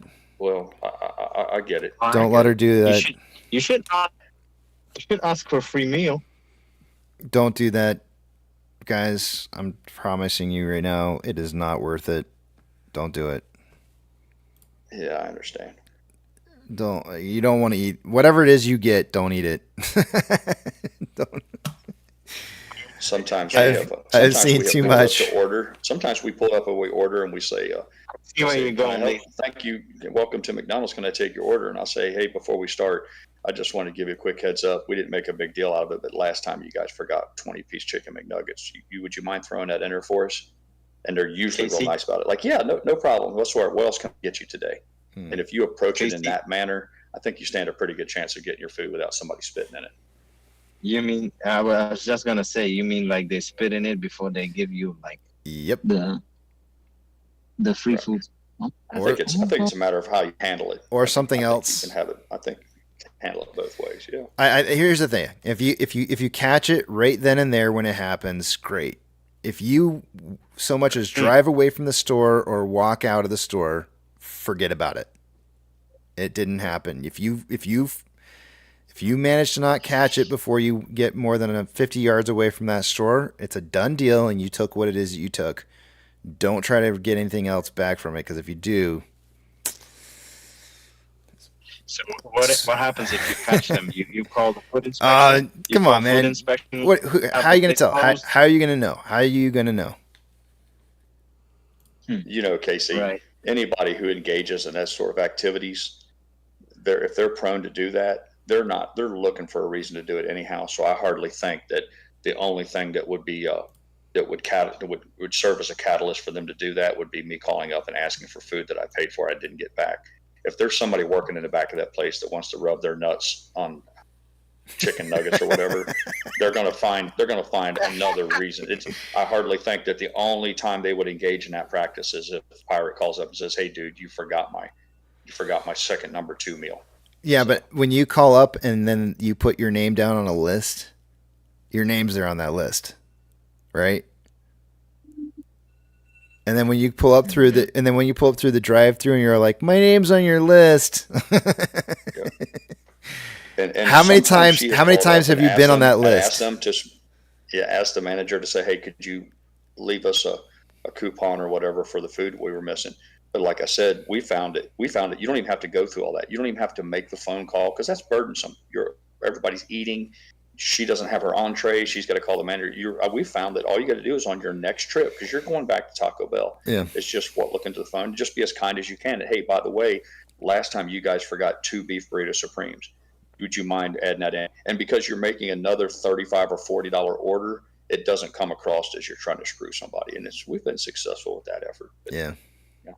To each his own, man. Yeah. Good luck to you. But more often than not, Mrs. Pirate doesn't get her entree, and we always order a little something extra, an abundance of food, so we're able to.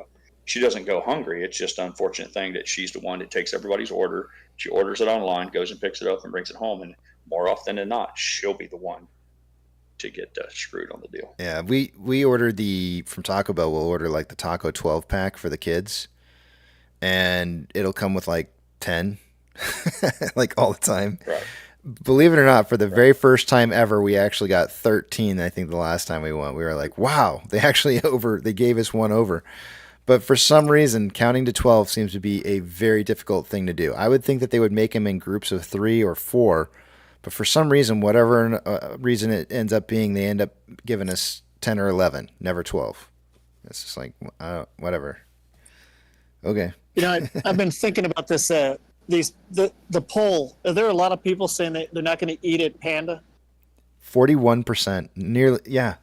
Out of 87 people voting.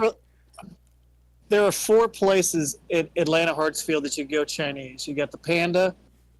You've got I'm shocked. Panda, P.F. Chang's, Li An Chen's, and Asian Chow. And I see these places all the time, how they prep the food. There's no way you can tell me that Panda doesn't have the better way of doing it. I'm shocked, man. But, 41% of the people feel that they would just rather eat someplace else than Panda, so. I think they're bots. You think they're bots? Yeah, I think we need to start punching people out. That should be a tell right there.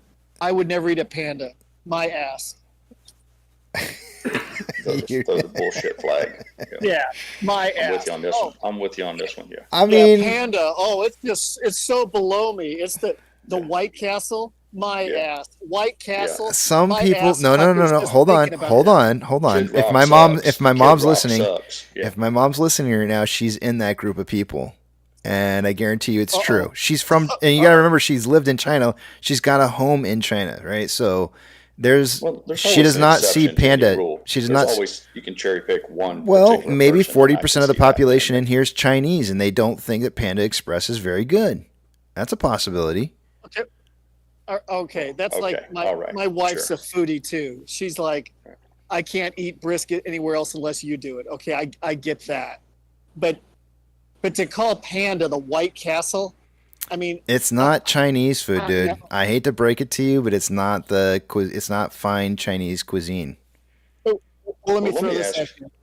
I love when people say I only like authentic Mexican food. right? I And then they bullshit say about like it, Taco because Bell. Exactly. Yeah, I went to Right. I went to Mexico City once a week for a year and a half. It has absolutely no flavor. The Mexican street food. You'd go there and go, it's so bland. This Well, is that's true. authentic. This is true. Well, Yeah, the authentic Mexican food is very bland in comparison to some of the other It's foods. bland. Yeah, I agree. Yeah. I lived in San Diego. I agree. Well, Captain Hayden, nobody else considers the fact too that what if perhaps like Mrs. Pirate and I, what if that's our only option? What if it's Panda Express or nothing? We had one other little Chinese food place here. Lo and behold, they got shut down by the Board of Health. They literally went in and closed them down. They packed up and left, and nobody replaced it. So it's like, as much as you'd like to say, yeah, I'm too good to eat Panda Express, I'm like, okay, then you want McDonald's cheeseburgers? Not exactly. everybody lives where there's 65 restaurants around and they can afford to. Some of us, there's people out there who are lucky. I can remember people who celebrated when they just got a Burger King. Oh my God, we got Burger King now. We finally made it. So Yeah. Oh, I'm with you. And the other thing too, Chinese food. Okay, food that mimics the Chinese. right, Americanized Chinese food. It is the most likely place to get food poisoning, because when you just stack rice on top of each other, cold warm rice on top of semi-warm rice, it's just a breeding ground for getting food poisoning. And I have never had it from Panda, but yet 4 times on the road, different parts of the country, wham, stuck in my hotel room. I hate to break it And to I you, couldn't but that's not the rice that's doing that to you. That's the chicken. I'm throwing that out there. Don't ever order out chicken. Well, you need to stick to beef. somebody told me about the rice, of the sugars in the rice. No, man. Being Stay stacked. away from the chicken, and you'll be all right. And the same thing goes for Mexican. Same thing goes for Mexican food. Stay away from chicken when you're eating out for Mexican food. Authentic Mexican food. Don't get the damn chicken. You don't do that when you eat authentic Mexican food unless you're used to it. You get beef. Well, you're priming censored right now. I can see him already working the keyboard on the chicken thing. I'm telling you, I can already feel it. Don't I get just think chicken. it's all Mexican food anyway. I mean, if you ever walked into one of these places, it's all Mexican food. You just don't get chicken when you're ordering out, and you'll be all right. Well, Mrs. Pirate returned yesterday from Sam's Club, and she has her regular cart full of frozen stuff, and among those is a bag of pre-prepared General Tso's chicken. She had another bag of pre-fixed orange chicken, and Oh, I it's love that frozen. General You know, Tso's. and it comes with a package of fried rice, and it comes with it has vegetables and stuff in it, and you throw it out, and it's like, you want meatloaf tonight, or would you like some Chinese? But she doesn't have. She's not going to sit and try to make us a hand prepared from scratch chicken fried rice at home. That's not going to happen. So we look at it in the same way. So we can either eat Panda Express, or maybe something from that comes in a pre-prepared box from Costco. But all of us don't have Mr. Wong's Golden Wok next door. Well, let me ask you this question: would you rather have Mr. Wong's Golden Wok egg roll, or would you rather have a Panda Express egg roll? That's well, a tough I'm not call. a lover of egg rolls to begin with, but listen, I'm all for quality. I'm all for Right. listen, And which one would you rather have? I'd rather have. Let's be real here. Which egg roll would you rather have? Mr. Wong's if I have a Yeah, choice. But exactly. what do you have if you don't? No, have no, a no. choice? That's I'm just trying to make a point here. I think most of us go there to Panda to get orange chicken and whatever other sides we want in there, and that's about it. You don't go there for the quality egg rolls. You just don't. We buy egg rolls. She bought a box of egg rolls yesterday. I promise you, from Sam's Club. They're pre-made. They're frozen. They come right out of the deep freezer. She brings them home, and when she has Chinese night, then she'll throw those in the toaster oven or whatever that thing's called, steam heater or whatever, I guess what hot air fryer, and then have a couple spring rolls or egg rolls. But that's not. It's just an idea of putting some food on the table that has something distinctly different than, the beans and pork. I guess what I'm trying to say is that if it's not your beef and broccoli or your orange chicken, you're probably not going to Panda Express for any other reason. Right. Right. I agree. Censored was 100% right. If you go to the back of the kitchen and you see who the cooks are, if they're Mexican, then it's not Chinese. It's Mexican. What is it? Mexicanese? Mexicanese. Nice. Yeah, it's all Mexican food. So it's Mexican food. See, I would go against it going to Mr. Wong's, and I'll throw this out because I'm into Americanized whoever's food is. I don't know if you've looked this up online, but the wife showed me this a couple weeks ago. When you go to get calamari, 50% chance Not calamari. it's not calamari. Right. Yeah. It's It's not freaking. calamari. It's It's rubber. freaking. It's assholes, is what it is. They're cutting. They're actually cutting rings of intestinal tract, and they're making it and calling it calamari because it's got the same texture. But it's like Yummy. it's like pig assholes. Can't wait to go get It's me like some more pork calamari assholes. now. Yay. Yeah. Yeah, it's rubber bands. Bunch of rubber Well, bands. that's what chitlins are. Chitlins. Yeah. Chitlins are intestines that have been cleaned out very well, and then they're fried accordingly. So, yeah. Well, on that note, let me tell you what happened yesterday. Screw numbers. Yucca is all numbers. Now he's in here and he's telling a story. Tell your story, Yucca. No. Tell your story. But before you do, Carlton Jones says my wife is from China, Taiwan. The food served in Chinese restaurants is not authentic. I just want to throw that out there real quick because he put that in there. Exactly. Go ahead, Yucca. Tell your story. So yesterday I got a text early in the day, and they're like, "Hey, we're gonna have some cake. Come over to the bar that I go DJ." I'm like, "All right, cool. Be there at 8. Okay, cool." I get there 8:10. There's cops everywhere. What is it? Sting? Private cops. What are they called? Not private. Not security. Private, security. No, not security. Freaking undercover. There you go. Oh, okay. I'm like, what the hell? So then I go and park all the way in the back, and I just stay in my car, and then I text the guy. I'm like, what's going on? Well, the bartender got arrested. I'm like, what the hell? So they got everybody out of the bar. Like, yeah, she was selling drugs out of there, and the owners didn't know. And I guess she's been selling to the undercovers for maybe 5 to 6 months already. Wow.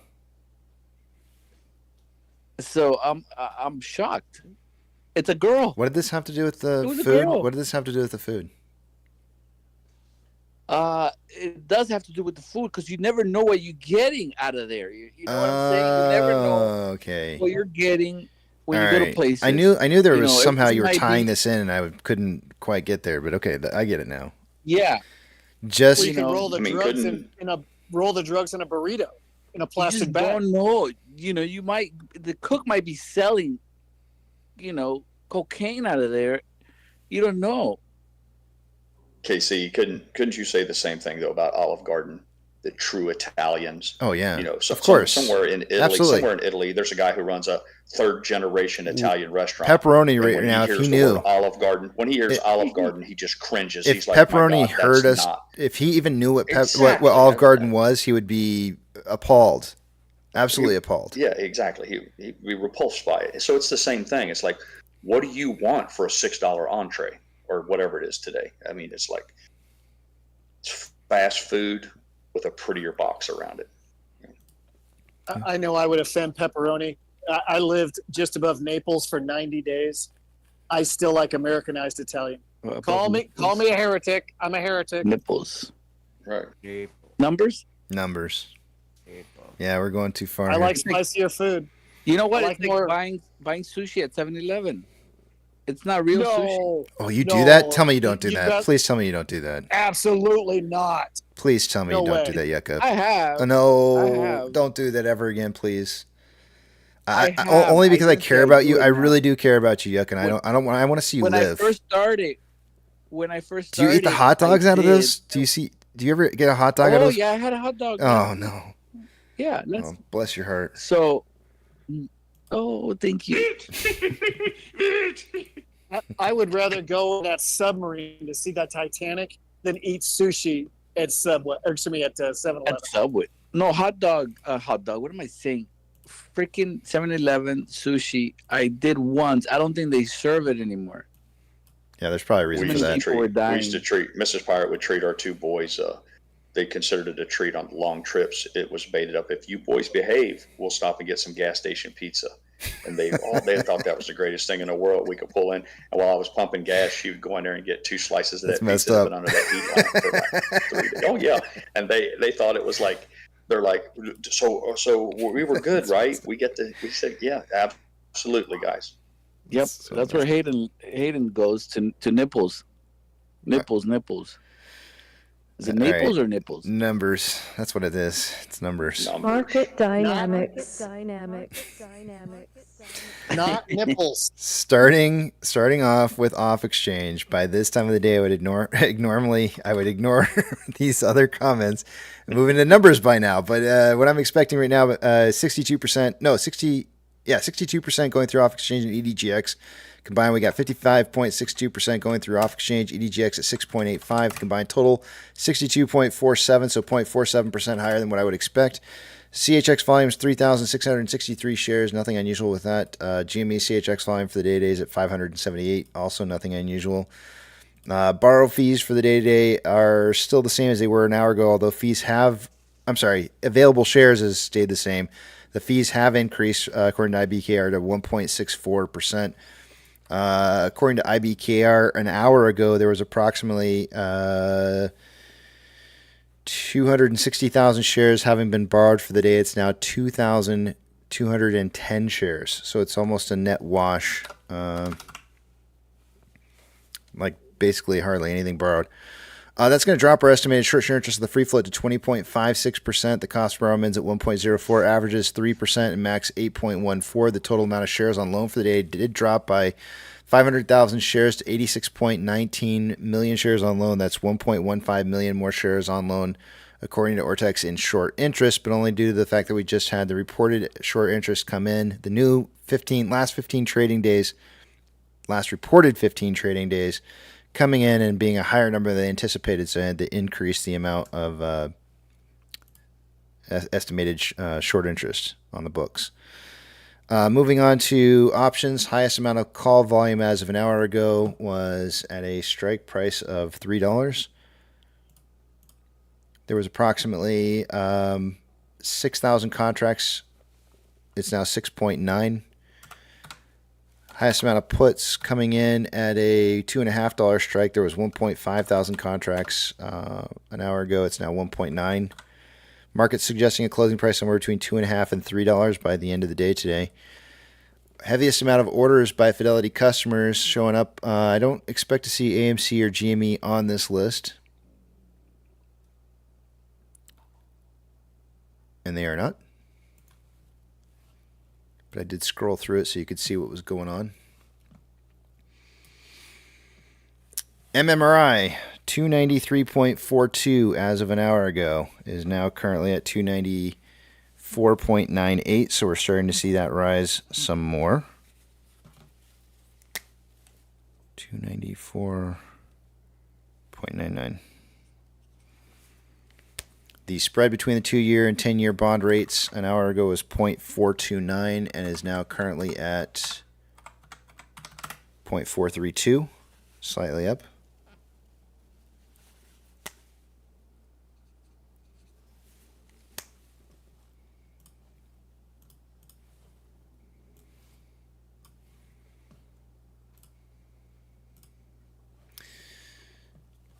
Sectors perform. Actually, let's go over here real quick and check this out real fast. Nasdaq is down 1.17. Dow Jones is down 1.29. S&P 500 down 1.17. We have 4,471 decliners to 1,100 advancers. That's 2 less advancers than we had an hour ago. The market kind of trying to hold stability right now, right where it's at. Getting very close to approaching the sun. Very much so. Hot lava fire. Don't touch the floor. You'll burn your feet. Worst performing sector for the day-to-day by far, hands down, is real estate. The second worst performing sector for the day is going to be utilities. Of the Mag 7, 2 out of the 7 are green. Financial institutions that have changed more than 2.5% since yesterday's closing price will get a shout out. NYCB is down 7.3%. Stank of California down 4.7%. First Horizon down 2.69%. UBS down 3.99%. Stank of America down 2.33%. Close enough. I read it off. US Stank Core is down 3.81%. Zion Stank is down 4.78%. CIBC is down 2.49%. Western Alliance down 4.78%. Northwestern Trust down 2.46%. Morgan Stanley down 2.41%. And that's about it. As if that's not enough. Gold is down 0.53%. It does look like it seemed to have found a bottom at 23.29 and has started to trend back up again. Silver is down 0.56%, starting to consolidate a little bit after a downtrend. Ethereum Classic is up 0.71 and still trending up. The US dollar is up 1.05 at 105.25. Here comes that test of 106 here pretty soon. Oil is down 1.35 and starting to trend up again. Mortgage-backed securities are down anywhere from 0.99 to 1.03 and trending down. SPY is down 1.2, trending down. VIX is up 5.21, and currently it's starting to break that trend down that it was in. It is starting to look like it's trending up now. Hold on a second here.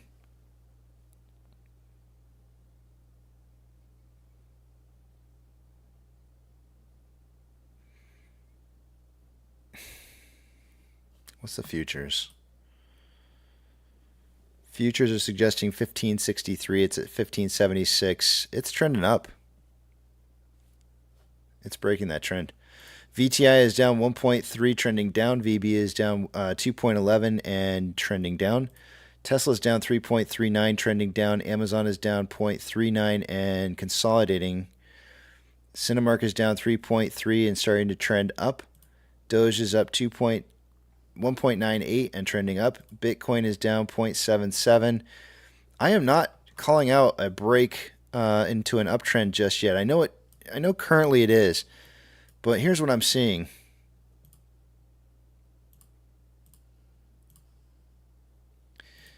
It's not broken it yet. That's still a downtrend. I know it's recovering from the low of 67.4 a coin, and it's at 68.61 now, and it's currently in an uptrend. But the overall bigger picture here on a 1-minute time interval is it's still in a downtrend. GME is down 1.82, trending down. HYMC is up 0.75, trending up. NCMI is down 0.3 and consolidating. Hood is down 0.3 and consolidating after a little bit of a downtrend. AMC is down 4.55 and trending down. Inflow versus outflow for the day-to-day on AMC, we have approximately $400,000 more outflow than inflow. 9.85 million shares traded so far for the day-to-day after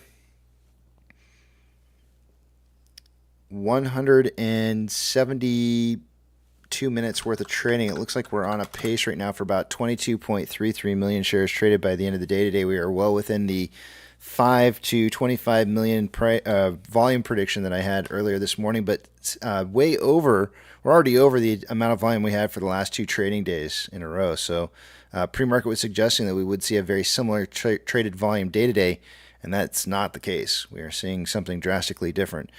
On a 4-hour time interval, we have more selling pressure than buying pressure than RSI of 24.5, which is signaling oversold. On a 1-hour time interval, more selling pressure than buying pressure than RSI of 24.29, signaling oversold. On a 30-minute interval, more selling pressure than buying pressure than RSI of 26.39, which is signaling oversold. And on a 5-minute interval, more selling pressure than buying pressure than RSI of 46.16, signaling oversold. I'm sorry, it's not. That's not signaling oversold. 46.16 is just slightly below average. And with that, I yield the rest of my time to the back of the big tramp.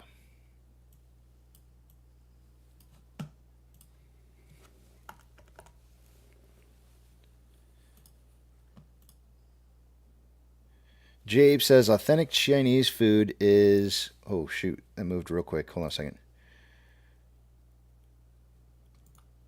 Authentic Chinese food is at the very least what you see in Chinatown. Stuff like steamed fish, lobsters, crabs, seafood, stews, dim sum, etc. Not just stir-fried food like the ones in Panda Express.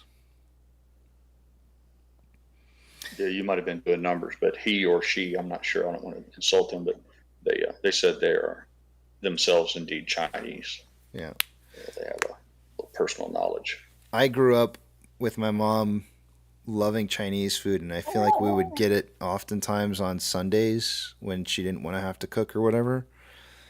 And obviously it was just from whatever local Chinese food store you could go to, but even that is still, before Panda Express came along, that was still not even considered really quote-unquote Chinese food. So I made you a He-Man birthday cake. my mom's also made me Chinese food, and it's way different. Yeah. Way different. It's not real Chinese. Mm-hmm. You have to have a Chinese person make you Chinese food to be authentic. Even then, some of the ingredients, unless they go to the Asian food market, even then, some of the ingredients are still... That's the key. They have to go to a specific market, caters to their cultural recipes. So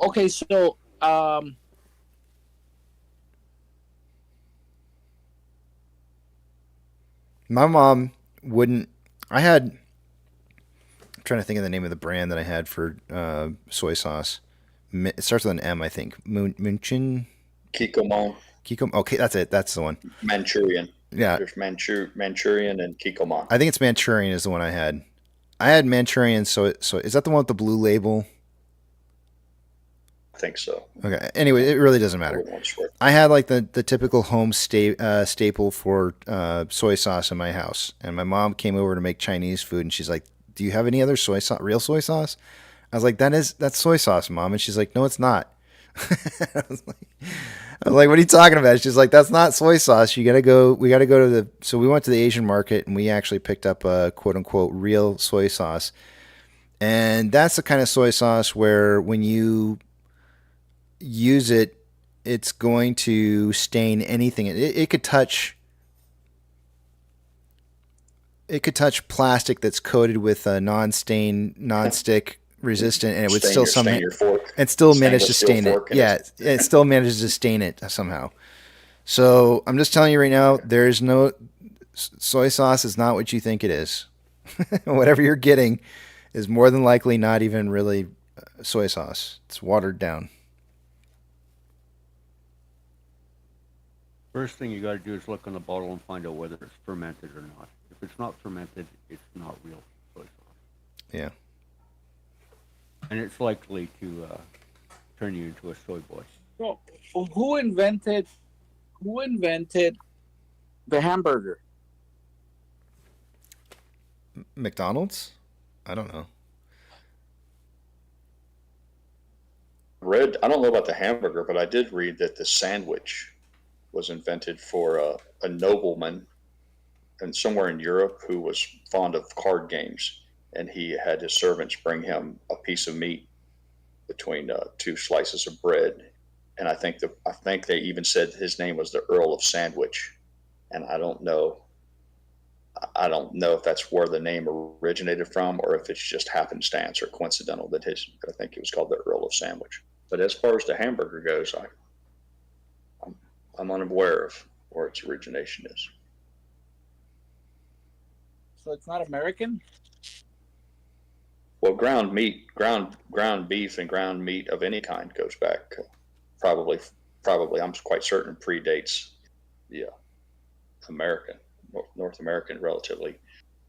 The United States is a young country as compared to the rest of the world, Europe. So quite certain that they had ground beef long before Germany, really? North American continent. Yeah, Hamburg. So Germany, they're saying Germany. Well, Moonlight's saying Germany. I don't know. Or maybe just by Germans. I mean, it could have been American Germans that made it, and it was, it could be. I mean, I don't want to. I'm not trying to discredit what Moonlit. I mean, he did get Blondie wrong. I'm just kidding. Right. Yeah, you just lost all your capital. You used up all your. Let's see. Spent all your political capital. I'm just digging. Burger is a German name. We had a beer made in Cincinnati called Burger Beer, spelled Burger. It says here Louis Lassen, and this is internet here, guys. So take it with a grain of salt. Louis Lassen, according to the legend. Hold on, I gotta sneeze. Legend. Excuse me. Louis Lassen, according to the legend, Lassen invented the burger in 1900 at a small restaurant in New Haven, Connecticut. He placed a beef patty between two slices of bread and added cheese and condiments, creating the first hamburger sandwich.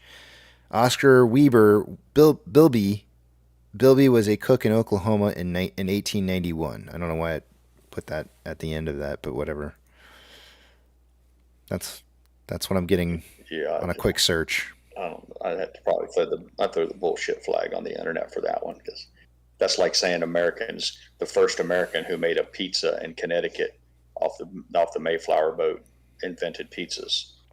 I'd argue more often than not, almost all that came with them over the boat through their immigration. Here's an article from February 7th of 2007 by ABC News saying where's the beef? That was the question from Wendy's ad campaign back in the 1980s. It is an important question to be sure, but let me get to the meat of this here, where it says.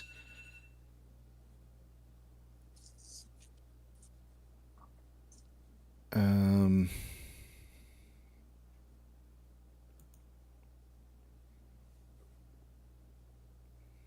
me get to the meat of it. There was a section in here I wanted to read off. Okay. The Library of Congress agrees it was Louis Lassen who invented the burger when he put scraps of ground between slices of bread for fast, easy eating. And second, Lassen's burgers are still served at Louis Lunch, a small hamburger shack in New Haven where Jeff Lassen is the fourth generation proprietor. So that there's at least the Library of Congress is suggesting that is the true origin. Yeah, your government never lies to you. Yeah, never. Maybe they're looking for someone who first tried who first put it forward as a restaurant item. Maybe that's what they're doing. They're looking at it not necessarily as a food staple, but the first person who actually included it as part of their restaurant offerings or a tavern or what have you. I might suggest it was actually the Vietnamese, because that's where Hamburger Hill is. I mean, here's the a lot of people will throw this one out there. They go like, why the hell they call it a hamburger when it's not made out of ham? That's exactly, that might be one of the first clues right there, is to maybe leading you in the right direction. Dino Mike says more like a scam burger.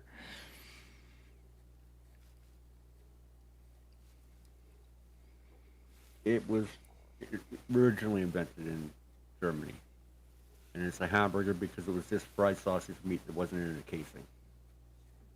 and most of your sausage is made out of ham.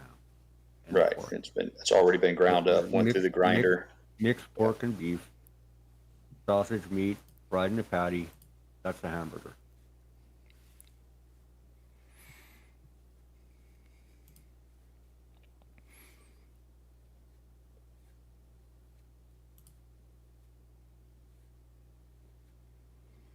Dynamite says put A1 in it. Or Mix nobody ever fried ground meat before an American. One or the other.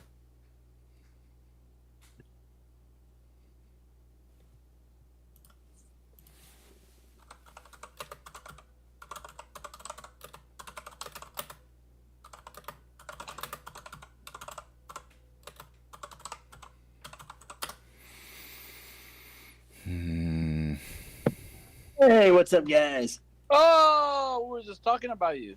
Danny the Deuce. Express, huh? Chow mein. Talking about Chinese food. Yeah, we're talking about Chinese food. You weren't here. Danny, do you like Panda Express? I bet you do. I just went there. What was it? A couple days ago. There you go. There's your answer. Can I ask you Chow which? mein. We got the Chow mein, orange okay. chicken, Yep, there it is. and I got the honey chicken. Yeah. Honey chicken or honey walnut shrimp? The chicken. I guess I haven't heard of the honey chicken. Did you choke it? It has like the vegetables. You son of a. I choke it.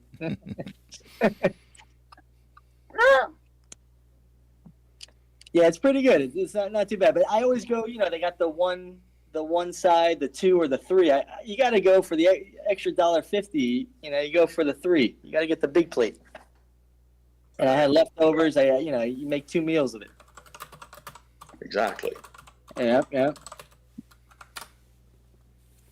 It's all about efficiencies, man. That way, the gas money that you spent going there and picking it up and bringing it home, you can divide that over 2 meals as opposed to one. So your overall cost goes down.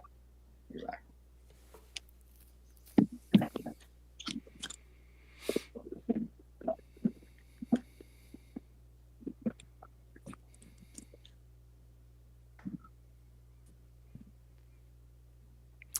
This is per McDonald's.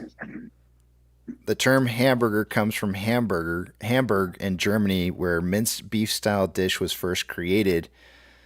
All of our burgers are made from whole cuts of 100% British and Irish beef with nothing added except a pinch of salt and pepper after cooking. So if you're wondering why it was perhaps named hamburger, it was due to the minced meat, as Censored Content was saying, the minced style beef served in Hamburg, Germany. Moonlight said something like that. Yeah.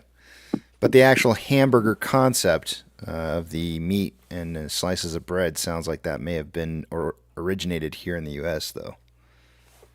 So it's not the style. Newcastle? The style of meat was from Germany, but the throwing it between 2 sandwich slices was something created, I guess, here. I've put my sausage between 2 buns before. Danny, we did not come up. Earlier. Oh, sorry. We were talking earlier, Casey, about how asking for your food that was missing from your order could lead to maybe some things, nasty things being done to your food. I shared with you, I read that book called The Chain about the food production network. There's a job description. There's a career path. You can hire on to one of the pork production facilities where they butcher pigs, where they bring tractor trailer loads of hogs in, like 1,000 a day. And at the end of the day, they come out frozen in packages. But there's a guy that stands on that line, and all he does is, after the process begins, is identify the pigs that come through that are overrun with cancer or tumors. And you think about how abundant cancer is, and tumors and other anomalies in the people, as a sample size of, say, 10,000 people. You can only imagine. And here's the funny part, because they claim the meat's not fit to eat for various reasons, and it gets really gross if you dig into it. But they're supposed to identify that from just looking at the open cuts. They're looking for certain things, but they move those assembly lines so fast that I guess where I'm going with this is they just really don't have much time to do an adequate job. So the logical conclusion is that more often than not, that stuff just goes right on through.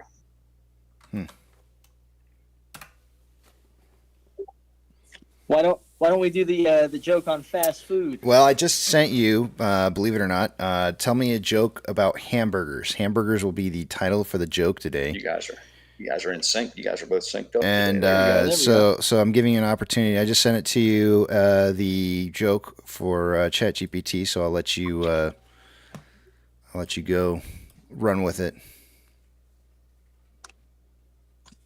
Tough one today. Tough one. Oh, come on, Danny. I need to get a break. I need to eat something. Getting a little hungry here. What are you gonna eat? A hamburger? I don't have any of those right now. I will probably be eating either leftover carnitas or leftover lasagna. Probably the carnitas. No, I don't have any rice left. Damn it! I'm going with the leftover lasagna. You can make tacos. I could, but I don't have any. We use the tacos. I don't understand the concept of leftover lasagna. What's leftover lasagna? I know. It's not always the case around here, but we do get the family size since we do have a large family, and so sometimes there's a little bit left over, just enough for me to eat lunch. What are you, Garfield, CC? Well, I'm just saying, how do you end up with leftover lasagna? Like the next phase? Like, isn't there a point during the night where you go, hey, that's in there, and I'm going to get it before somebody else does? Fair enough. Come on. You're so passionate about this, you almost started to sound like Sylvester the Pussycat there for a second. Yeah.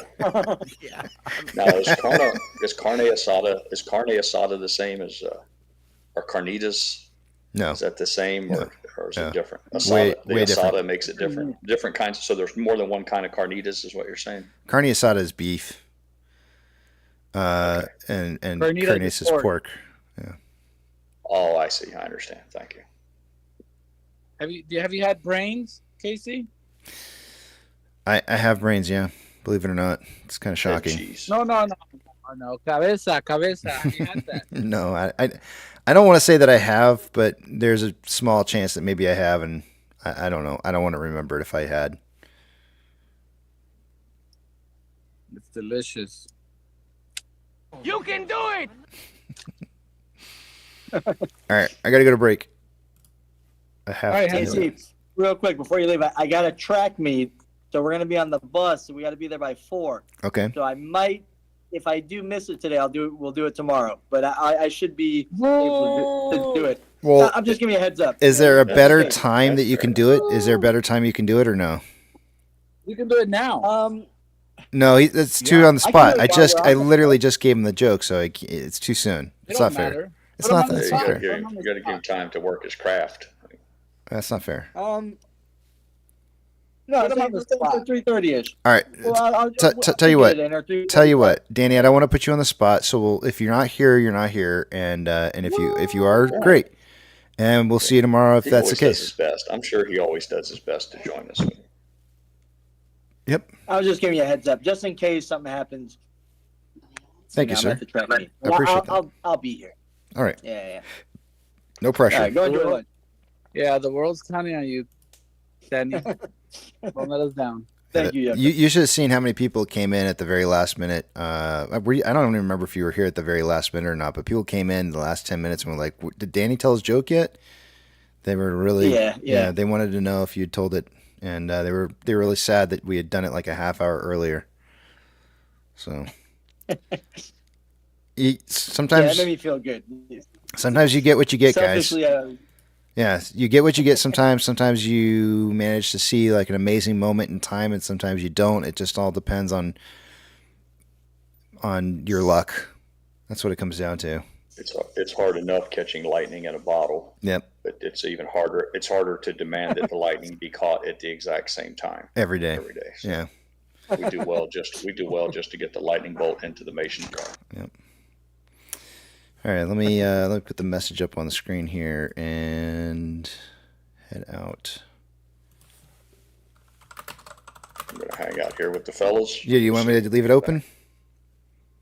Yeah, do that, man. All right. We'll just, if nothing else, we'll sit here quietly. Dead airspace is dead airspace. Maybe someone wants to join us and tell us jokes. I don't. Yeah, a lot of people don't like Panda Express. I'm shocked. I'm really shocked by it. I understand we've had some good debate about it today. I understand that it's not really Chinese food. I get that. I think most of us understand that, and it's just that I thought it was decent, and I'm a little shocked by this, to be honest. Mm. Yeah. Yeah, me too. Yeah. All right. Well, there we go. I'll see you guys in a bit. All right, hamburger joke. Okay, hamburger joke. All right, I got it. I'll give you guys a joke that you'll relish. Literally. I literally punched the exit button right as you said, "I'll give you a joke to relish." I have no idea why I did that. I was like, "Oh, that would be a perfect time to hit exit." Yeah, I'm gonna let it slide that the fact that relish goes on hot dogs, and I don't know anybody who puts a relish on a hamburger, but Sorry. I'll give you a pass on that. It was still funny. I tried. It was still, yeah, it was. All right. It works. Now I'm out of here, so you guys have at it. Bye.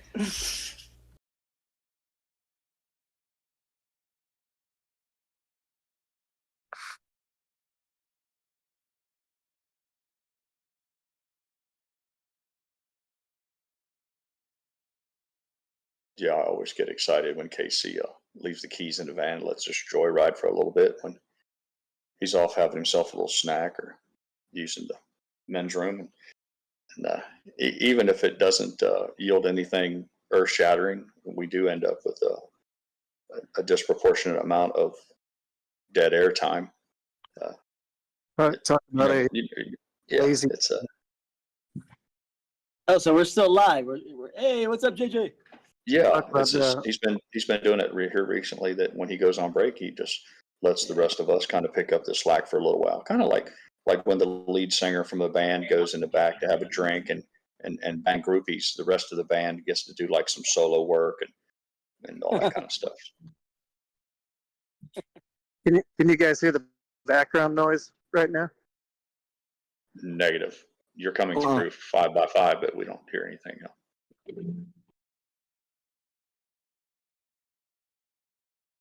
No, Captain, it would seem that your noise canceling feature is muting it out, whatever it is.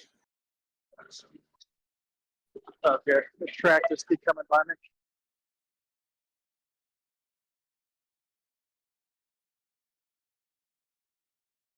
Trump landed about 45 minutes ago. I'm actually surprised this place is moving as fast as it was. Usually when he's around, everything shuts down.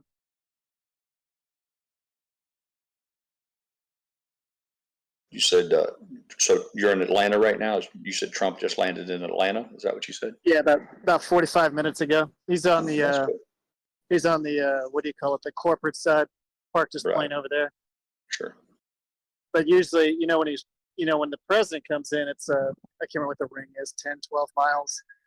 Nothing can go on. Right. I guess because he's not the president. Right. I could see airplanes. I was watching the television. I could see airplanes taking off right behind him.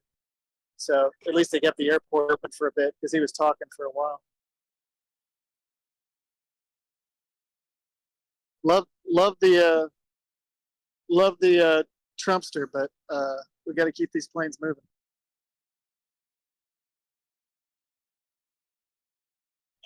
We're under severe marine thunderstorm warnings. We had a tornado warning already this morning, and they're forecasting some pretty nasty stuff here. So I would imagine it's moving from west to east as usually the pattern. We were supposed to get some up here too. Yeah, so you guys are probably gonna. I guess the window is gonna. Your weather window is gonna close pretty quickly on you here. Yeah, I've had about as unproductive a day as you could get. I was supposed to deadhead to Detroit. Sat on the plane for a little over 2 hours. They couldn't fix it. Offloaded, and then that plane got canceled. That trip got canceled. Now I'm just gonna go up to Dulles and hang out. Fly to DC, and then take a car ride over to Dulles to take off from there the next morning.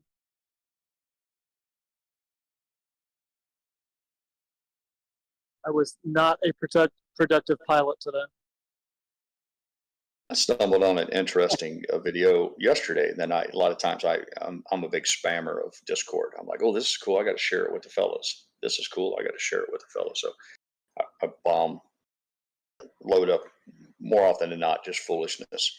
But I found a clip, Hayden, of I had no idea that they had power seats on your jets, and it showed. Somebody said if you're ever wondering how the pilot gets in his seat, and it was like a 30-second video where he just had a little button on the back of the captain seat, and he pushed it, and it was motorized and everything. The little thing just slid all the way back on. I'm familiar with the tracks.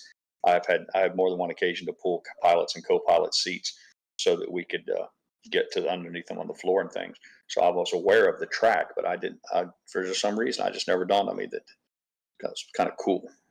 It's funny, the 7.3, the 7 and 800, that's in a few years, but I don't believe they have them. But the 7.3-900, the newer one that we have, I think it does. But we've got some old A320s. In the A320s, let's see, our oldest one is number 12, and it goes up to number 50. They are not powered, but the ones like number 51 and then all our 321s, they are powered. They've got it's three switches? So it goes back and forth, goes up and down, and then to recline it back, to recline the back a little bit, that's still manual. Now, are your rudder pedals adjustable as well? Like if for guys who are longer legged, short legged, I was wondering if that was, you can move those closer to the. But all the airplanes are supposed to be the same, but it is kind of funny, and it is easier with the motor ones because you feel like you can fine tune a little bit more. You make a little tiny flick to put it exactly where you want it. But on the bus with the side stick, it's kind of a big deal because everyone likes to have their arm in a certain position because it's got a bigger armrest. It's got a bigger armrest for me, my left arm, and for the co-pilot, the right arm. So it stands to reason. So once you put your arm on that joystick, you kind of have to make everything else match that because you don't have the ability to move. You can't move the joystick forward or aft. So you have to move the seat forward and aft. I get it. Yeah. Yeah, and then I like to have the rudder pedals in a certain spot, but then my sight picture can change. So yeah, you're kind of making you make it go up, then you got to make it go forward because when you go up, then your legs are shorter, so you got to bring it forward, and then you're playing with the armrest. So yeah, you kind of have your sweet spot of where you like it to be, and sometimes you don't get it in the spot you want it completely. You got to kind of just deal with it. That's always my excuse for a average landing. I just couldn't get my arm in the right spot.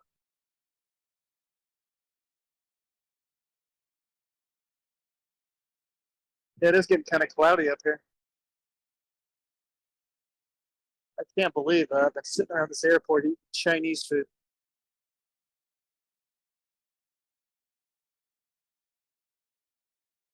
I did get hit up for a lot of trading cards, though. Everyone loves the trading cards.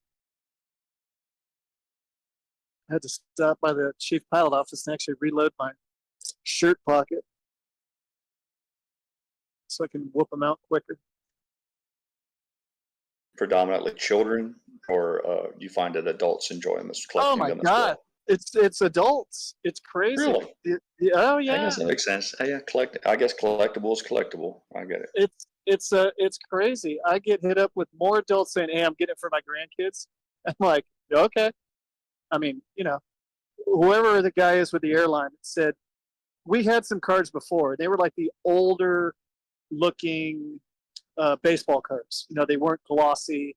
Right. They were cheap paper stock. It just wasn't the same. The bare minimum. Yeah. Yeah. It was just kind of something. I think somebody said, "Hey, what if we have some cards?" But the guy that took over the program, whoever he is, hopefully this doesn't get too loud. There's a rescue truck coming at me. Hold on a sec.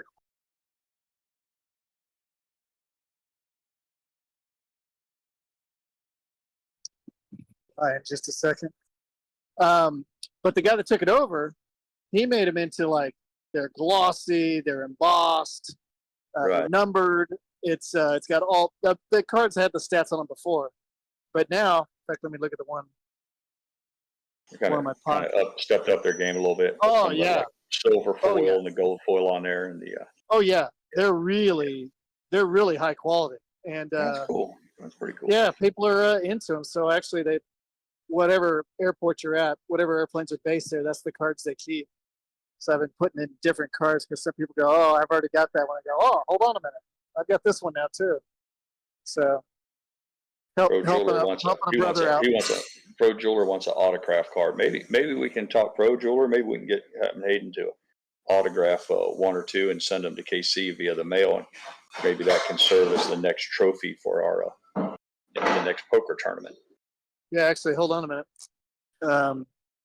Oh, I think this airplane's going to park where I'm standing. Hold on a sec. I might have to move a minute. Yeah, you might want to move your ass out of his way. He's trying to work. No, not that. It's going to be just really loud. Yeah, I got to move. But hey, hold on a minute. I'll show you. Let me turn on the video. It's the cards from my airplane. Man, I can't find anywhere it's quiet. Boy, it's loud everywhere. Yeah, hold on a minute. Let me put on the video. Check this one out. It's the 321 one.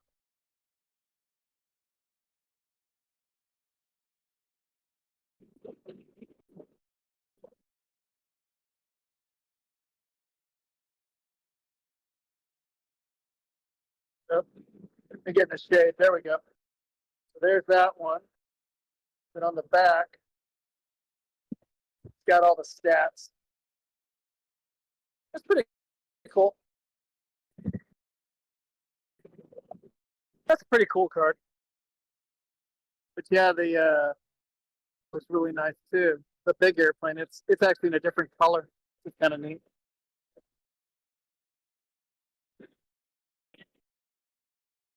Casey's into airplanes. I should send him a stack. He'd probably like them.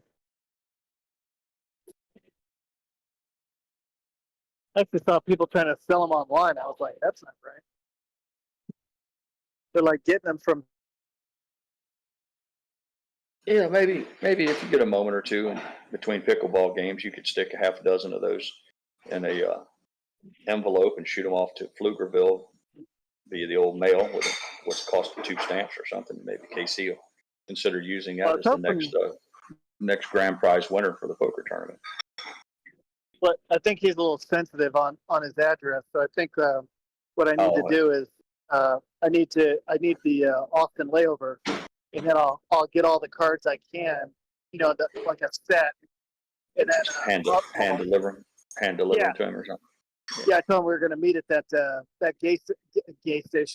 gas station taco stand, and do lunch and give him some cards.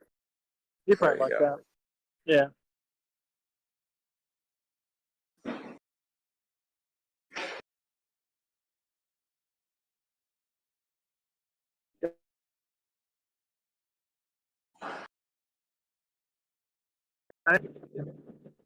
Sorry about that. I keep getting my phone keeps ringing.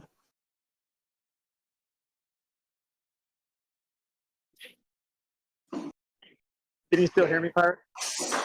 Yeah, you're coming through loud and clear. Okay. Every time somebody calls me, it's like 3 seconds of dead time for the phone to come back. No, it's all good.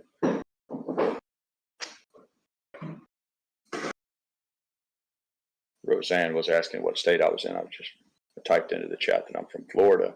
I'm unlike most Danny and Nana, Tom, and Pro Jeweler. And I apologize if I don't get all the Floridians, but most of those guys are down in Florida. I'm in what they call LA, Lower Alabama. It's technically Florida Panhandle, but I'm up closer to Mobile, Pensacola, that whole area. Yeah. You get more weather than they do from that alleyway from Nolens all the way to Jacksonville. Yeah, we get a bite of that sandwich every time it goes through. Yeah.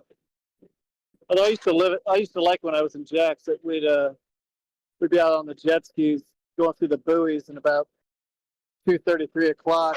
Clouds start forming, so we go grab something to eat while the afternoon rain happened, and then get back out there about 4.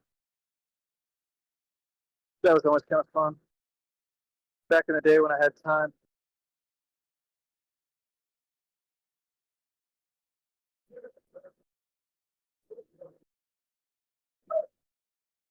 I wonder if I could see Trump's airplane from here. That's kind of cool when you see the big Trumpster 7.5.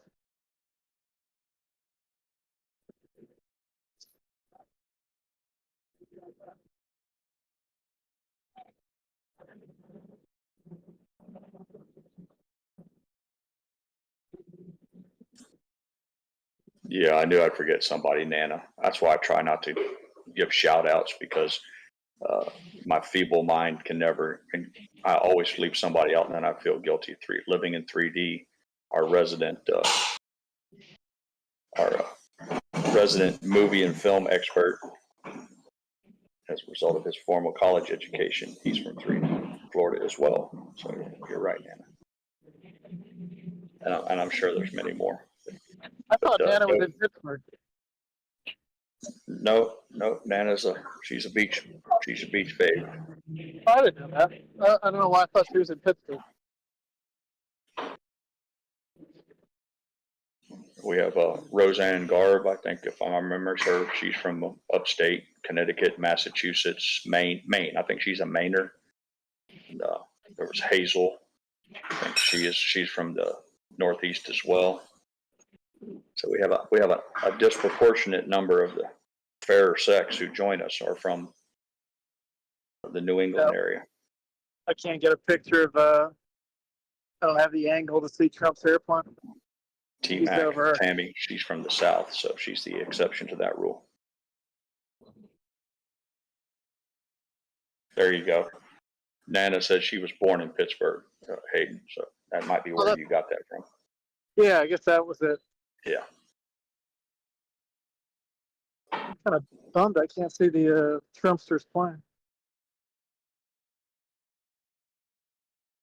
Oh well.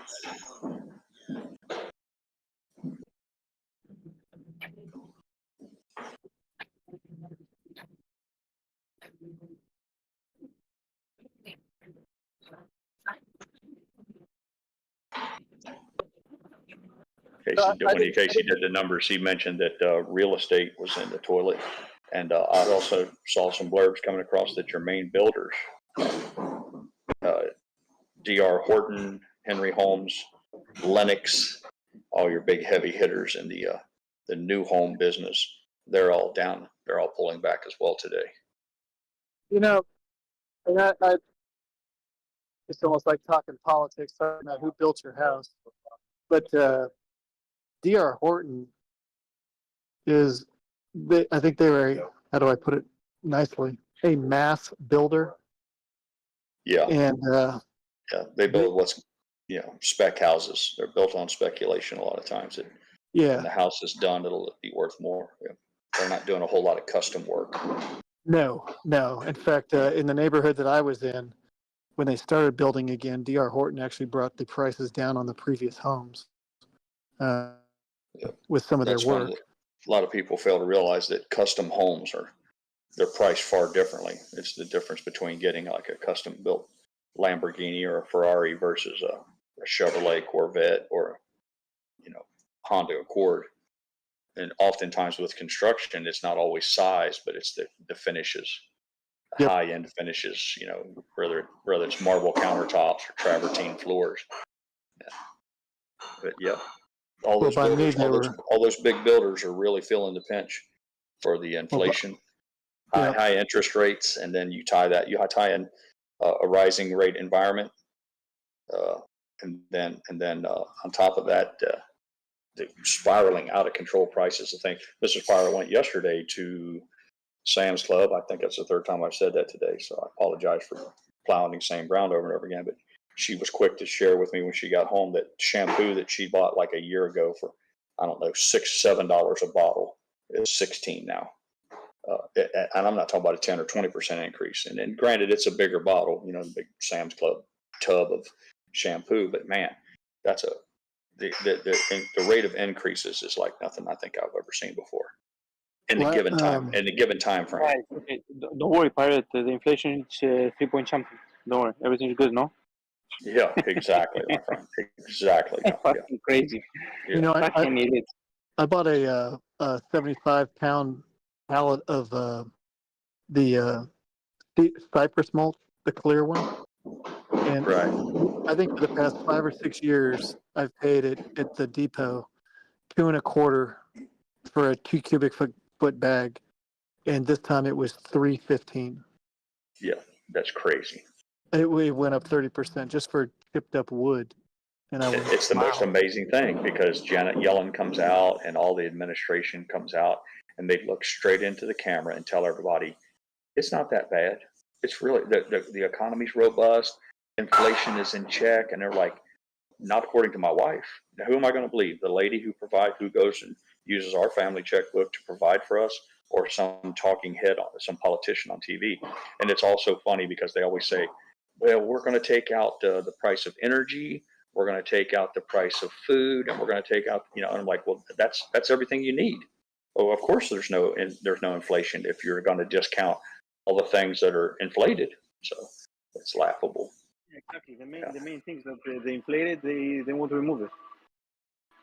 Well, they don't want to take responsibility for it. Yes, absolutely. You when you institute policies and you change the rules or you demand that things happen as you see, then you need to take ownership of the repercussions for that. And sadly, we no longer have an environment where that happens. The people who do all this stuff, they're rarely impacted personally by the decisions they make. So I don't know. We got to pull up. We got some terrain. We're getting close to politics here. So that's a quick way for us to lose our opportunity to play with the big tramp when he's not around. So I'm going to see if I can't find something else for us to rant and rave about. Yeah, it's kind of funny. I guess I don't follow it that much when they were talking about the CPI going above whatever the forecast was supposed to be. What was it, 3.4 instead of went to 3.5? Yeah, there's somebody speaking at the Federal Reserve right now live about the to me that doesn't sound like core much pricing of index.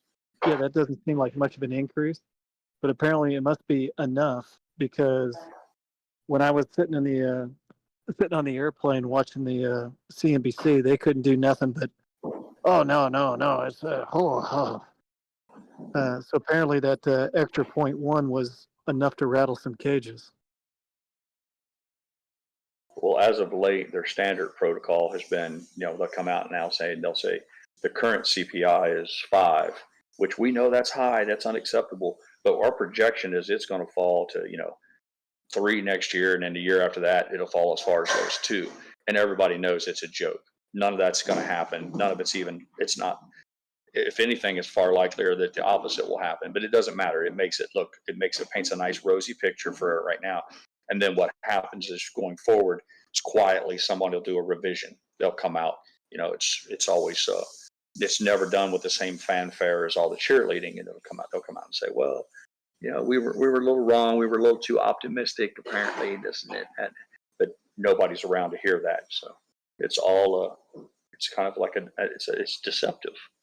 So this whole thing is starting to look like a guy trying to put a floor finish on, and he didn't realize the door wasn't behind him. He just keeps going more backwards and more backwards. Exactly. Yeah. And he just stand there going, they've run out of excuses. And if it's only 3 point whatever, what we say 3.5, if they're reporting if they're reporting 3.5, it's got to be more. Because they haven't hit a number yet correctly, because they change everything anyway. Oh, I gotta go. I got the company call me. I'll talk to you guys later. Take care of your business, man. Bye, Hayden. Bye.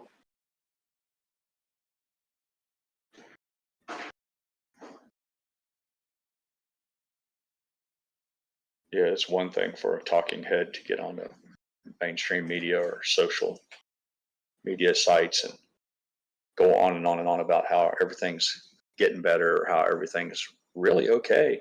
And it's quite another when your wife or husband or significant other goes to the grocery store, comes back with a few modest bags of your standard milk, eggs, butter, bread, whatever, and then they tell you how much they spent, especially as compared to what they spent just a year ago.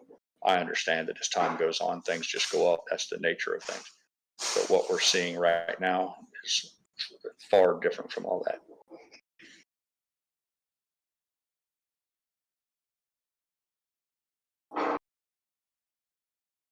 It's actually quite nasty because it affects people at the lower strata, the lower income levels, the lower rungs of the socioeconomic hierarchy, whatever you want to call it. It's those people that at the very bottom rung, and to some extent the people that are in the middle, lower middle class Americans. They don't have they don't have a lot of wiggle room in their budgets, and unfortunately it's far more impactful to their way of life than to the people who are much better off. Particularly nasty.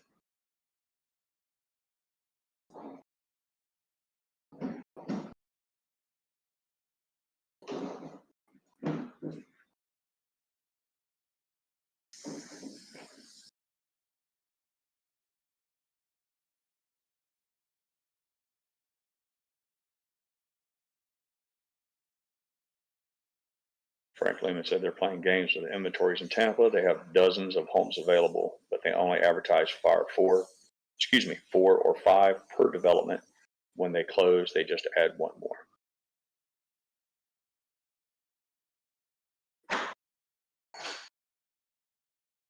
Hi, Nana. Hey, Pro Jeweler. Was out back working. Didn't know you guys were back here. All right.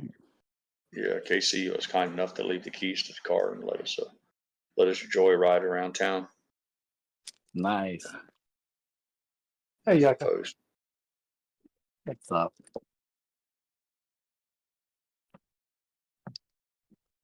Yeah, Yale. The whole cloud pivot strategy is, if anyone is not aware of what Ariel's talking about, maybe take a moment and read, maybe put a pin in his comment there, or copy and paste it. But that whole strategy is it's worth exploring it and understanding it, and then you can judge for yourself whether that's actually what's happening in real time or not. I feel you, Yale. Israel's aid is moving into Gaza more quickly after international pressure, but the amount is disputed. Are they doing some construction around your house there, Pirate? No, not at the moment. Mrs. Pirate's doing some dishes, and we're in some really bad weather conditions right now. So the wind is creating quite a stir here. We've had I don't know if before you could hear it, if my noise canceling microphone eliminated it, but we had two planes that broke the sound barrier simultaneously. They asked those guys, I think, don't quote me on this, but for the longest time there was an unwritten rule that they don't break the sound barrier over land. So those guys would run at 0.9 Mach or just below the speed of sound, and then once they hit the coastline, they just bump that throttle a little bit. So technically they're obeying the rules. They're not breaking the sound barrier until they're quote unquote over water, but that's of little consequence to us whose entire house shakes like it's a category 4 or a cat 4, or excuse me, like an earthquake. And I was just curious if some of that sound was coming through or if not.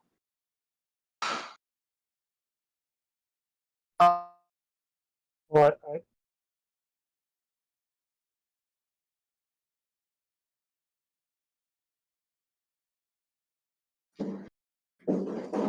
I apologize. I try to be cognizant of the crosstalk or the sound, and I make every effort to mute my mic if I think it gets out of control. But if I have failed in that, I apologize. No, I just hear a lot of background noise. Yeah. course, I'm sitting here working, making noise myself, so I'm not sure how much is getting through or if any at all.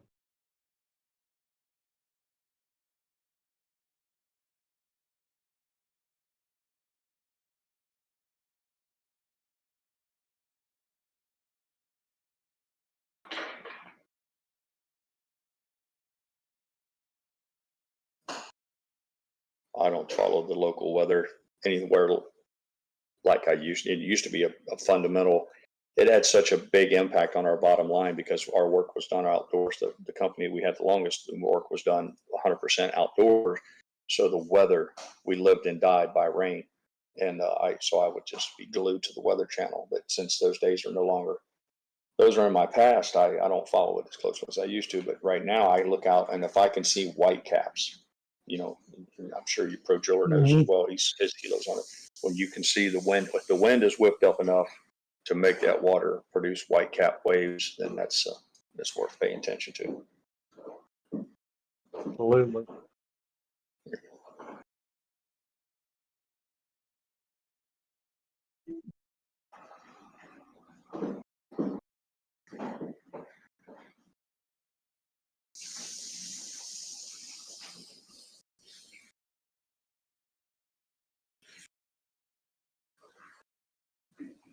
I have the sound muted, so I can't share more of the details, but I saw a crawler going across the screen for one of the financial networks that was talking about the 10-year treasuries. I guess maybe they had a treasury bond auction today, or unless they were talking about something that was just recent. But it looks like the 10-year bond is climbing.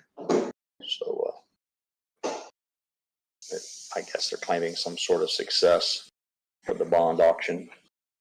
I know those auctions are funny, that the people who participate in those, if there's not enough volunteer purchases, I think there's like some forced buying that goes on. I think the participants are required to buy X amount.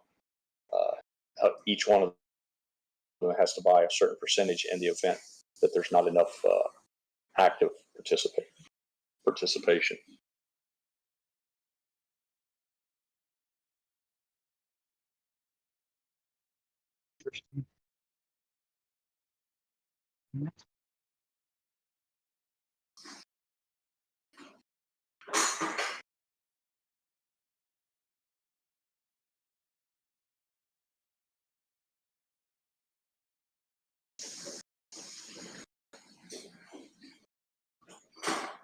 I think I noticed that a 30-year jumbo loan was stand by. Let me rewind that. I don't want to misquote the number, but the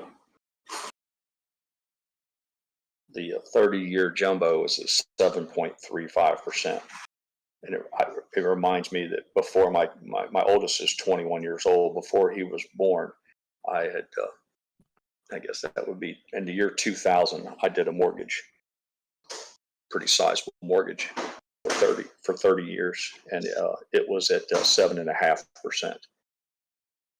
So, and at the time, I was more than happy to pay 7.5 points for the loan for the mortgage, and not long after that, I want to say 2 years later, I actually paid some money to refinance because we were able to get it down to 5.5, and we just thought that was just the most amazing thing ever. Cost several $1,000s to redo the loan, but we moved it from 7.5 to 5.5, and it was just like it freed up a lot of money for us on a month-to-month basis. But the people who are running around with their hair on fire talking about, the current rates are unacceptable, they're not living in reality. That it's just unfortunate that for a lot of the younger people, all they've ever known were these historically low rates. I've said it many times. I don't think in my lifetime I'll ever see 3.5% 30-year mortgages again. Anybody who it's one of those things where people didn't realize how good they had it. And it's this typical thing. It's like trying to buy a stock at the bottom. Looking back on it now, I'm sure people are saying, "Oh, I wish I should have done it then. I should have done it then." But so unfortunately, when you're involved in it at the moment, you don't realize it's like, man, this is a really good deal. And so I don't anticipate anytime soon seeing 3.5%, 4.5% mortgages. It's just, I don't think it's in the cards. Well, if you'll remember back in the early 80s, 81, 82, what was it, like 22%, 21%? Yeah, yeah. I knew a guy who had an 18% loan. I was quite young at the time, but I was in conversations with him, and I didn't even understand at the time the ramifications of it. But yeah, he had a home loan he wanted to buy, and he paid 18 for a loan. I think over my lifetime, I've probably refinanced 3 or 4 times homes, as the rates were dropping. Right. And that's usually what happens. You people say, well, I want to buy a house and I need a property, and it's not necessarily the most favorable time for rents. And they fail to realize that it's sometime in the future, if good times can roll back around, you can redo all that. You just have to pay for it. And at the time, I think it cost me about $5,000.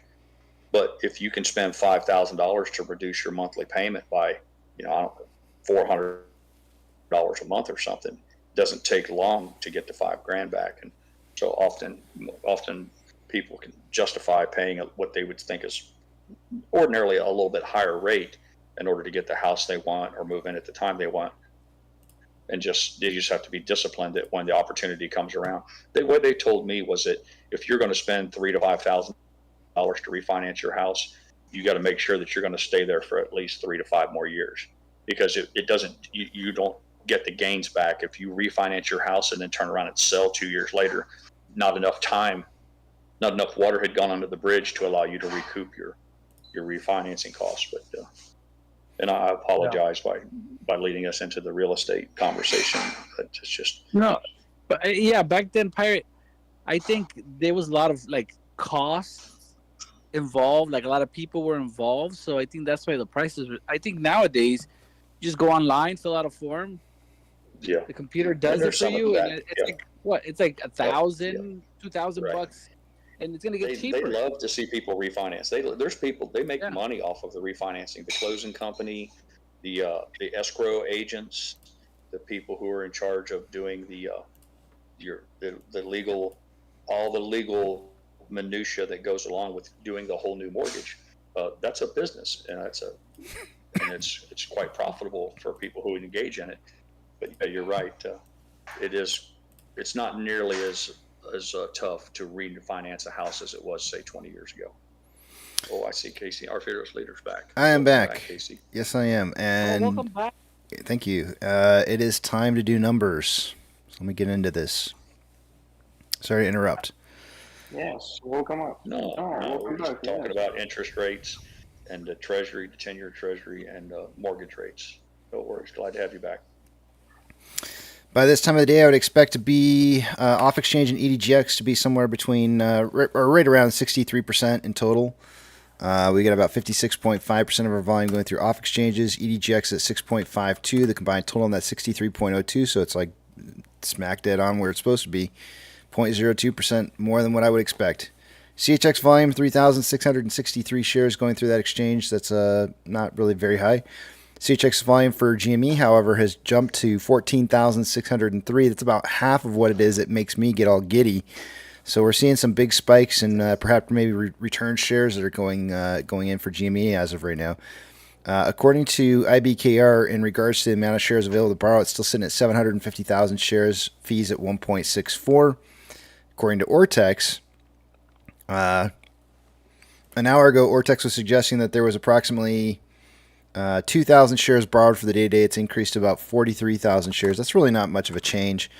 It's going to leave our estimated short-share interest of the free float rate around 20.57%. Cost around ends at 1.04. Average 3.03 and max is 8.14. Total amount of shares on loan for the day-to-day is at 86.19 million shares. That's 500,000 shares less on loan today than there was yesterday. Ortex increased the amount of short interest that they expect to be on the books by 1.15 million shares day over day, and that's due to the fact that they were underreporting based off of the current numbers that just got reported yesterday. Taking a look at options, highest amount of call volume as of an hour ago was at a $3 strike with 6.9 thousand contracts in volume. We now have 7.5 thousand contracts. Highest amount of puts coming in at a $2.50 strike. There was 1.9 thousand contracts an hour ago, now 2,000 contracts. Market is still suggesting a closing price somewhere between 2.5 and 3 by the end of the day today. Good morning, Hunter. Taking you guys over the other screen. Let's see what we got going on over here. We've got orders by Fidelity customers. AMC and GME are the only two I'm going to be looking at. I do not expect to see AMC or GME on this list due to low volume, and we are not. And let's see here. Nope, you're not wrong. Those rates are moving up here. Taking a look at MMRI. An hour ago it was 294.99, is now 297.73. MMRI is on the precipice of signaling extreme risk in the marketplace. The spread between the 2-year and 10-year bond rates was 0.432 as of an hour ago and is now currently at 0.145. That's dropped a little bit.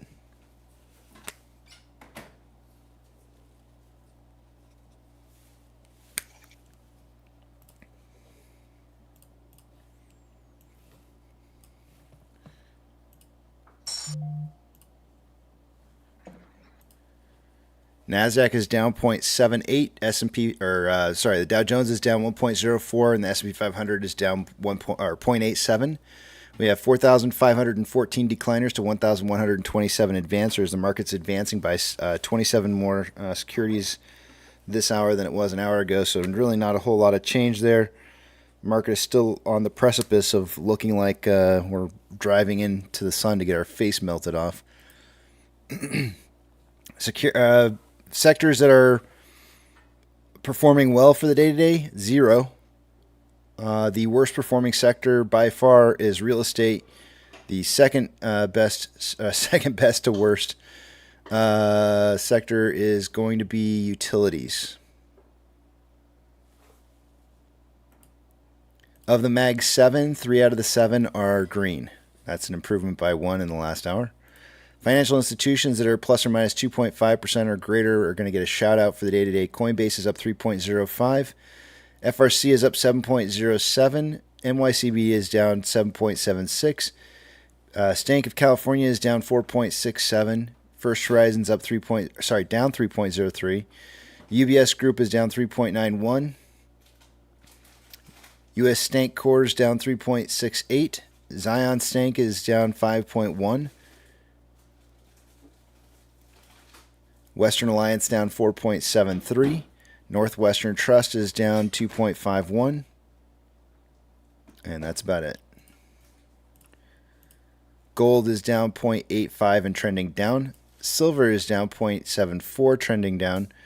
Ethereum Classic is up 2.45 and trending up. The US dollar is up 1.06 and trending up at 105.26. Oil is down 1.2 and consolidating after a little bit of an uptrend. Mortgage-backed securities are down anywhere from 1.32 to 1.38 and trending down. And the SPY is down 0.88. It was trending down. It looks like it's trying to break that trend right now, but it might not make it. We'll see. It looks like it's trying to break into an uptrend. VIX is up 7.08 and more recently trending upwards. VTI is down 1.04, looking very similar to the SPY, getting that little U shape in there. Looks like it's trying to break into an uptrend. VB is probably the same thing. Yep. I would call VB actually more of a consolidation, if anything. Tesla is down 2.85. I'm going to call it consolidating. Amazon is up 0.23, trending up. Cinemark is down 2.52 and trending up. Doge is up 4.7, trending up. Bitcoin finally breaking into that uptrend that I was kind of mentioning earlier that I didn't think we were breaking, that it was going to be breaking or was breaking. It is definitely broken past that now, moving into an uptrend, up 0.9% right now. GameStop is down 1.5 and on a slight downtrend. HYMC is down 2.41 and looks like it's moving into some consolidation. NCMI is down 0.4, consolidating. Hood is up 0.05 on an uptrend. AMC is down 4.88 and trending down. Inflow versus outflow for the day-to-day on AMC. There's approximately $400,000 more outflow than inflow. 10.93 million shares traded so far. After 237 minutes worth of trading, we're on a pace right now for about 17.98 million shares traded by the end of the day today. In pre-market, I suggested somewhere between 5 and 25 million. We also saw in pre-market that pre-market volume was suggesting that we were going to see something very similar in what we had the last 2 days for volume, which was around 9 million. Although that's looking like that's going to end up being a little bit on the low side, we should see some elevated amounts of volume for the day today. Remember, when price moves down and volume moves up, that's inverse of each other and usually is bearish. On a 4-hour time interval, we have more selling pressure than buying pressure with an RSI of 24.16, which is signaling oversold. On a 1-hour time interval, we have more buying pressure than selling pressure with an RSI of 23.73, which is signaling oversold. On a 30-minute interval, more selling pressure than buying pressure with an RSI of 27.42, which is signaling oversold. And on a 5-minute interval, more selling pressure than buying pressure with an RSI of 44.82, which is slightly below average.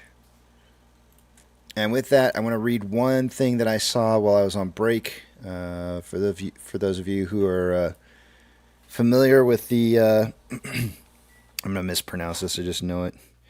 The Gobisi letter. I don't know how to say that. Whatever.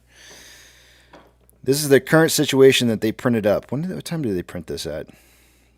11:35 a.m. About an hour ago. Current situation. Number 1, bonds are trading like rate hikes are coming. Gold is trading like rate cuts are coming. Stocks are trading like the soft landing is gone. Oil prices are trading like the Fed avoided a recession. And housing prices are rising like interest rates are at 3%. Nothing adds up. The volatility index, the VIX, is now up over 30% from its recent low. We are expecting more volatility as the Fed rate speculation continues. Today's CPI report has confirmed the rate cuts are still far from guaranteed. That's what they're reporting for the day today. Nothing adds up.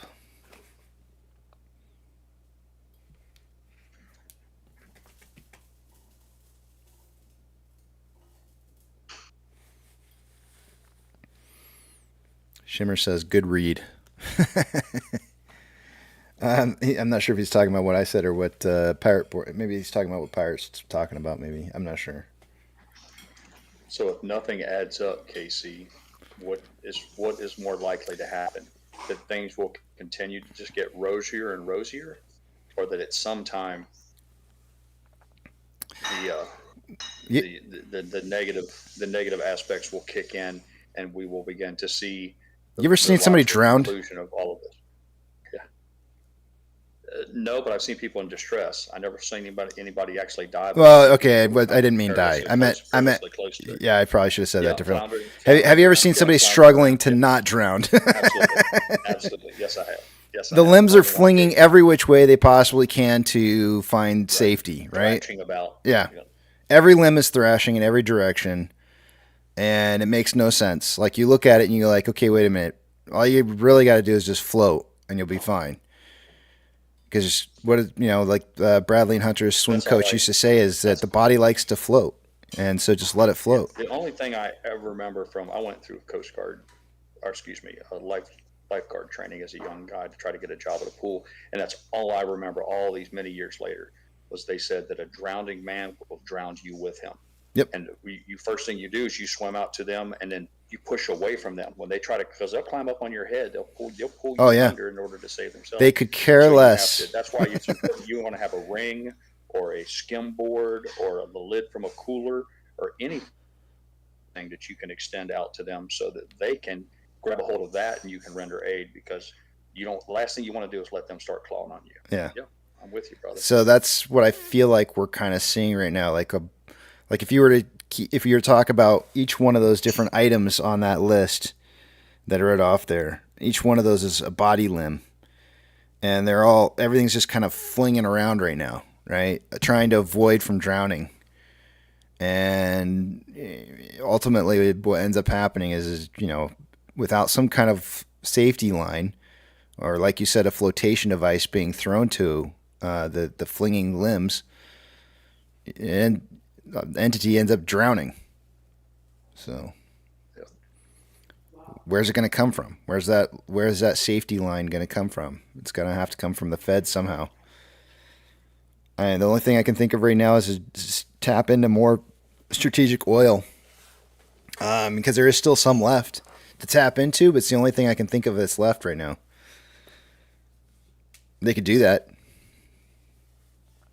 I mean, I think the Fed has basically the things that I've seen the Fed say within the last couple months lead me to believe that the jig is up. This is it. The lifeline, the attempts to try and keep the market afloat are done.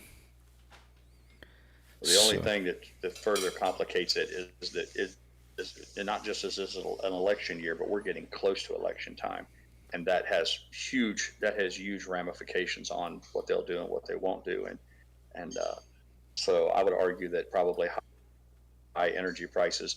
It wouldn't surprise me one little bit that the powers who are currently the incumbents who are in office right now will do anything in their power to paint a picture that makes it look rosier, because the incumbents will be punished if election time rolls around and people are still hurting, their pocketbooks are still crushed despite what they're told on TV. They're going to ask for change, even if it flies in the face of some of their more closely held political beliefs. The family checkbook comes first. So it stands to reason that the people who are in power right now understand that. So they're going to take some effort to mitigate that damage by maybe saying, maybe at the midnight hour, see a reduction in fuel prices. But I would argue that it's probably a little bit too little and a little too late. And what's far likelier to happen is if you do see a change in the power structure and the new policies are implemented that are friendlier for perhaps fuel production or fossil fuel production, that will be the way the ship begins to turn around. But anything I would see from now to election time in form of lower prices is probably just going to be some sort of like using the strategic petroleum reserves, dumping that on the market to try to bring the prices down. That's what that was all about. It was like, really, all these policies are in place, driven the price of oil and diesel and petroleum through the roof. And instead of looking at the root causes, they say, well, here's what we can do. Let's just take all the oil we have set aside for our military at a time of war, and let's just sell that on the cheap. Well, what are you going to do then? What happens when all that oil's gone? And that's where we're at right now. All those tanks are empty, and the fuel prices are still high. And we have stuff happening around the world where we may need to tap into that. Sure. Yeah. Where you may actually need it. Yeah, isn't that nice? Yeah. Convenient. Very convenient. Yeah. Yeah. It's like Mrs. Pirate having an emergency fund set up for us for the what if, and then I talk her into taking it to, just to tapping into those funds to use for whatever it is. Regardless of how good I sell it to her, it doesn't change the fact that emergency net is gone. And especially if we find our family is at a time when it looks like increasingly on a day-to-day basis that we would need that. You say, well, that's poor family management. You're managing your family's finances poorly. And I would say, yep, exactly. I'm going to retweet this because I have a feeling I'll regret not retweeting it later. He never considered that, did he? When Elon Musk changed it from Twitter to X, he never figured out how he was going to rebrand it. What they call it, Xing it now? Before it was tweeting it. Right, yeah. Exit out. I'm going to exit out now. I just keep calling it tweeting because it's just like I can't. I will too, and I think everybody will. I think that was his whole concept there. I think was flawed. Well, I think he's a little bit too big brain sometimes on some things. So. Right. Yeah. He probably had more of a message that he wanted to send across than he did. Right. Thinking through the other portions of it. I mean, he just bought it. I mean, it's like the mechanics of how it was actually going to play out. He didn't spend a whole lot of time learning about whether I'll figure that out as I go. Yes. Yeah, he's trying to do satellites. He's trying to put rockets on Mars. He's trying to build an electric car, and he loses a whole lot of sleep on rather what we call his particular. Yep. ABC says it's an illusion.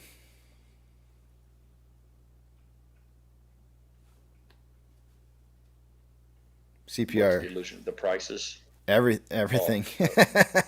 It's all just consumer price indexes. Everything. It's all just an illusion. I want to go back to what the report, what the Kobisi letter is saying here about oil. Oil prices are trading like the Fed avoided a recession. So oil prices are starting to drop, right? And the only way that I would imagine oil prices would drop based off of where they're at currently is if there was some kind of perhaps relief being made. Because quite frankly, I don't know how oil it looks to me like it's about ready to take off in price. And starting, let's see, today, 3, 4, 5 days ago, it started dipping again. I mean, it doesn't really have anywhere to go. So long as somebody keeps artificially holding down oil prices, I don't know.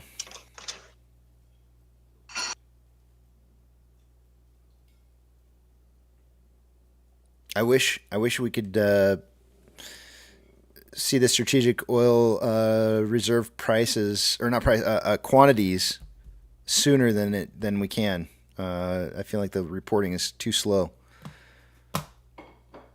You know, that's something that we need to improve on. Our government, everything needs to report faster, not just T+1 settlements, but all of this information should be lightning fast now. Everything. There's no reason for it to be slow.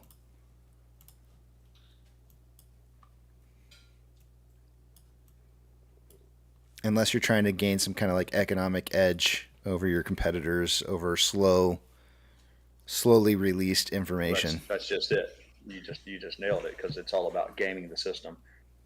No one should kid themselves and think that this is all about our government trying to share real-time data with us that paints an accurate picture of where we're at any given time. It's all of it's cooked, manipulated. That's why they pull, take farm labor out, or unemployment numbers don't include people who just quit looking for a job. Oh, I get it. You're only unemployed if you're getting an unemployment check. If you're unemployed because you don't have a job anymore, you don't count. Really? Come on. So I would argue that it's more the latter, Casey, that you talk about it, transparency or holding government accountable. It's all just an effort of theater. Empire, it's just enough information to pretend we have transparency. Yep. Or tell you I'm doing good. It's like if KC was my boss and I'm making computer chips and he comes walking in and he asks me, do you fill out your report sheet? And maybe it's a report card where I have to tell him how many chips I made within my shift and how many pieces that I fucked up or whatever. Well, if I just eliminate any of the reporting data that's going to make KC aware of my shortcomings, then I'm going to do that, and they've got it refined to an art. And I might be radical about this, but I think, people that are in jail, right? We don't count them unemployed, but they are, and it shows whether your country is healthy or not. I've heard this before, and I'm trying to find an article that supports what I'm about to say. But I've heard before that gas prices / oil prices rise like more often when Republicans are put into office than when Democrats are. And I'm looking for something to support that facts, because I do like to support things that I say with facts. And I'm looking, I'm not seeing anything just pop up right now that I'm looking for. But maybe I should go through and actually put together some kind of report and show whether that's true or not.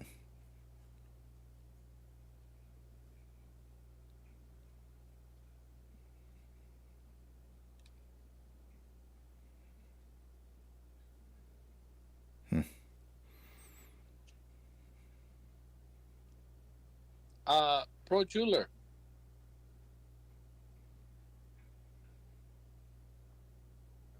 Busy, huh? So I think I know what's causing my pain on my forearm. It's the I think because I've been sandblasting more often, Mhm.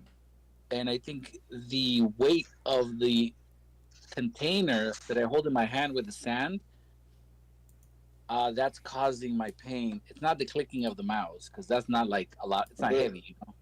That'll do it. I told you to look at something that you're doing of a repetitive nature Yeah. that is unusual for you. Yeah, so it's the sandblasting. Right now I was just sandblasting, and I'm like, this is what's causing it. Like I'm holding it. The sand is in my little container that with the gun. It's pretty heavy. So I think I was gonna ask Pro Jeweler because he works a lot with his hands. Like I've heard of people that work with screwdrivers. They have the same issue. You know. Can you tell me? I'm really confused because I took auto shop in high school and we had a sandblaster and it had a hood and you stuck your hands in gloves and then whatever part you would put inside was what you were sandblasting.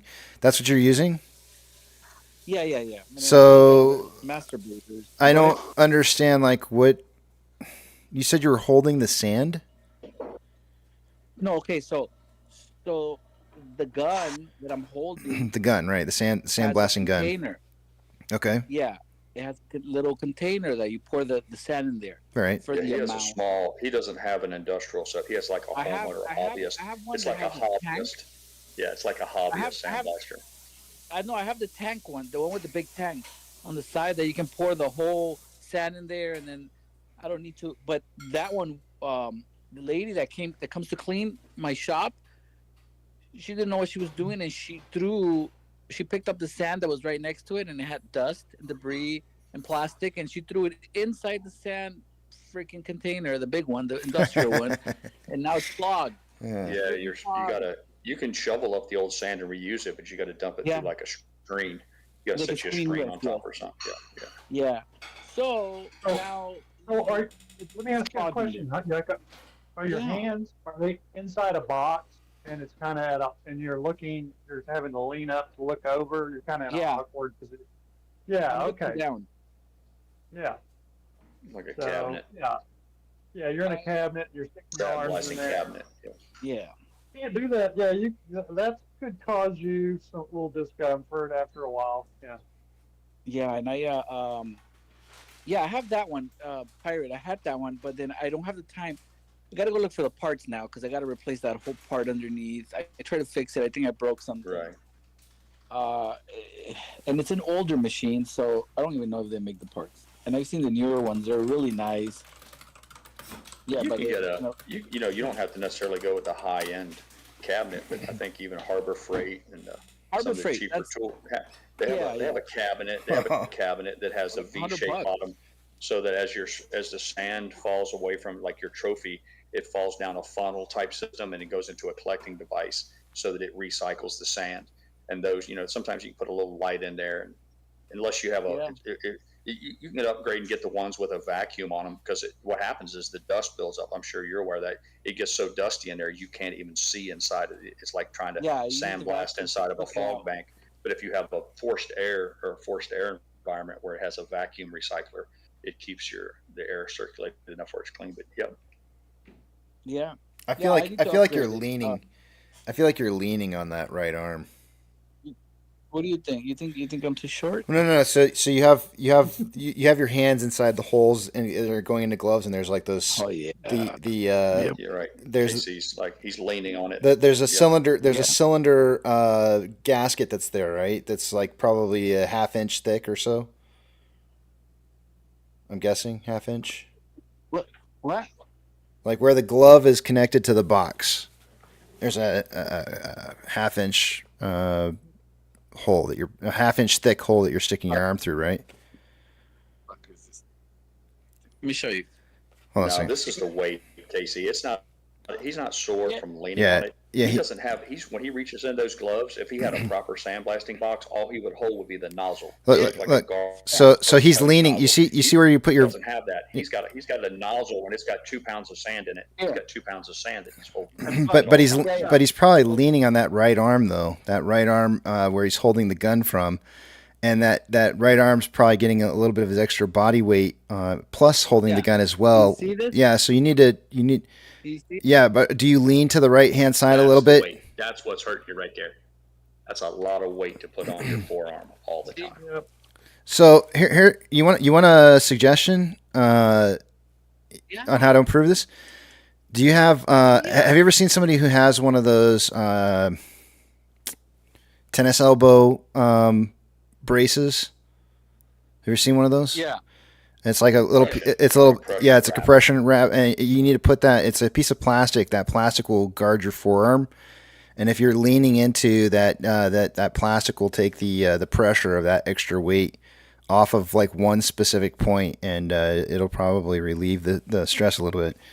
And if you are getting any carpal tunnel from it, that'll help too.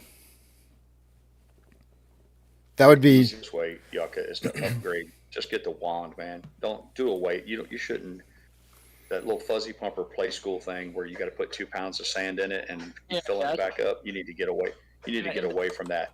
I went to Harbor Freight to get that because I had to do a job, and I'm like, fuck, I don't have time to Right. I get it. Yep. You can keep that. Throw that on the shelf. Throw that on the shelf as your backup machine for later on down the road. But or maybe you're gonna decline a little bit 10 degrees towards you because you're going in front of the machine and you have to bend your head and see through the glass. So as soon as you're gonna put the base a little bit higher, you're gonna decline towards you the glass 10-15 degrees just to have straight face instead of go and see from top. You're right. Here it is. Yuck, I'm going to put it up on the main screen. screen. My machine was big enough, Yucca, that it had a lazy Susan inside it, so you could set like a tractor rim on it, and you could spin it while you're spraying on it. And I could stand in front of that sandblasting box for hours, but I didn't have to hold anything other than that little hose. And that's what's giving you the problem. Yeah, it's like the asking hose somebody to is sit. amazing. It's like asking you to hold a quart of milk. If I gave you a quart of milk and said, stand there and hold this quart of milk for 40 minutes, your arm's going to start hurting. Do you see what I'm looking at on the screen here, Yucca? It's called a bandit. That's what I'm talking about. You get that, and it's got a plastic piece. It'll go on either side of your forearm, and you put that right where your arm would rest on that ridge into the end of the box. Oh, I see what you mean. Yeah. So I should Try that. When I had the hole, Or you could just get a piece of plastic. Hole, just that single hole. The hose when I had it, it was great, but then it started clogging, and I know why it started clogging because either the lady poured that stuff in there, or humidity got in there, and then it dried up the hose. The sand goes through the hose and in the air, and I think humidity got in there. Yeah, but I see what you mean, Casey. That right there. Or do it. Parrot said, and get a cheaper wand. I don't know which one's cheaper. You gotta upgrade. That that Bandit's like $34. 34 versus, I don't know how much are they. The new ones, $4,000. I think 34 works better. If you're going to buy a tool to make money with, you need to buy a commercial, high-end, expensive tools. If you're a hobbyist, you want to do some sandblasting out in your garage. So once a year, you can go out and sandblast an old shovel for your wife's antique collection. Then you can get away with some of that stuff. But if it's central to your production, to your work, then you owe it to yourself to get the best that money can, to the extent that your budget will allow. Yeah.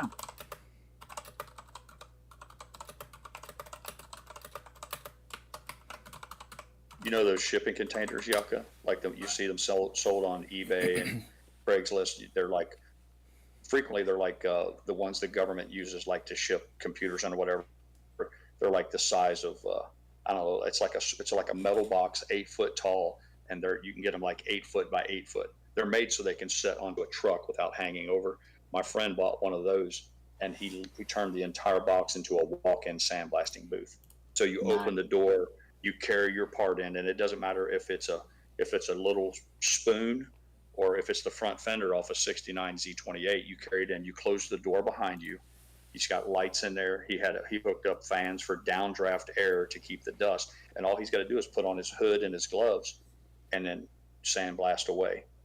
And it's one-stop shopping. Whether you're going to sandblast something the size of a toaster oven, or if you want to sandblast something, a hood off your car, it doesn't matter, because you can always. The thing is, you can always sandblast little items in a big cabinet, but you can't put big items in a little cabinet. So yeah, I need to have a big cabinet.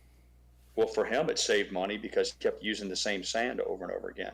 See, that medium, most people, I guess there's different kinds of medium. You can use crushed walnut shells, fine sand, coarse sand, glass beads. And for those who aren't aware, there's many different. You can use glass beads, Yucca. There, and it gets expensive. You can use glass beads, Yucca. Anal beads. Anal beads. There you go. There we go. Pirate gave you permission. You can use glass beads if you want. I teed it up for you, man. Mm-hmm. Yeah.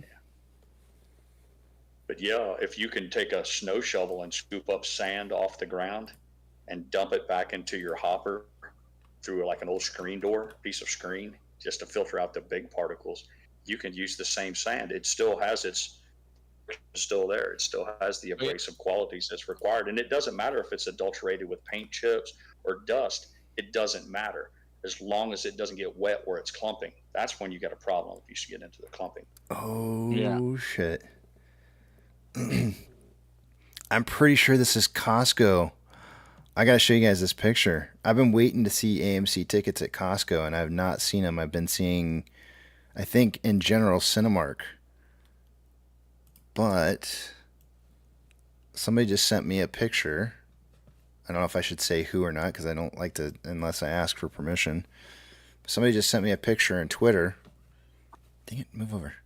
Look at that. I'm pretty sure that's a Costco sign right there. I'm not 100% certain, but I do recognize the Cold Stone gift card. I mean, this could be a what's Walmart's version of Costco? It's I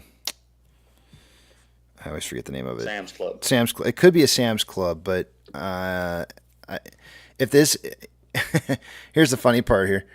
I'm gonna date myself real quick. Watch this. I'm going to send back that person a message. And I'm going to ask them, I say, is that in Southern California? Because if it is, it's a Costco. I'm almost positive it's a Costco. And the reason I say that is because there's only one Costco that I know of that I've ever been into that looks like this. And it's one of the original Price Clubs. If you've ever been there, if you know that the history on that. Let me ask them.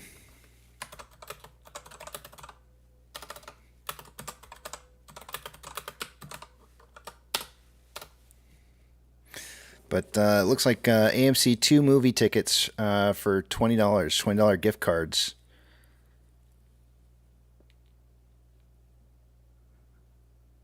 Huh. 2 movie tickets plus a $20 gift card. What? How much? For $40. You get 2 tickets plus a $20 gift card for $40 at Costco. Wow. Together, bad value, is it? That's not bad at all. Huh. I mean, I'm probably still going to pay full price for AMC just because I know it helps them out more, but that makes me really want to go pick up some cards. I have the A-list, but this really makes me want to pick up some of these cards. That's too good of a deal. That's going to be tough. That's going to be tough to stomach there, to not buy those. $39.99 for 2 movie tickets and a $20 gift card. Beat that. Ooh. Beat that. And if I'm not mistaken, hold on a second here. Let's look at this. Let's zoom in. It looks like there's no restrictions on the movie you can pick, but I'm going to zoom in on this. I can't read it. Yeah, you can't. Yeah, Costco wouldn't allow restrictions. I mean, they want it to be no restriction. They're very picky with everything. Wow.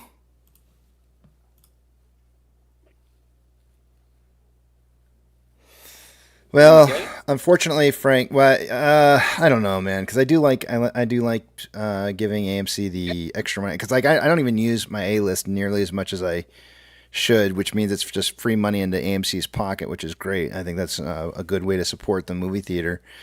Am I gonna go get it? Maybe. It's a great deal. It's like I'm not trying to say I'm not gonna get it because it's not a great deal. It's just that I want to see AMC do really, really well too, and so I don't mind paying the extra price for the tickets. I feel like I don't know. I read somewhere once, KC, that if we didn't use like for instance, we have a gift card here that's been in our theater room as just as a display item, and it's like a $20 gift card. I think it's 10 years old. I was told that the company doesn't even get that money until it gets used. Is there any Right. truth to that? Yeah. So that's what I was going to. No, that's what I was going to talk about with Frank. There is that it does show up as a liability against AMC until it's used. So make sure you're using your gift cards because that you don't want that to show up as a liability. Yeah, even if you just turn it in and say, I want these all for popcorns, and you hand them to them and they ring it up and they say, here's your popcorn. You say, I don't want it. Just leave the popcorn in the pop hopper. I got to go. Yeah. You need to complete the transaction chain. Yeah.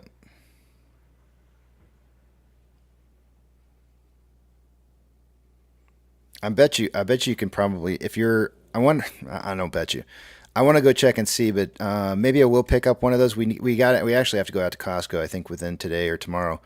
So if I see them at my Costco, I'll pick one up and I'll try and see if I can put it directly into my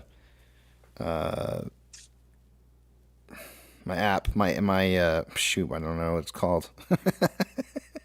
What is this app called? The AMC Theaters app.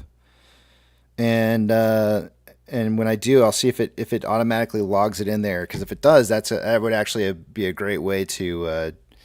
You don't have to like hold the card. You can just put it straight into the app and Right. just there it is. You support the company in that fashion. Yeah. I've been hoping for a long time because I have seen Cinemark cards there before, but I had not seen AMC. So I'm really hoping that's a Costco, and that we're gonna. That's a great deal.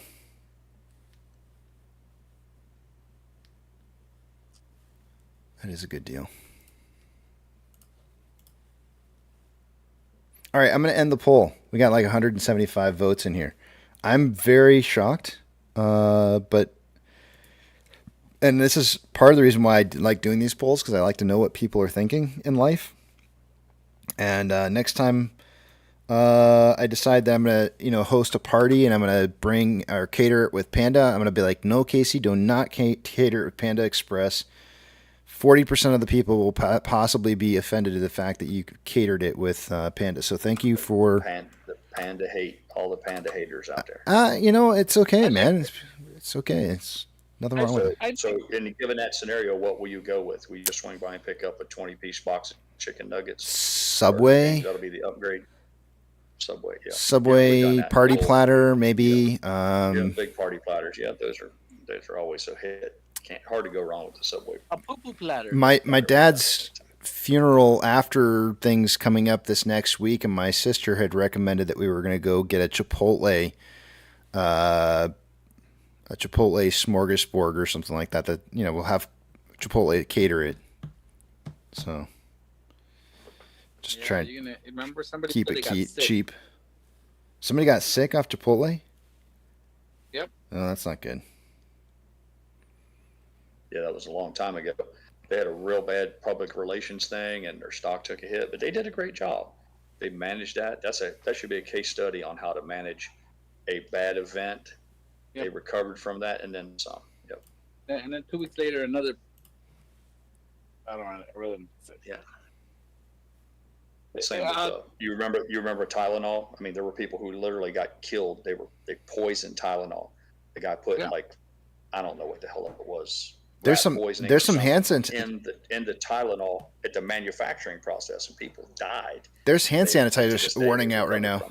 Did you hear about that? Hand sanitizer. Does it? Making people No. possibly blind or have, I think it was blind Get or... out. No. I'm not kidding. Hold on a second. Let me look it up here.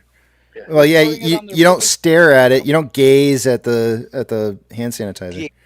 Hold on a second here. Let me pull it up. Hand sanitizer recall. Hold on a second.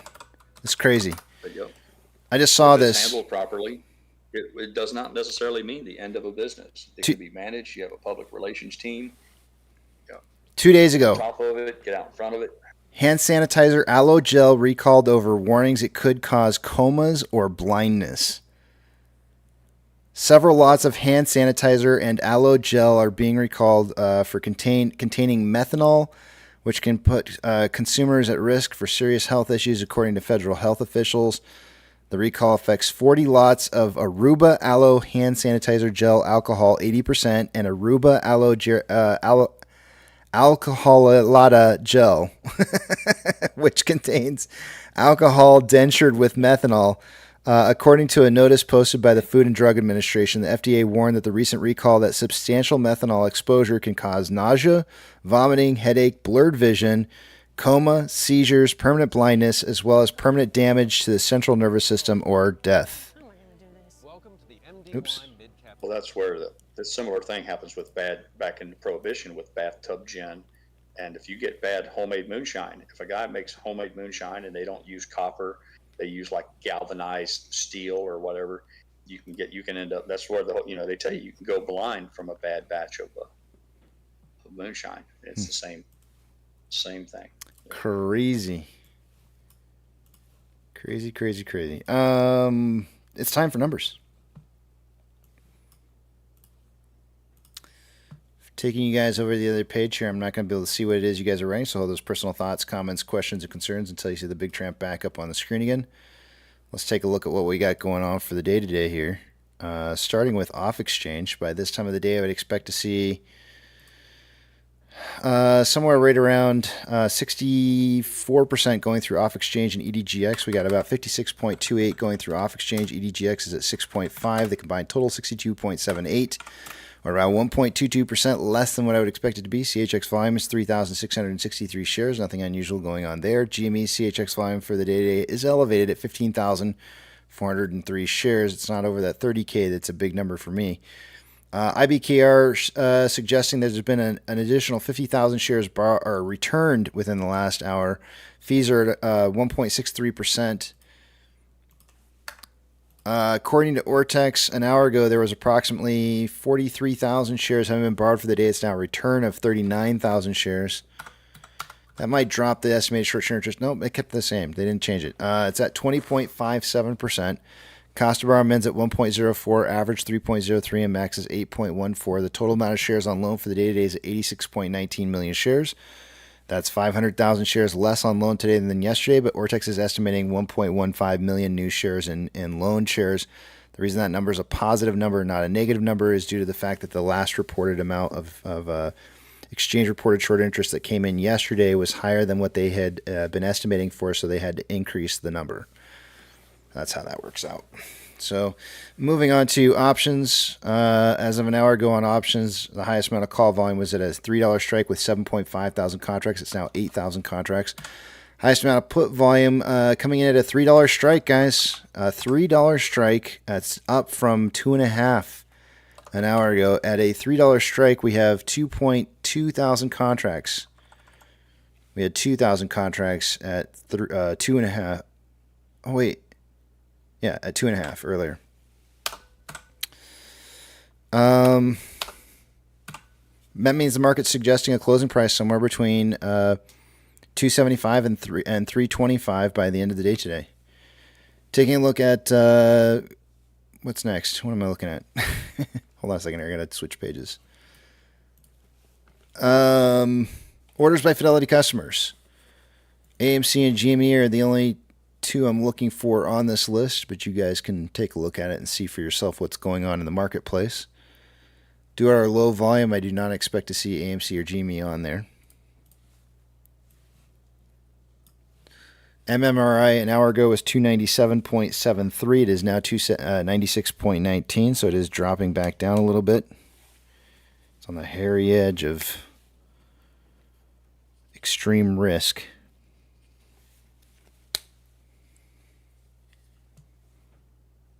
The spread between the 2-year and 10-year bond rates was 0.415 as of an hour ago and is currently at 0.415. So no change. Snow change.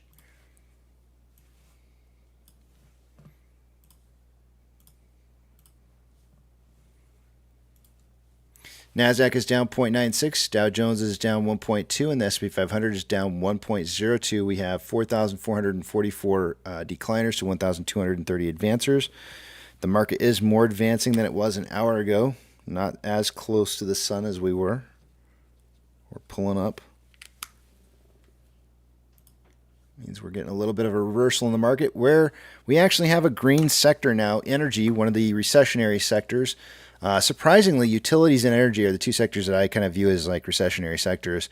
Energy not doing so hot today. It is actually one of the worst two sectors on the board for the day-to-day. The other one, the worst one, being real estate.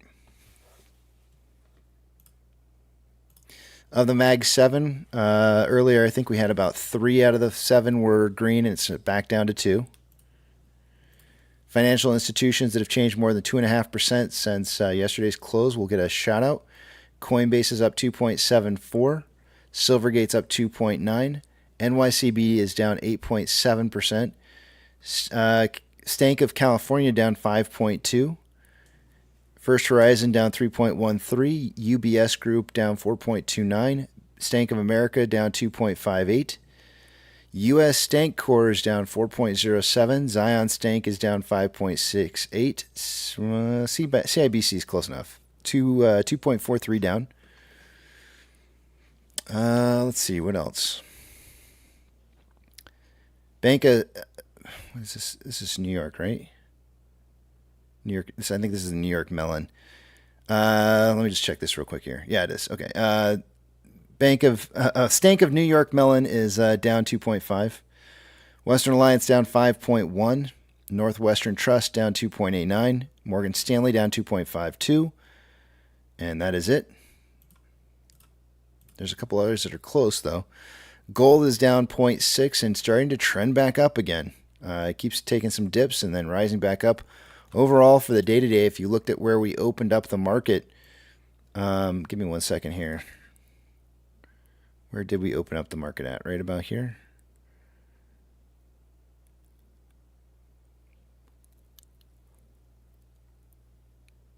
Right down here.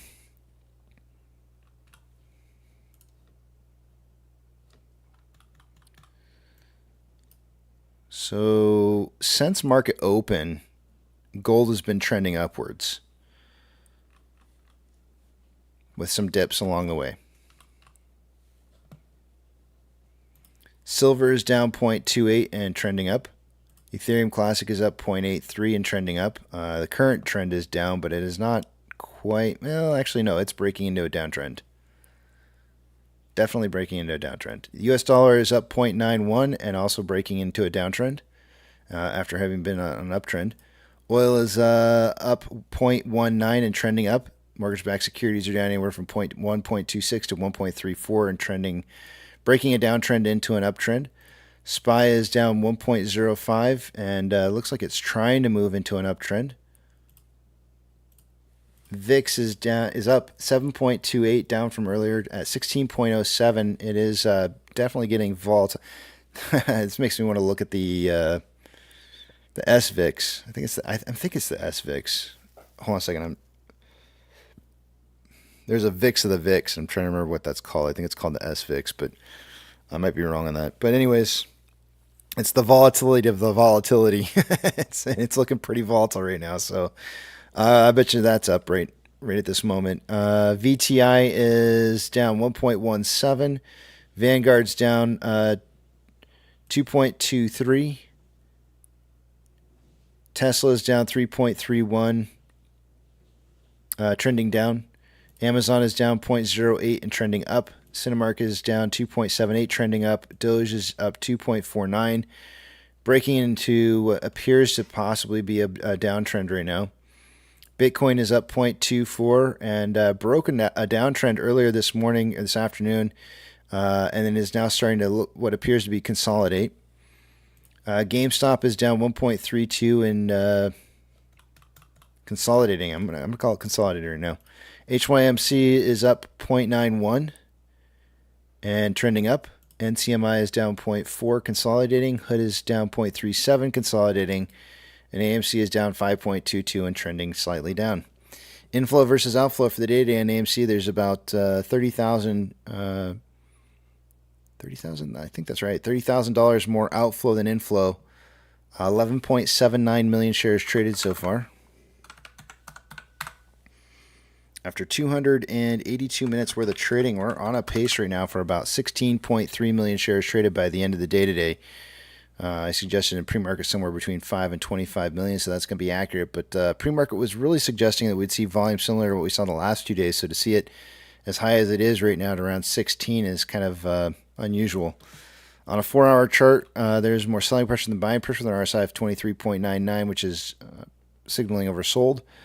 On a 1-hour chart, more selling pressure than buying pressure with an RSI of 23.2, which is signaling oversold. On a 30-minute interval, more buying pressure than selling pressure with an RSI of 26.05, signaling oversold. Then on a 5-minute interval, more buying pressure than selling pressure with an RSI of 45.87, which is just slightly below average. And with that, and that's all I got for you guys. I yield my time to the back of the big tramp.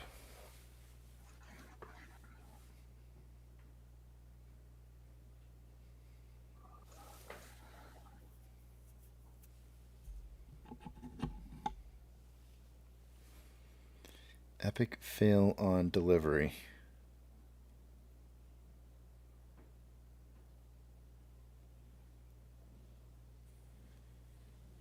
MCon saying, is any of this good for us? I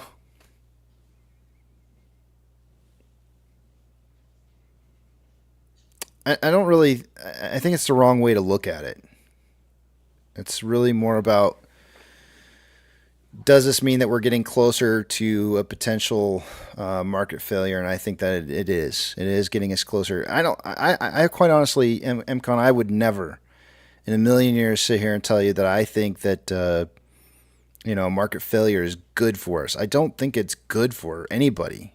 I really don't. And it's a very unfortunate position that where our government and financial institutions have put us. We're in a precarious spot here, and I don't like it.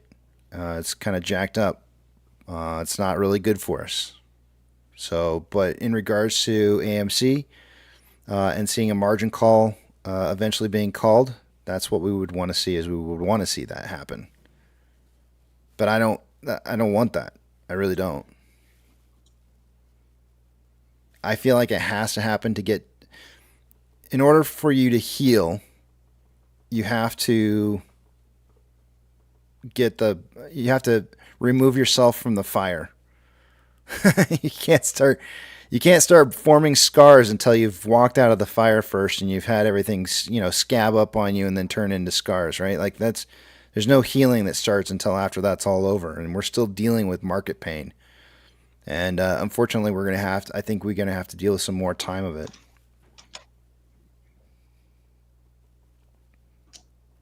This is not by far a market crash, No, yeah. No. And nobody's going to have to ask either when it happens, right? Like We'll see it. 5% in a day and you'll be like, market halt on price movement. You won't have to ask. You won't be coming in here asking like, is this the market crash? Yeah, you'll know. So Casey, I have a question. Mm-hmm.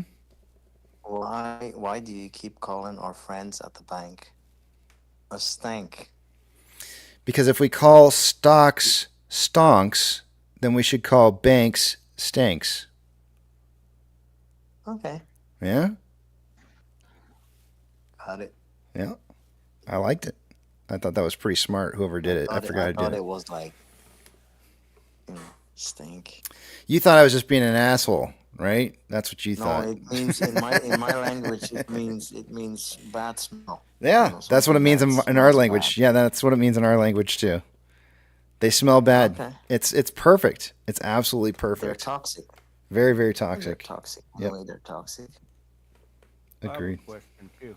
What's up? Do I make you horny, baby? Do I? Randy. Tendies is saying you're welcome for that. Tendies plus plus.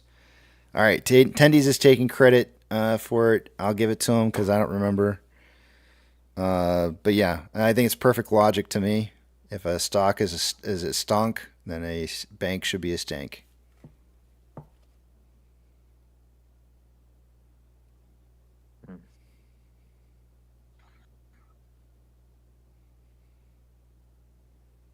You also said before that they can't push it anywhere down to a certain price level, right?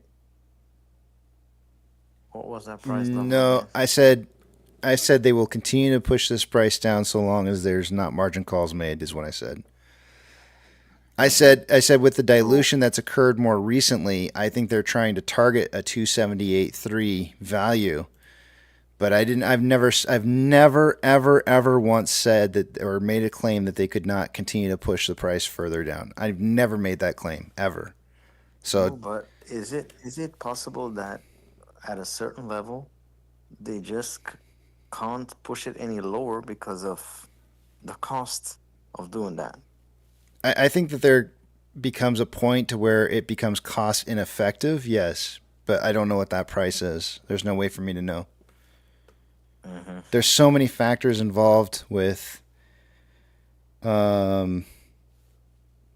Yeah, because there's in the past just they yeah. moved certain other stocks to like $1 or 50 cents or 40 cents, right?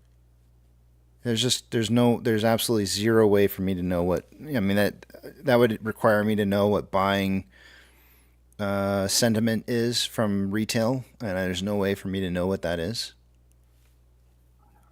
There's too many different sensor. I can see sensor content playing around. Too many market dynamics that are involved for me to be able to know where that becomes inefficient.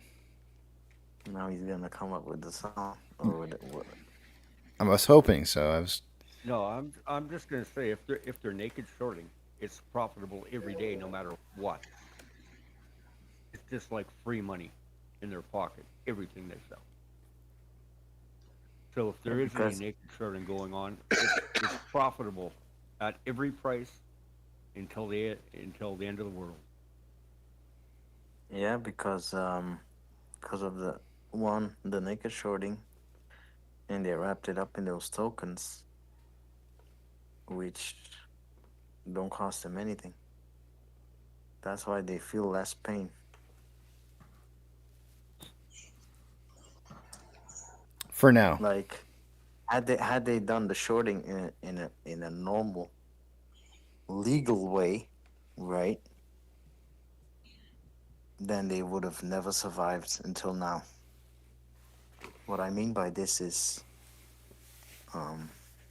they've done so many illegal things that we think of that there's actual proof of, but the SEC somehow, the U.S. government, the people with power are refusing to see it. I think it's more complicit. Mm-hmm. I'm just yeah. I mean, you can't sit there and say like simple Gary way. Gensler knew what was going on with FTX. He was meeting with But Sam Bankman-Fried before he went down. Why isn't he doing anything? Because he's a puppet?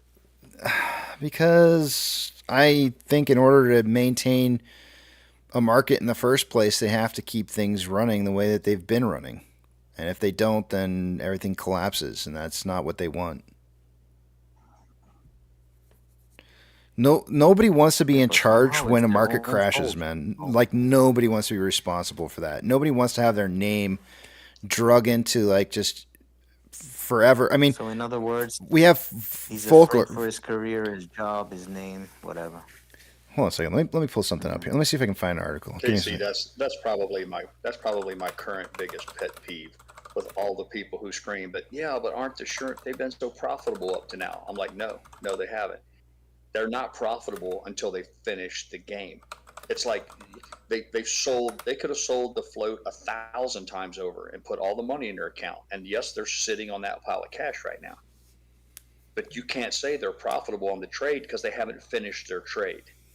It's the same as when people point their finger at me and say, well, you're down X percent. I'm like, I haven't finished the trade yet. So But it the just drives me difference, batshit crazy. Pirate, if you lose 90% of your stock and you're still holding AMC, it doesn't cost you a dime. Correct? Yeah, but my it's not about costing But the those hold. My short point is sellers they can't need to no borrow, one can and claim in order to you borrow, can't you need claim to they're pay. profitable. The claim that's made is they are making money hand over fist on the short, and I'm like, no, they're not. They're accumulating a big stack of cash by selling something they don't own, but that hardly presents that you can hardly make a case that makes it profitable. How is it profitable when they haven't finished the transaction? Because everybody wants to talk about, well, they're selling boatloads and they're getting all that money. I'm like, they haven't finished the transaction. They have to come to a supplier and buy all these oranges. They've sold all these oranges. They've promised all these people they're going to deliver all these oranges, and they have collected the money on them. And sooner or later they got to come to the orange grove and pluck the oranges off the trees and make good on the transaction. So everybody right now is saying, yeah, but oranges are cheap. I'm like, yeah, because nobody's selling them yet. Once or nobody's buying them yet. Once people start to buy these oranges, the price of oranges is going to go through the roof, and that's when it'll be my turn. So I just have a real problem with people who run around saying the short positions are killing it, the shorts are profitable. I'm like, no, they haven't finished the transaction. And in theory,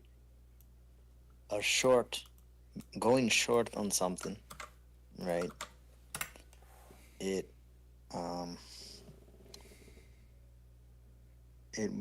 gives you whatever you short and borrow, you have to return, but they have over hypothecated everything over and over and over and over in the trillions.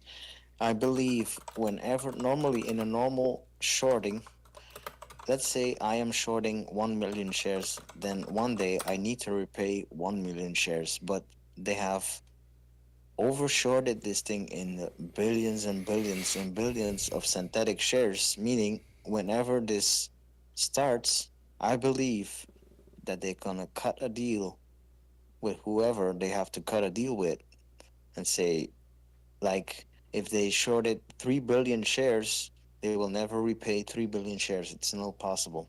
It's not possible. You don't understand. They have no choice. They can't.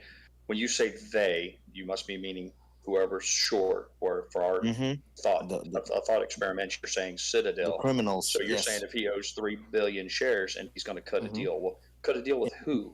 In a normal way. StockWiz. Whoa. Slow down, StockWiz. Cut a deal with who? They're going to cut a deal to wiggle out with. I don't know who, but they will cut a deal with somebody. Well, I'm just telling you, it's just unfounded paranoia on your part. There's no such thing as cutting a deal. No, but in a normal way, they will have. Let's say they shorted 3 billion shares. In a normal way, if they borrow 3 billion shares from Pirate will tell them, "You owe me 3 billion shares. You need to repay them," right? But they will never do that.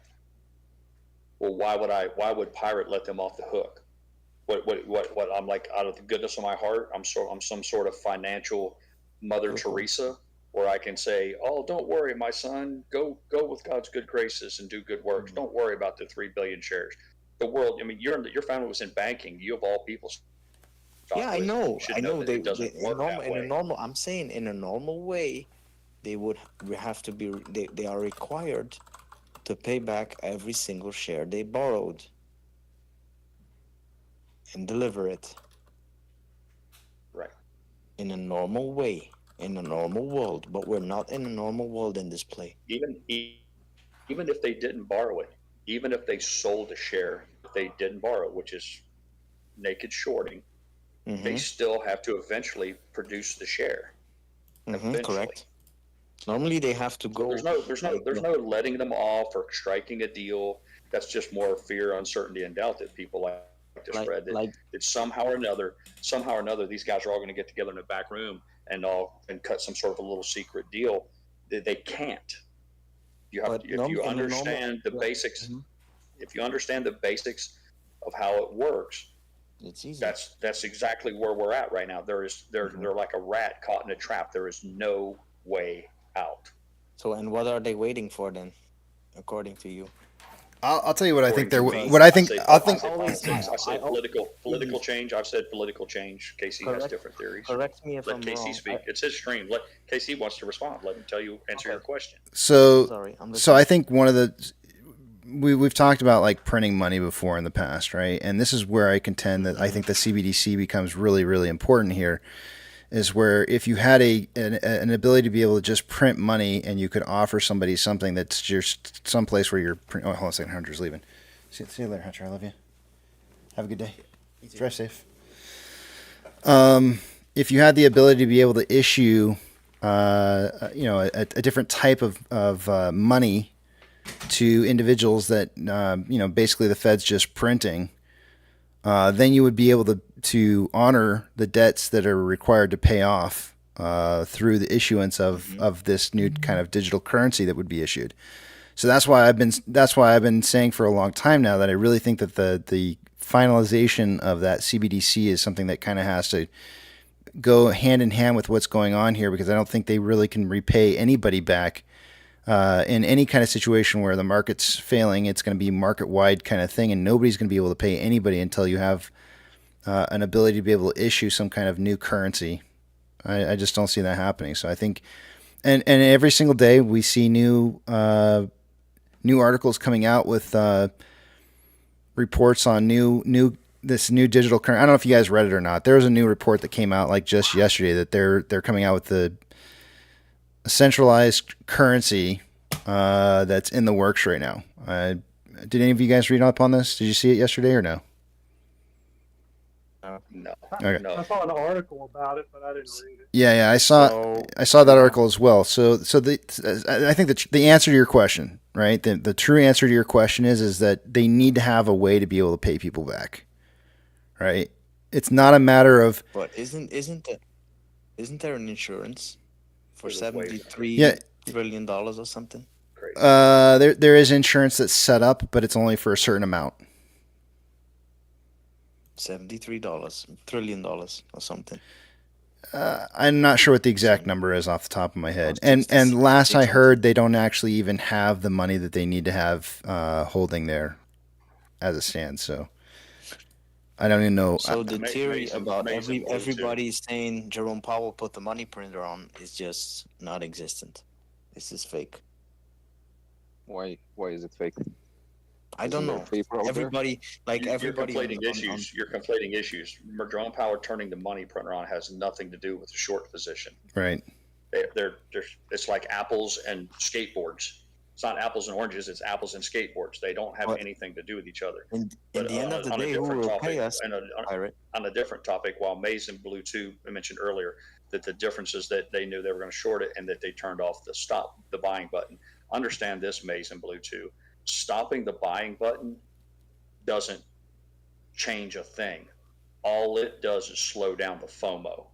It's where we're at in this particular battle. If they never sold another single share, if they didn't let anybody else buy another single share of AMC, this train keeps going in the direction it's going. They are still turning off the buy button. Yes, sir. Thank you, preacher. All the turning the buy button off did was it was like a brush fire that was starting to go across the prairie, and they hit it with a fire hose. But it doesn't matter. What's already done is done. So make no mistake, and I get it. He's saying, well, they changed the rules on that. They can change them on everything. There's a limit. They can change the rules for anything going forward, but they can't go back in time and unring the bell. Let me ask you this question. Stock. Let me ask Stock Wes a question. Wait, go Just ahead. wanted, What? just wanted to add something to Pirates, and it's really 15 seconds. It's as if they sold the float 50 times. It's not going to make a huge difference if they don't sell it 52 times. It's Exactly. already fucked for 3 Correct. years. They're Amen. selling the float Amen. over and Amen, over. brother. So It turn the doesn't button off. If fucking it makes you matter. feel good, turn the fucking button off. Who cares? So, Yeah. Stockwas, what happened? Working in the banks. Hold on a second. Okay, go ahead. There's a piece of the puzzle missing here. Yeah. There's a piece of the puzzle missing. Let's take Antera for instance. Okay. So what have they done? They've told all their investors, hey, you're not getting your money back. You're locked into this play. So there's people, investors that have their money locked into this AMC play that are on the short side. That they can't get their money back because the institution are saying, hold on, you're in here. I've got your money. You're not going to get it back. Okay. So there's that money. You're writing all that money and throwing it out the window and saying it doesn't count. It does count. Now, is it 100% of the money in this play? No, absolutely not. It's not. So you can't just forget about that part of it. What happens? What happens when you work in a bank and somebody, let's say a bank borrows money from another bank. Let's say a bank borrows money from another bank. Does that ever happen? Mm-hmm. Okay. They have to pay it back, right? Of course, with interest. What happens when they don't pay it back? We're in default. They go default. Yep. And what happens then? If whatever- they can't repay it, there's the insurance that covers it. Fully? Depends on the terms. And why? And why? Right. Why is that the case? Why is it the case that happens? Because the bank always needs his money back, no matter what. Because It's if like you- because if it doesn't, what happens to the entire financial system? If a person goes, wait, I will answer that. If a person goes, let's say you go to the bank tomorrow, you bought a mansion, right? Yep. A mansion that you know you can't afford, $50 million. You go to the bank. The bank is crazy enough to lend you like 80% of the money. You owe them a hefty price every month. All of a sudden, you have financial issues. You can't repay the loan. They will just take the house, right? Yeah, they take the collateral. First thing they do is seize the collateral. First thing right off the bat. Whatever's pledged as collateral, that immediately gets raked off the table. What happens? Why do they do that though? Why do they? And you already stated they have to have their money back, right? They got to get their money back. Ultimately, the system will collapse. The system, system. Where I'm trying to get you to go here with this is that if they don't pay us, then there is no trust in the system whatsoever anymore, and the entire financial system collapses entirely. Because everybody will walk away. Because everybody will walk away and say that there's no way we can have any trust in the system whatsoever, because people are not getting paid what they're supposed to get paid. And they can't do that. They cannot afford to have that happen. So that's why you're going to get paid. Of course. Yeah. For the same reason that a bank would get paid. Yeah. For the same reason that a bank knows that they're going to get paid, you know that you're going to get paid for the same exact reason. They're the same thing. So don't try to go out around this about this and saying, this is going to be different than every other time in the past. No, they can't. They can wiggle their way out of this, and you can't. This comes. Saying that. Well, that's what it sounded like. Okay, that's what it sounded like. I just like. Quick question. Did I understand correctly? Like Antara blocking people, was it people who are including short AMC? Is that what's it about? I don't know. I don't know what I don't see on the books any short positions against AMC with Antara, so I don't know anything about that. Yeah. No, because if that was the case, just want to remind you of one thing that was also highlighted in the Big Short movie, right? Mm-hmm. The banks only start, let's say, getting on the other side and admitting the shit once they get in a position where they're profiting from it. So basically, banks in a way blocking others in a bad position, in a short, in a way dumping their short on retail if possible. That's the only way they're gonna try to come out of this, right? So if there's other people shorting AMC, I'm going to imagine they're going to try to block people in that position so that they, in a way, they dump their short position onto those people, onto retail. They will just, I think, they will just like they do in the Big Short. They repack things. That's how the they like if a bank decides to sell a financial instrument, a certain financial instrument, they can package that in a lot of things. Like, but I'm not sure if I should say that here. I'm just thinking I have to be careful.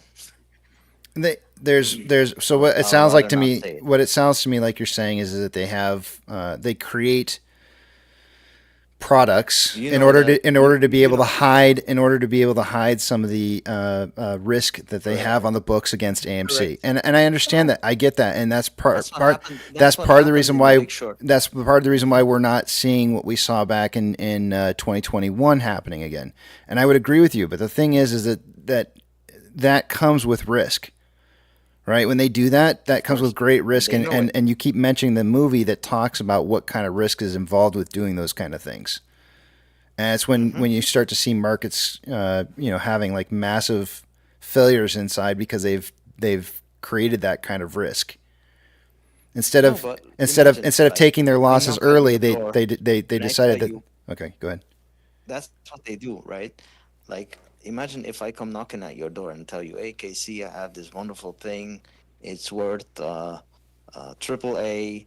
Triple A is the best of the best," and then in reality, it's the most toxic product I've ever given you, right? That's what they do.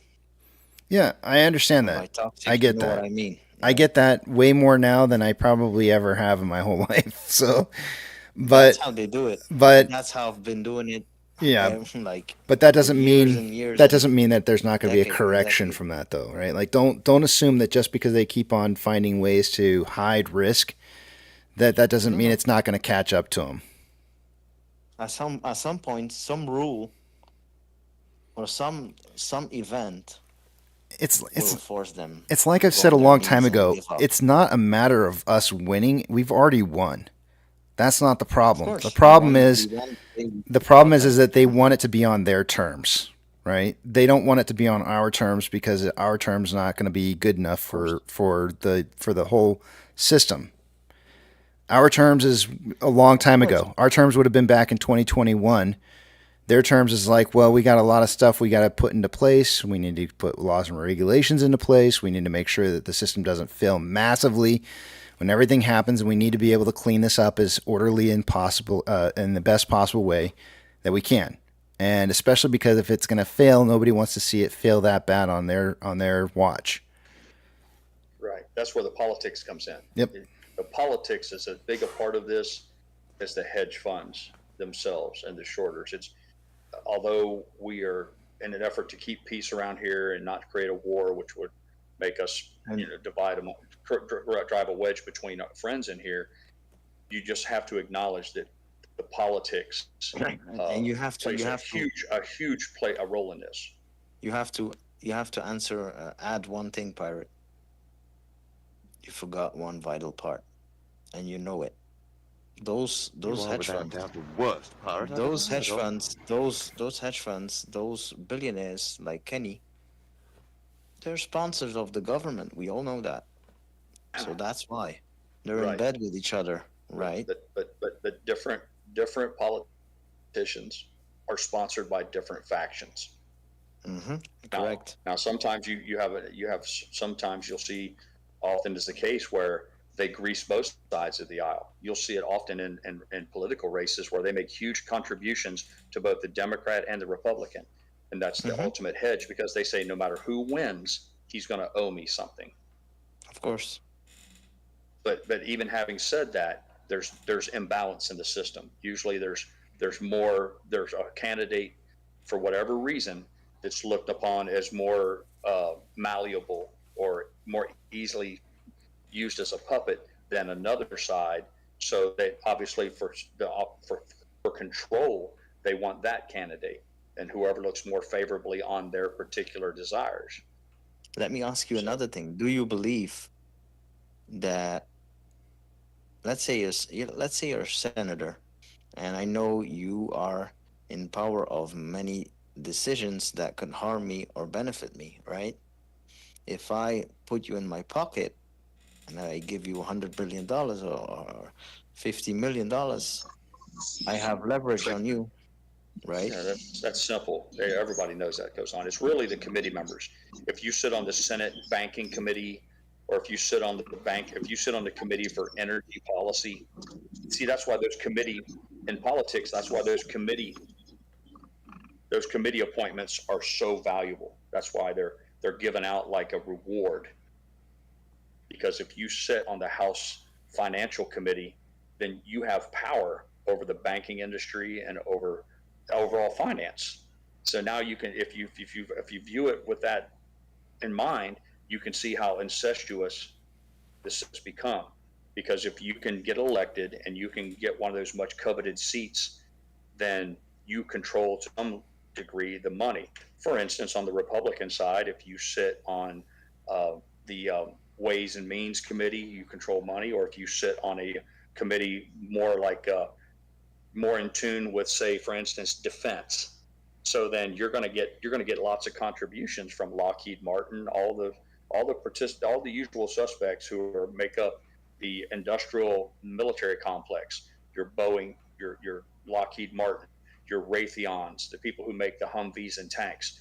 They're going to they're going to make sure that they make healthy contributions to people who sit on those committees, so that they'll continually vote for tax dollars to be spent for more and more Humvees.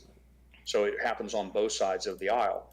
For our particular situation here right now, we're not investors in Humvees. We're not investors in stealth fighter planes. We're investors in AMC, and we have an adversary in our play. There's fund managers out there who have shorted the eyeballs out of this thing. So you would do well to understand, okay, those who wish us harm, who want to see AMC bankrupted, where do their political affiliations lie? So where are their allegiance? And that, by extension, that makes them your enemy too. The enemy of my enemy is my enemy. So if Ken Griffin and Citadel or Susquehanna is my enemy, then whoever his political cronies are my enemy. Is that logical? Wait, I thought it was the end of my enemy as my friend. I thought that's how it went. And the enemy of my enemy is my enemy. It works both ways. I'm saying enemy.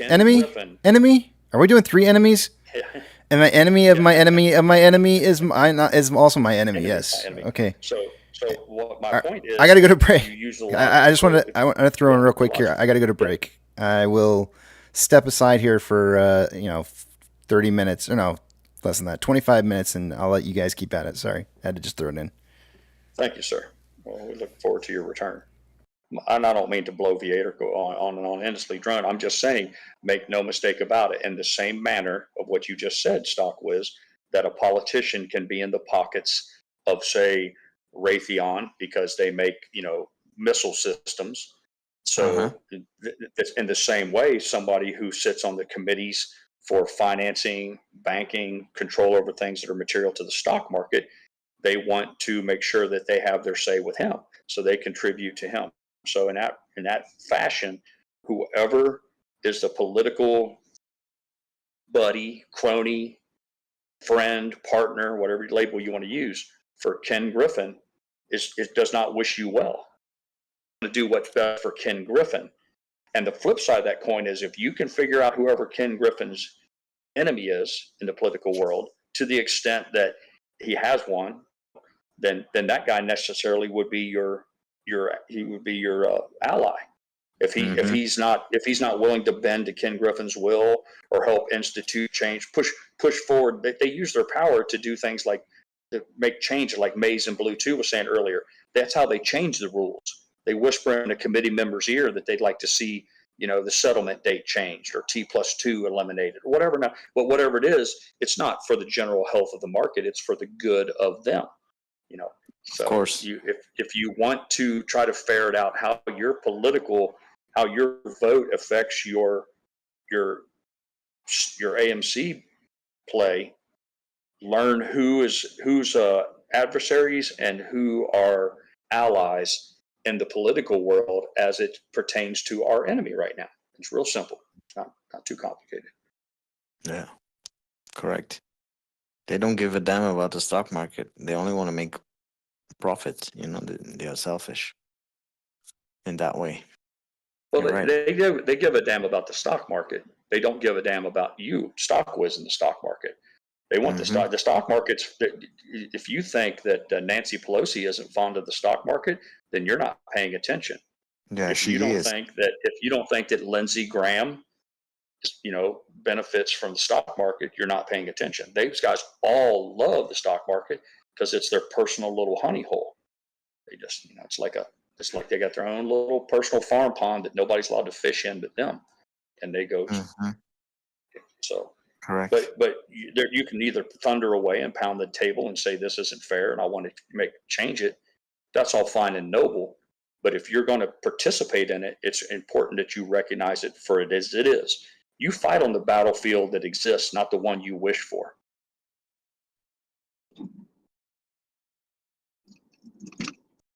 Mm-hmm.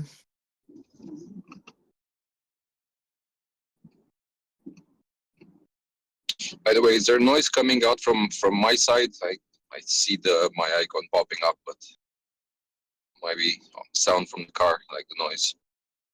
No, as far as I'm concerned, pretty sure it hasn't been anything. So, notable. Casey was saying earlier that we are waiting for something. He was saying, like they are waiting for the digital dollar to come. So, do you think and believe Mrs. Pryor believes that as well. My wife believes this thing that's will part not of it go too. before? That's part of it too. Yeah. This thing will not go before we have it in place? Do you believe that? My wife does. I don't. I think it's material to what's happening, but I don't think it's the linchpin. But I might be wrong on this. I'm contrary to popular belief. I don't think I know everything, and on this particular issue, I'm just not sure. But my wife is convinced, like Casey is, that that's how they're going to not try to slip off the hook, but that it will be less damage. Let's just say, for instance, it's the path of least resistance. It won't necessarily solve it for them, but it will lessen some of the pain because they can game it. They can game that system to deaden the blow. How far do you think we're off of a digital dollar? Politics. It's in order for the digital dollar to become a thing, or the CBDC's thing, it has to have the approval. It has to have not just the looking the other way or refusing to institute rules and regulations or put a regulatory body over it. It literally needs the open support of the government, and that's going to come from the top. That will literally come from the White House. You're never going to get CBDCs or a digital dollar without the express written consent of the guy who sits at the Resolute desk. So to answer your question, it'll depend on the president at the time and his attitude towards it. Along those lines, I can tell you right now that no, I'm going to stop because I don't want to sound like a salesman. I'll leave it there. I think it's years away. Depends who the president is. If you elect a president who supports globalism, one world order, a currency that's worldwide, then the president he'll do what he can to help see that come to fruition. If you elect a president who doesn't want anything to do with that, who believes that the dollar should reign supreme and each country should have its own sovereign, each sovereign nation should have its own fiat currency, then he'll take actions in that regard. So when you elect a leader, you're electing his policies.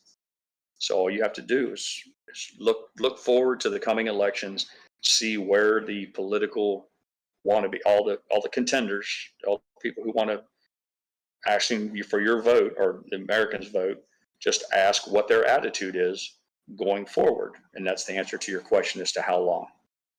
But you're going to have it's going to take the power of government to make that happen. And it won't just stop. They're not just going to let some middle manager make the decision. That will be at the very top. The president of the United States will have the final say. So whoever is in power at the time, when the big push comes, he'll be the final guy.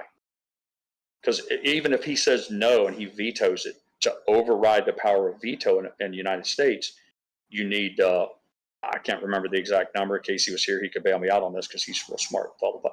But maybe 2/3 of Congress. You don't get the simple majority to overturn a power of veto from the. You can act without the president.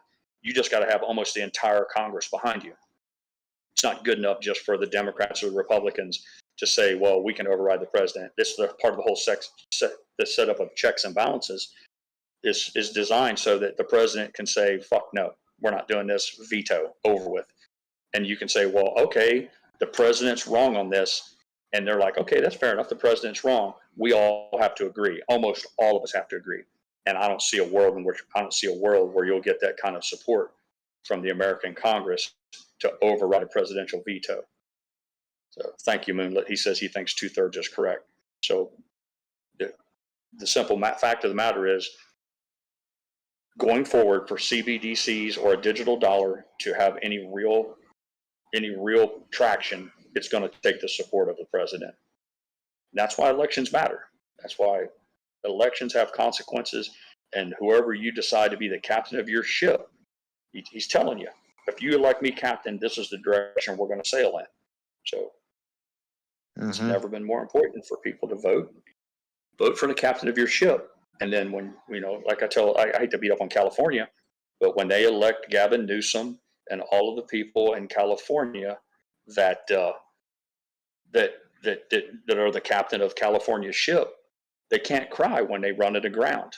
When you have people shitting on sidewalks and everything that goes with it, everything. And I think people will generally agree that California is in a state of just utter decline, and it rests solely with the politicians. So I don't know any other way to excuse it. I'm a big proponent of personal responsibility, and because of my time in the military, I believe in rank structure. When you make a guy the captain of the ship, then you agree to sail where he goes. And if he sails you down over the end of the earth and into the great abyss, you did that to yourself.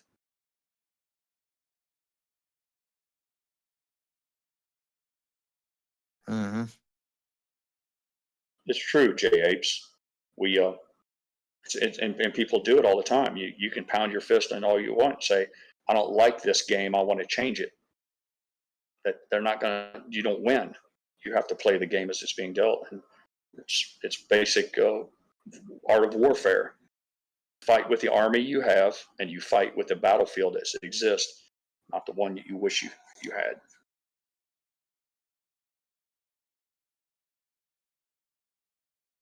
So enough of that. I didn't mean to tiptoe up against the edges of politics there. I just think it's important to remind people that politics can be divisive because people have such long-held beliefs and loyalties to their side. But you got to recognize that it matters. It matters in the stock market, and it matters in this particular play.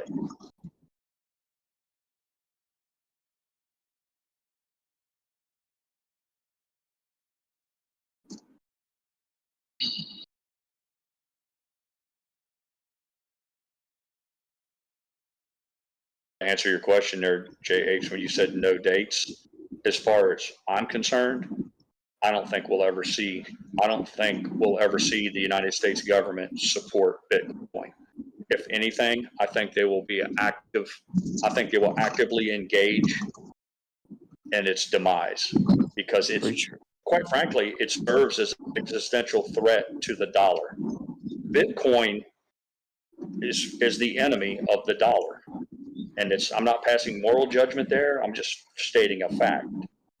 So why on earth would the government ever embrace a technology that's a threat to its own currency?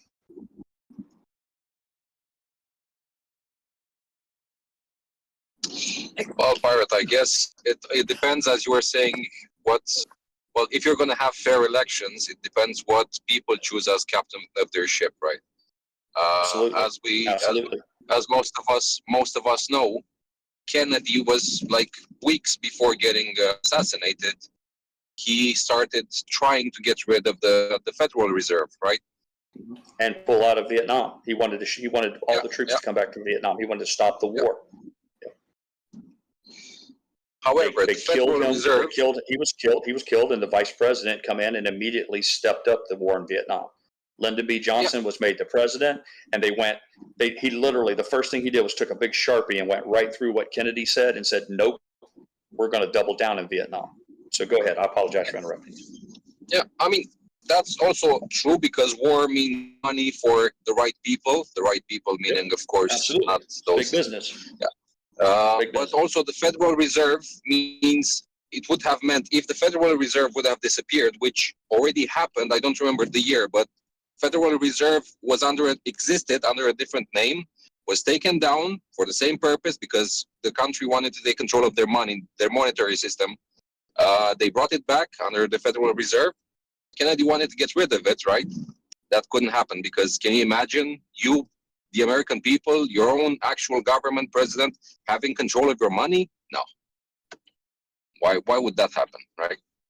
Well, I have a bigger reason why I think the government will see Bitcoin as in all digital currencies as a existential threat. Understand this: our government, as it's currently set up, is funded by taxes. In order for them to maintain the tax structure and the IRS and everything, even though it's voluntary, it requires a certain amount of transparency. And Bitcoin, of its very nature, by being decentralized, and the fact that you can have transactions that are private, is dangerous in that regard. Imagine trying to collect taxes on transactions that you don't even know are happening. So why would they embrace that? Transparency. They embrace that. Why would they embrace that? How are you going to enforce taxation if you can have secret transactions? Pirate. That argument kind of already falls on its face on its own, because in US at least, right? If you, the regular Joe, want to go and buy some Bitcoin or other crypto, you need to go through an exchange. And there's very strict regulation. I'm not sure what's the difference between Europe and US, but I'm pretty sure they must be pretty similar. There's a very strong KYC, know your customer. You need to send, apart from bank details, you need to send your name, you need to send a photo of your ID, you need to send a photo of you holding your ID next to your face, shit like that. And that gets connected to your wallet, you can have multiple codes, like multiple, let's say, bank accounts under your, let's say, own profile in a bank, but all of those are known to be connected to you. So you can't really, this is already happening. Like, this is like already, if you want to go to buy crypto, they can see what you're doing. You bought it, you're sending it where you're sending it, right? That's already under control. So I can't go tomorrow and build a shell corporation in, say, the Bahamas and have them start buying Bitcoin for me? Of course you can. Sorry, you're cutting off for me. I don't know if it's me or you, but I'm losing you. Can I set up a shell corporation in the Bahamas and fund it, and then have them start buying Bitcoin and have it completely outside of the control of the United States government, and then use that going forward? I mean, I don't understand how the IRS. I don't see how that doesn't create some real serious problems for the tax base. They will not allow it. Well, I mean, you can probably go and set up a bank account in the Bahamas right now, and as long as that money doesn't go in from your Bahamas account to your US account, I don't know if anybody knows about it, right? So you can kind of do the same with fiat. But if you're going to have an account in Bahamas, and at some point you have your own, let's say, account, like crypto account in US, and you're going to send money, or crypto, sorry, from your Bahamas account to your US account, it's going to get linked, right? But then someone's going to come and ask, hey, where did that come from? Sorry? No, there's always a trace. There's always a trace. Yeah, exactly. Well, no, they can listen. I know that a great deal of the taxes come from payroll taxes. Quite frankly, that's how America works. They take money out of a worker bee's check, they send it to the government. I'm just saying that once we know, I don't, even if you paid employees in Bitcoin, the employer would still be required to take the funds out and send it in for the IRS. I'm So then talking correctly, specifically, Pirate, I'm talking how will they? specifically in terms of people who, if they want to tax big transactions, you know, that people talk about all the time, like when money changes hands, the government taxes it, and they do, because the person who gets it, it's called income. And I'm just not real sure if they don't see dangers in Bitcoin going forward, and as far as their very ability to leech, if you will, off of people. And I don't think they'll relinquish that power easily. That's why in Europe, in my country, there's a rule, and before it used to be 10,000, like every transaction in cash. Right, and it's that way in America. The United States has the same threshold. Yeah, whenever you came to the bank and you have an envelope of cash, and you want to deposit 15,000, and you deposit, I was always required to ask the person, where is this money come from? Do you have proof? And or what did you sell something, etc., right? So we always have to. But then with the coins, like you were saying, how will they collect taxes? That's another big question. I don't see them doing that with coins. I'm not advocating for it or against it. I'm just saying, coming from the point of view of some bureaucrat in the government, I don't see how they look favorably on digitized currencies or Bitcoin in any fashion as being anything other than a threat. I don't think they see it as anything positive or some big technological advance that's going to improve mankind. I just say they're looking at it from, this could be a problem from us going forward because of the way they do business. Yes, of course, and also with hang on, Stock Wiz. I can't hear Preacher. The threat comes from the fact that they cannot control print more. I think that's what the threat is. Exactly. Right. Basically, I was gonna say that. Bitcoin. You guys agree to get paid in Bitcoin.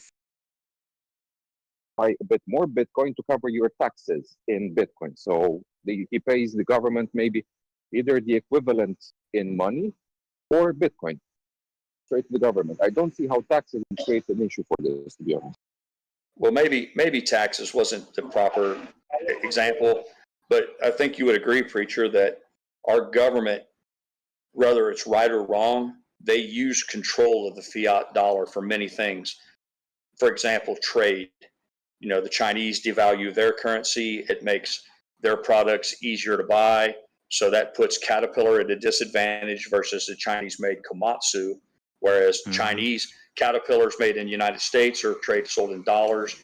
So our government has to, there's many ways where our government manipulates our currency, and sometimes, believe it or not, sometimes it's for the betterment of America. And it's because we live in a world, have a world economy, but each country has its own currency. And so by having the ability to manipulate that currency, you can either gain an advantage or negotiate terms. If you thrust Bitcoin into that equation, the government no longer has those tools. So that's I'm just saying, I don't see the government, again, I think the government says, okay, there's nothing but downside for us. Again, you know, how are we going to, if the Chinese decide that they're going to start trying to dominate world markets because they're going to push cheap currency out there, how can the United States combat that if we're stuck using Bitcoin? And the answer is we can't. They will lose. And I don't see them giving up that power. I don't see how they would give up that tactical advantage. to, or that maybe not tactical, how they would give up that strategic advantage to a world adversary. I agree, Pirate. That's what, like, banks are, it's a strange world because banks are also using crypto, but in a way, if a normal person owns crypto with certain banks, they raise eyebrows. They don't like it because they don't have full control. Yeah. Stop thinking about the individual. The governments don't worry about the individual. They look at big macro terms. Let me ask you this, Preacher. What do you think that the CCP, the Chinese Communist Party, what do you think their position is on Bitcoin in general? We might have lost him. He's traveling in his car. He had intermittent comms before. He's here. I don't want to okay. Yeah. Well, I've seen, to be honest, I've seen a video of them, like a video from China where like a room of traders were dumping like Bitcoin just to like short it basically. So I know that they're manipulating. They're also using it for making money, right? The thing is, at the same time, they're banning it. They're allowing mining. They're banning it. They're allowing mining. Yeah. So they're taking advantage. But you agree that their official position is that it's absolutely fuck no for China. That's their official position right now is, and that's my argument that if they're the juggernaut, they are arguably the biggest economic powerhouse in the world in terms of total addressable markets. The sheer number of people, the Chinese people, their population makes them an important. There's no way to separate what China does from the rest of the world's economies as far as currencies go. So if someone that huge, and they have an immense amount of power, unlike America or countries who have a somewhat democratic representative governments, the Chinese has an authoritarian government. The communists rule with an iron fist. So they have far more tools at their disposal. I mean, they can really drop an iron fist on top of these currencies if they choose to. So I would argue that until it looks likely that the entire planet embraces the concept, then it's flawed and it's in the cradle. From its birth, which is where we're at now, Bitcoin and these digital currencies are just in their infancy. I think they're dead in the cradle because in order for them to work, you need buy-in from the entire world. And I don't think it's gonna happen. There's the old adage of first they laugh at you, then they fight you, then you win. So nothing worse. It's sold, came easily, and like it came out, and it's like everybody at once. Yes, this is the best thing since sliced bread, and adopted it. Right? So I don't know if that's the case, to be honest. I know you don't want it. I know you want the dollar to be there, to be the one, but no, I just want to prosper. I want to prosper. I don't care if we trade. I don't care if we trade buckets of sawdust. I just want to be good at it. So I don't care either way. But I just try to be open-minded and say to myself, well, I know this. China's going to do what they think is best for the Chinese. The Filipinos are going to do what's best for the Filipinos. Taiwan, everybody, each country is going to do what they think is best for them. They're not out to try to make the world a better place. They're just out to. No, sorry, but no. Were you following what was happening in China during COVID? How they were starving people, welding their doors shut in their house. Yeah. And starving them. No, I saw that during COVID. Yeah. No, yeah, China does not care about it. They have toddlers working in their factories, fucking 2-year-olds working in their factories. Sorry, but China. Yeah, they don't care less. They can care less about people. They care about China. Well, that's something else. Yeah.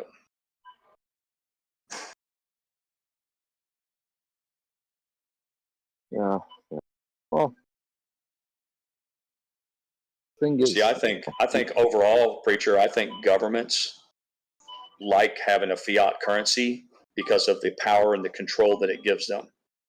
It gives them an ability to both fight competitors or adversarial countries. We don't live in a world where everybody loves each other. We live in a world where it's been dominated by hate and war. since day one, since Cain slew Abel, you know, with the jawbone of an axe. We've been killing each other since day one, and it doesn't look like that's going to stop anytime soon. So because of that, if you live in a constant state of aggression and dominance from one party to another, everything becomes a weapon. Everything, even your currency, becomes a weapon of war. The Bitcoin removes that, then that doesn't serve individual nations. If the existence of a digital currency, CBDCs, and Bitcoin means that all countries are equal when it comes to their currencies, then you've just taken a weapon away from them. And I don't know any country is willing to give up. Who has got the atomic bomb and then gave it up? Once you get the weapon, you never want to turn it loose. And I would argue that to some extent that would having Bitcoin would make it a level playing field throughout the world, and that might be a good thing morally, but I think it doesn't. I think history bears out that countries don't do what's moral for the rest of the world. They do what's best to ensure their place in the hierarchy. So I personally have a theory that until you saw a one world where everybody held hands and kissed and hugged, and we can all agree to use the same currency, short of that, everybody is a potential enemy. Japan, everybody is a potential enemy with somebody else, regardless of treaties, regardless of their current statuses. Every country may or may not be at war with somebody else at any given time, and their currency is a weapon. And I don't know how you get over that hurdle.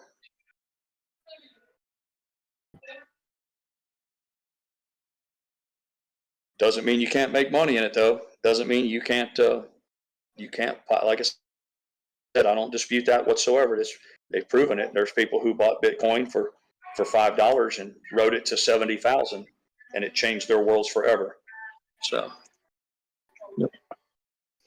I guess that, look, to be honest, what bothering thing that happened in the last few decades with the value of the dollar dropping like crazy, and it's happening in all countries, not just much worse in other countries, but they can just print more money and dilute the value of whatever you have in your pocket, right? If they're going to come out with a CBDC or like digital dollar, they don't even have to print it anymore. They just, out of the computer, they just make more. What's going to be your how much money will exist in US once that happens? What value will you have? What if you go and buy a bread and it will be $1 million for a bread just because there's so much money? Well, that we agree on that. You and I are in complete lockstep agreement, because I've said before that the whole concept of a digital dollar is a joke. We already have the digital dollar. Nobody collects their paycheck from the pay window at the coal mine in cash. In the old days, Friday would come, you'd walk up to the window, and the manager, the owner of the coal mine, would pass out dollar bills for paychecks. Those days have been gone for a long time. We are in the digital age. We already have a digital dollar, and it's your account. Whoever has an account in the United States has digital dollars. They don't have a bag of money sitting underneath their banker's desk in cash. So we already have digital dollar. The difference is they want to have a one world currency. And the simple fact of the matter is Bitcoin, despite you can put whatever label, a rose by any other name is still a rose. Bitcoin will be used as a one world currency. Well, they cannot control it, so. Right, I agree. Yeah, and they cannot control it, and they can't control it. So you tell me any government that would want that. How are you going to sell that to a government? How are you going to go to a government and say, hey, do away with your dollar, jump on board to something that you have no control over and makes everybody equal? I fully agree. And with that said, in whose best interest would it be then? In the people's or the government to have Bitcoin? Yep. Well, it depends on whether you're the top super rich or the super poor. It's a story as old as time itself. What benefits one group doesn't necessarily benefit another, and vice versa. But I do believe that the bottom 80% would benefit more from a fair, currency that cannot be manipulated easily. Bottom 80% of who? Bottom 80% of the world's population, or the bottom 80% of United States? Of all people. That's it would take some while. That's a complicated topic there, because you're comparing like the lowest of American citizens versus the lowest citizen in Botswana. You just pick some impoverished African nation, and the lowest on one unit, the one cohort group won't necessarily even come. I would argue that the lowest of the low in the United States would be arguably middle income or even rich in some of your more impoverished nations. So. Yeah. No, I agree. But you know the way I'm looking at this. If you go ahead, right, work your ass off for a year, you save money. At the end of the year, you would want some semblance that you have the same value as you had in the beginning of the year for the money you worked. Not that it was diluted by half. And while I know it's very easy to make the argument right now that the crypto is very volatile, it's in its infancy. It will be. It is what it is. I can't deny that, right?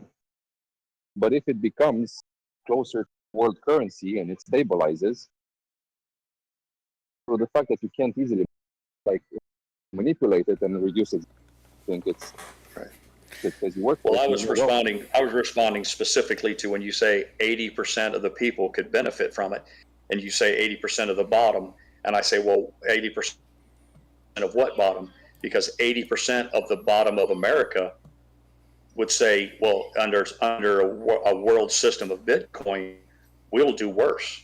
But if your argument is that the 80% of the world population would be better, then yeah, I would say, yeah, on that particular thing, you're right. But then you get into, why would Americans, a sovereign independent nation, why should they give up what they would see as a pretty cushy ride for themselves so that somebody in Botswana, Africa can have a better quality of life? So that's an interesting moral discussion is, does an individual country have a responsibility to change its currency to benefit the rest of the world? And I'm an isolationist. I would argue no. I would argue it's not my role to create. No, I'm not a one world order guy. I'm not a one world order guy, dependent nation guy. Pirate, you're not. Because how much of the shit that people buy in US comes from China and sweatshops, right? Your point is, if everything and what does that mean? Would be produced internally, I would agree with you. So your argument is that if America quit buying stuff for Chinese, the world would be better? That's. No, I'm saying it's all interconnected. What about all those jobs? All those jobs in China, that they get paid to make our plastic pencils. What happens if we quit buying that shit? What do? They go back to just planting rice in a field? You can't have your cake and eat it too. You can't have isolation, but give us everything that comes from the impoverished countries. All right. From the sweatshops. Are we good here? Can we move on to numbers? Yeah, we're in a spirited debate. We are in a spirited debate about world economics. Yeah. I was late getting back anyway, so it's kind of my fault because my sister called me up and we needed to discuss some plans for this next week. By the way, don't forget, guys, next week I am off. I haven't decided whether I'm going to take Wednesday off or not. Usually we do most of our packing on the day of before. But next week I will be off for Thursday. Veto this? Thursday and Friday for sure. No vetoing this. I won't be in the state where my computer is to be able to do the streaming. So no vetoing allowed. Yeah. So. But yeah, you're overturning it. Okay. Yeah. This is a mandatory. There is no getting away from this. Go enjoy your holiday. It's not a holiday, but yeah, thank you though. So let's get into these numbers and take a look at what we got going on. I figured I'd call Kenny while I was gone on break there and see if he couldn't kick up the price a little bit for us here, throw us a bone, and I'm just teasing. What did he say? No, I'm teasing. I didn't really do that. He was busy with. He said if this preacher and pirate guy would stop talking about CBDC, I could maybe let the price right. I'm just teasing. Let's take a look at what we got going on with the numbers here. Let's see what we got going on. Off exchange EGX by this time of the day, I would expect to see about 66% going through those exchanges. We got about 55.97% Going through off exchange, EDGX is coming in at 6.47. The combined total at 62.44%, or about 3.5%, 3.56% less than what I would expect it to be by this time of the day. So if we're doing, I think we could have done worse today on price movement had it not been through some of this volume actually going through lit exchanges. CHX volume for the day is at 3,945. That's not anything special. GME did have some elevated volume going through CHX today. In total, as of right now, it stands at about 15,903. 30,000 is what really gets me started. Borrowing amount of shares available to borrow has not changed in the last hour. Neither is the fees, according to IBKR. According to Ortex, let me refresh it one more time just to make sure. As of an hour ago, there was 39,000 shares having been returned. It's now 20,000 shares returned for the day today. That's going to cause the estimated short share interest of the free float to drop by 0.01 to 20.56. The cost to borrow mins at 1.04. Average is 3.04 and max is 8.14. The shares on loan for the day today is at 86.19 million shares. That's 500,000 shares less on loan today than there was yesterday. And Ortex is estimating that about 1.15 million shares in new short interest exists day over day. How is it possible that number could be a positive number when they returned shares yesterday? Ortex was misestimating low on the values for the last 15 days time span that we just got a new report on yesterday, and so they had to up their numbers a little bit. Hence the reason why we have an increase on short share interest of the free float. Taking a look at options, highest amount of call volume as of an hour ago was at a $3 strike with 8,000 contracts. It's now 8.5 thousand contracts. Highest amount of puts coming in at a $3 strike. There was 2.2 thousand contracts. It's now 2.3. The market is suggesting a closing price right around $3 by the end of the day, plus or minus 25 cents. So 275 to 325, somewhere in that range. And we are in that range as it stands right now. Taking you guys over to the other page here. Orders by Fidelity customers. AMC and GME are the only two I'm looking for on this list. As I scroll through it, you can take a look for yourself and just see what's on here. I was not expecting to see AMC or GME on this list. There is actually a lot of, retail is doing a lot of buying right now. There's way more buying than there is selling going on as the market's moving down. Almost as if retail doesn't know that this may continue to drive down further. But there's buying going on. MMRI. An hour ago was 296.2. It's now 297.66.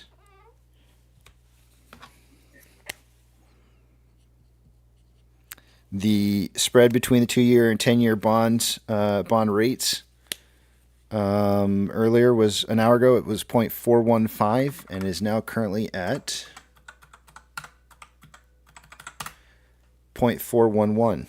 So let's jump just a smidgen.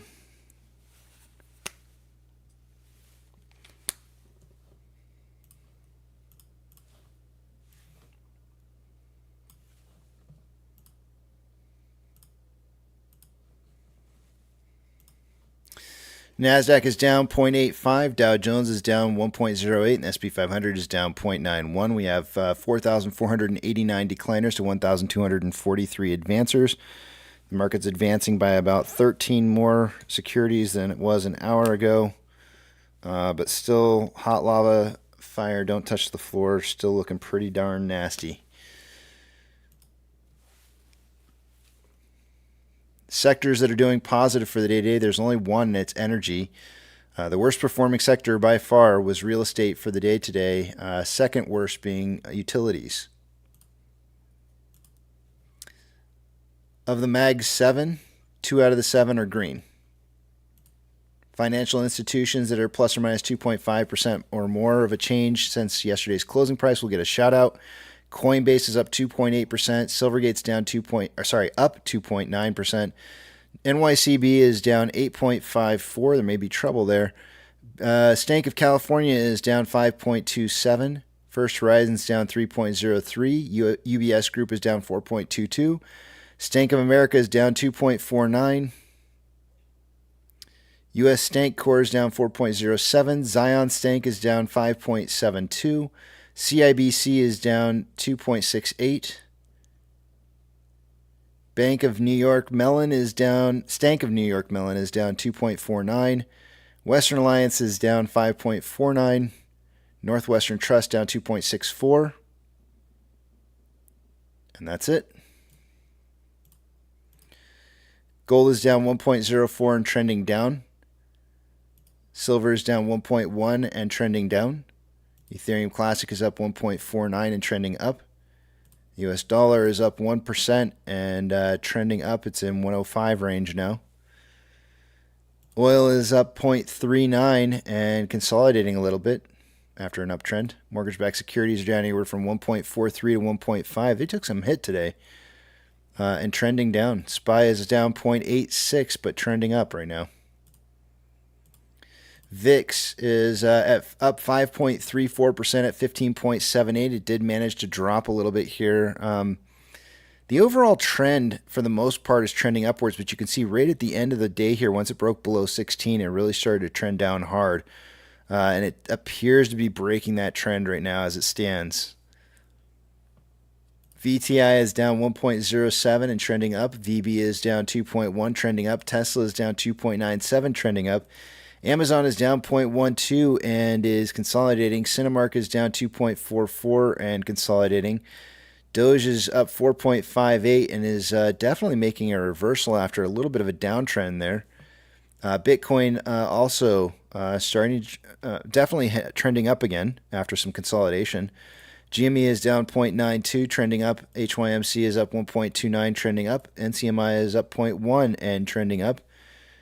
Getting a breakout almost. And Hood is up down 0.22, but trending up. AMC is down 3.87, trending up. Inflow versus outflow for the day today, we have approximately $10,000 more. Actually, it's less than that. $70,000 more outflow than inflow.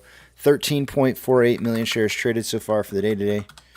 After 358 minutes worth of trading, we're on a pace right now for about 14.68 million shares traded by the end of the day. In pre-market, I suggested somewhere between 5 and 25 million, so that's looking like it's going to be a good prediction. However, pre-market also suggested that we would be seeing somewhere closer to 9 million shares today, similarly to what we had the last few trading days, and that is not the case. On a 4-hour time interval, there is more selling pressure than buying pressure than RSI of 28.14, which is signaling oversold. On a 1-hour chart, we've got more buying pressure than selling pressure than RSI of 35.72, which is below average. On a 30-minute interval, we have more buying pressure than selling pressure than RSI of 42.96, which is below average. And on a 5-minute interval, more buying pressure than selling pressure than RSI of 64.4, which is, what is that? It's above average. It's 59.5. It's still above average. Just switched. And that's all I got for you guys. Now we can get back to the debates here on whatever. I threw you under the bus, KC, because Rich told me that it was my time to start. I should start my own channel because I was droning on and on. I told him the failure was yours, man, because you're supposed to blow the horn when you come back in, so I can shut my pie hole. Well, I came back in and I had no way of knowing you were back at the desk and all that, or I wouldn't have kept going. There you go. We have rules around here. All right. Supposed to be rules. From now on, I will toot my own horn. Absolutely. I thought we established. Well, I can't do that though. I told you when I leave, I can't. When I come back, it doesn't do it for me. So, and of course, I don't think about it. So I just sit here and I don't want to interrupt. I feel like it's rude to interrupt, like in the middle of a conversation. I just don't want to be the bad guy. Blow a horn. No, I just don't want to be the bad guy. I don't want to be the bad guy and be accused of. Oh, he's saying I misunderstood him. Oh, okay, that's cool, Rich. I thought maybe I was stepping on somebody's toes by. Well, I've been messing up here lately, Rich. I've been really shitting in my own mess kit. I've been pissing in my own canteen. So I'm trying to do better, man. So I'm on an eggshell here. I can blow the horn, but then I feel like I'm just the asshole. But I guess that doesn't really change anything. So why not? We've established that already too. That's subtle science as well. Right. My wife got a little defensive this morning. She goes, I don't know why you play that about yourself. You're not an asshole in any kind of way. And I was like, I told her, probably on eggshells, man. The last lately here, I've gotten out of control, and I've made some mistakes, and I'm trying to do better. So I'm on eggshells here. So I apologize if I misread your comment, buddy. Yeah. You gotta have a turtle shell, man. Just let it bounce off. Yeah. But yeah, she's like, "You're not an asshole. I don't understand why you keep playing that song for yourself." And I go, "It's just kind of funny." No, that's not true. You're an incredible asshole. I think it just depends. Like in text, I am definitely like, if you ever get a text comment from me, it probably definitely seems like I've gotten that so many times in my lifetime. Like, you're a total dick and texting, and I don't know why. I don't know why. I don't know how to like. I've struggled. Mrs. Pirate she has chastised me time and time again that humor doesn't transfer to chat. She's like, you can't. She's like, more often than not, you're going to be seen as abrasive because they can't read your facial features or your body language or all the other subtle cues that you use to get people to understand that it's dry comedy. And she's like, you're just so. Yeah, I'm working on that. I'm trying to thread that needle. My biggest takeaway from having streamed for as long as I have now is that whenever you see something come through on the chat, don't assume you know which direction somebody's going with it, and try to assume the best. Try to assume the best, because if you assume the worst, you're just gonna everybody's just gonna get all defensive, and it's real easy to blow things up out of proportion. If I go back on it, if I went back on it and probably look back on my 3 years with you and find the few times that I have gotten into these venomous, white-hot arguments with people, I would be willing to bet that probably 90% of it was my failure to recognize that it was a harmless comment. But I've always been a fighter, man. And maybe I can grow. Maybe I need to grow as that person and say, my default position is, hey, let's get it on, motherfucker. Yeah. And I need to stop that. I need to be more kinder, lover, softer pirate. Well, maybe I can rub off on you. Everybody means the best. Well, good luck with that. Mrs. Pirate's been trying for 30 years. And it's all been wasted. Yeah, I'm glad that went right over the top of your head. Hayden got it though. It didn't. Hayden quickly passed it. Hayden was over there giggling.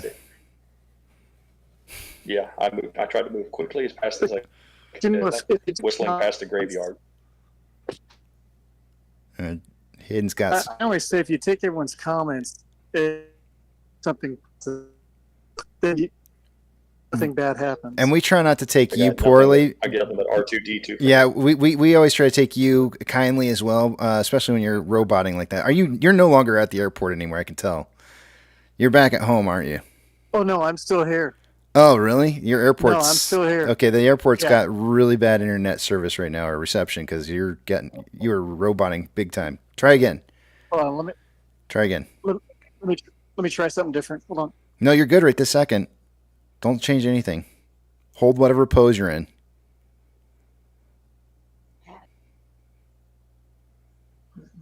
No, quite the opposite. I kind of run her off. Play YMCA. Play YMCA until the reception's good, and I'll tell you which letter's the perfect one. Do it real slow. Y, and then talk. M, talk. C, A. No? Okay, he's completely lost now. Brandon, good afternoon. Trevor, good afternoon. Good afternoon.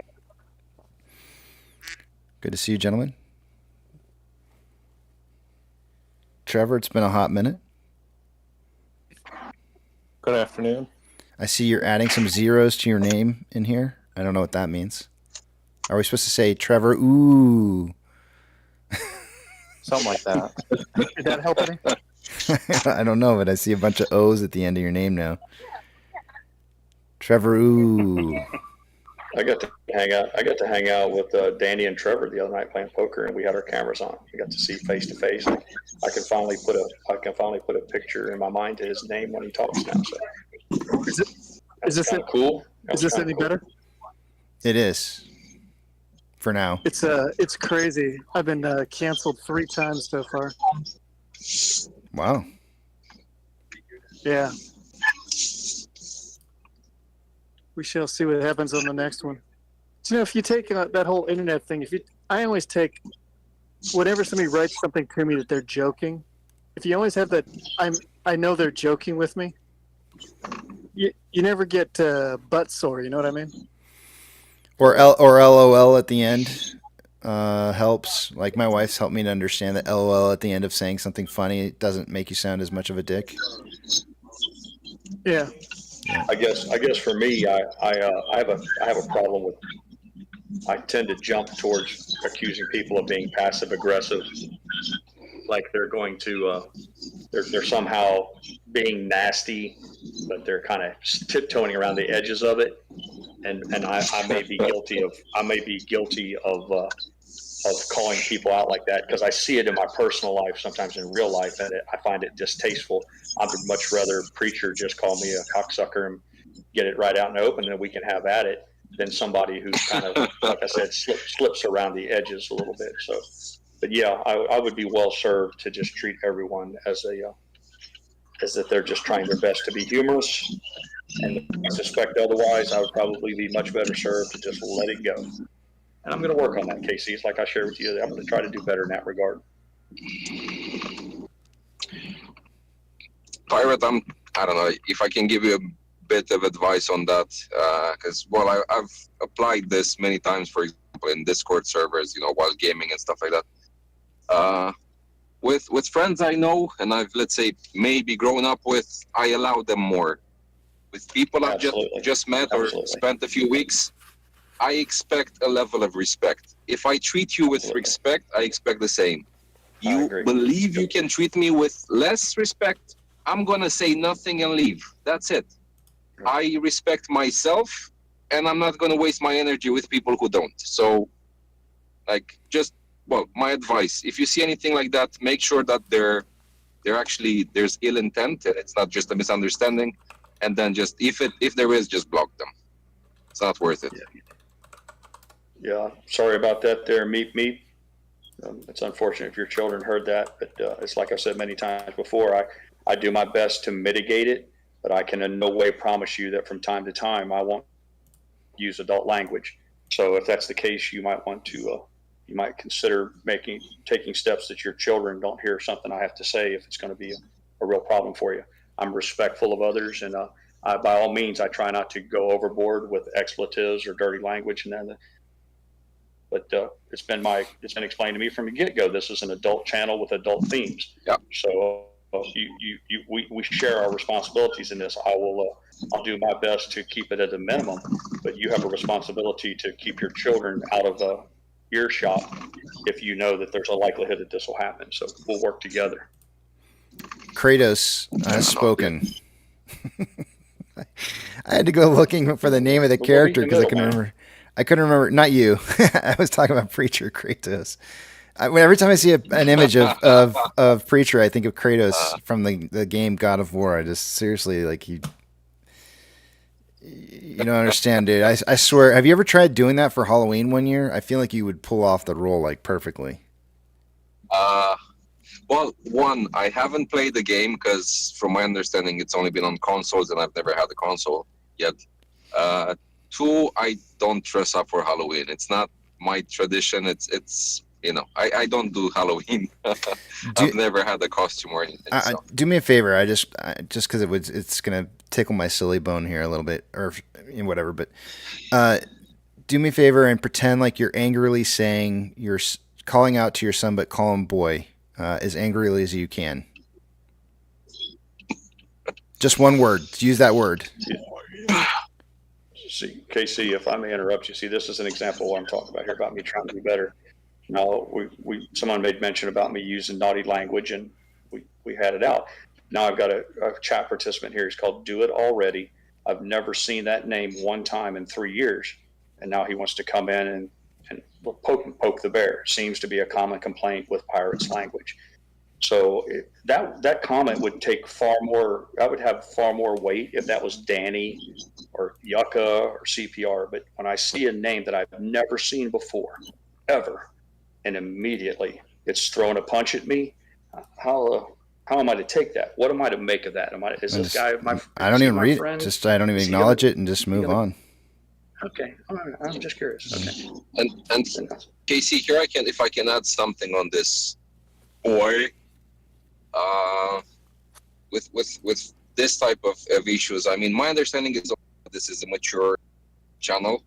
We're all adults, and it's a and it's intended for adults, bad words will be spoken. Oh yeah. Headphones or earpods make a world of a difference. If you have kids around you, that's what I do. I don't listen to this chat, on speaker, so my kids can listen to it. And it's kind of your responsibility what you expose your kids to, right? Yep. If you're going to put a horror movie on TV and your kids see it, you can't complain from the producers, why did you make this movie horror? Because my kids saw it. So sorry, but like as a parent, you have a responsibility. And if it's not about your kids, but you yourself feel offended, then maybe you need to watch some cartoons that don't have. Yeah, I know. I've dropped several bombs here and there, and sometimes I'm worse than others. I mean, there's been some times where I just can't stop. Well, for me, if I say, listen, I'm a because I really want what's best for the channel overall. So I will make every effort to refrain from my salty or colorful language. But in the event that I do slip up and use it, I don't want to be treated like some child. I'm a 50-year-old man, and I don't want some other person coming in and typing in a chat that appears to be nothing more than a verbal slap on the wrist. Yep. It's offensive and it's rude, and I wouldn't put up for it. If we were standing at a picnic, I'd tell him to go fuck himself. So, but because we're here, that's again, who's the transgressor here? Like he said, he comes to a channel that is predominantly men.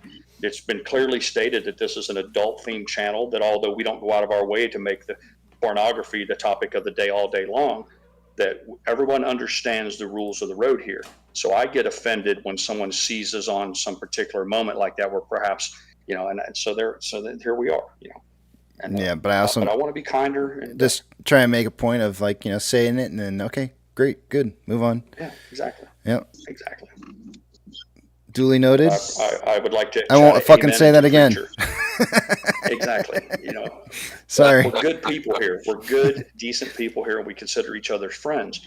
But there's a line that you draw with adults by agreeing to have common camaraderie and friendship. You immediately get to come in and start dictating how people talk, what they say. You're trying to control others, and I think it's in poor taste. I thought it was really interesting growing up. My parents obviously were really strict about what it was that I said. No, there's no curse words allowed in my household growing up, in my parents' household. And as I got older, it kind of transferred over to me and my kids as well. But I also, at the same time, I wanted to. I guess I never really fully felt like there was anything wrong with the bad words themselves. It was more about, or at least I felt like what needed to be done is to learn a good vocabulary before you move on to just using expletives for whatever it is that you're trying to express yourself for, right? That's the best argument. That's the best argument that you can make. And so I told myself, I said, when I'm raising my kids, I think I'm going to tell them, like, look, it's a bad word. If you want to say it because you're angry or you're upset or whatever, that's fine. But I also want to make sure that you're learning new words too. So don't if I find out you're not doing well in school in your vocabulary and you start using words like that, I got a problem. If you have a great vocabulary and you can outspeak me, which is really not actually that hard to do, you then took an intellectual approach as opposed to a moral approach. Right. Yeah. And so it's really just about expression, right? That's really what speech is all about. We took a completely different tack in my household. My wife and I agreed immediately that we would treat our children as adults. Yeah. Now, I'm not talking about getting sexual instruction or sexual things of a sexual nature that require a certain level of maturity before a child's receptive to it. But as far as language and talking goes, my children were allowed to drop the F-bomb from word one, from the get-go. And it was really funny when we first talked to them about it, because for about a week, that's all we heard in our house. And then after a while, their magic was gone. There was no longer, and since then, and they have grown to understand that there's social settings in which it's inappropriate to use certain language and all of that. But we never said, well, you can't, because quite frankly, I find the whole thing hypocritical. If you think your child isn't hearing all of the words, and I mean all of them, then you need to pull your head out of your ass, because you can run around all you want and say, my kids aren't hearing it and they're not going to say it. If it's still going to happen. I would just say you're not at being school honest or with wherever. yourself. Yeah. Are you kidding me? Come on, man. Somebody's yelling something, but I can't tell. Church groups. I heard some of the most foul language I've ever heard in my life on on a church youth group buses going to outings. You know, Yeah. no subject off. So let's keep it real. I have one of my kids that, with the policy that I hold, and I've mentioned to you guys now, one of my kids doesn't like even hearing curse words, even though we're a pretty open policy about saying cuss words around here. It's one of the kids just doesn't want to, and I think that's really interesting. Like, to have this idea that you're able to say whatever it is that you want to say to express yourself, and yet I have a kid that just doesn't want to. Isn't that cool? Who would have thought in a million years that would be the case, right? I mean, you just wouldn't think. But then I've got one kid who's in the military, and now every other word coming out of his mouth is an F-bomb. So let's be real clear about this. I want to, and I'll finish up my defense of myself but it's important that I say this. I'm a respectful person. I'm a decent person. If I went to Jay Medrow's chat or Twisty Swifty's chat, and he started a channel tomorrow, and he said, this is a Catholic church group, Bible study group. We're asking you to not use any foul language and refrain from any of those things. I would respect that because it's his channel. I made a great deal of making sure I understood the rules of the road. And KC, until further notice, has said that colorful language is not forbidden. Doesn't necessarily mean he's advocating for it, but he set the rules, not me. So I take offense when I come to Casey's party playing a game that Casey set the rules to, and other participants want to reach across the table and tell a 50-year-old man what to do. Wrong. Big, you don't know me very well at all. And that's all I'm going to say on the matter. Well, I see Danny is back here. Danny, how's it going? Are you here to tell some jokes? Do you have some jokes, Danny? Wait a minute. We're not allowed to curse anymore? Damn it, I can't tell my jokes. No, that's not the case. That is not the case. Yeah. Oh, perfect. Okay. Yeah. How many jokes do you have today? Because I need to put it in here as I'm typing this in real fast. We can do 3. Three? Okay, we are going to do 3. And for the record, it's going to be which joke is ChatGPT's joke, correct? Oh, yeah. All right, here we go. All right, I am. By the way, I'm at this track meet, and across the street they have a McDonald's. And guess what? I found a human hair in my McDonald's burger. Was it curly? I was surprised. Yeah. Was it curly? I didn't know that they use natural ingredients. Natural ingredients. Hey. All right. All right, that wasn't. That's not part of the joke. So, in case you guys are wondering, the subject. What is the subject matter for the day today, Danny? The subject is hamburgers. Boogers. Got it. Okay, hamburgers. Boogers. Yeah. Burgers. Hamburgers. Okay. Go ahead, Danny. You have the floor. Can you guys hear me? Okay, it's a little windy here. I'm at the track meet. Yep. Here you go. Here you go. All right. All right. First one. All right. Did you hear about the man who got ill from eating burger? Eating what? Horse burger. Okay. No. No, we haven't.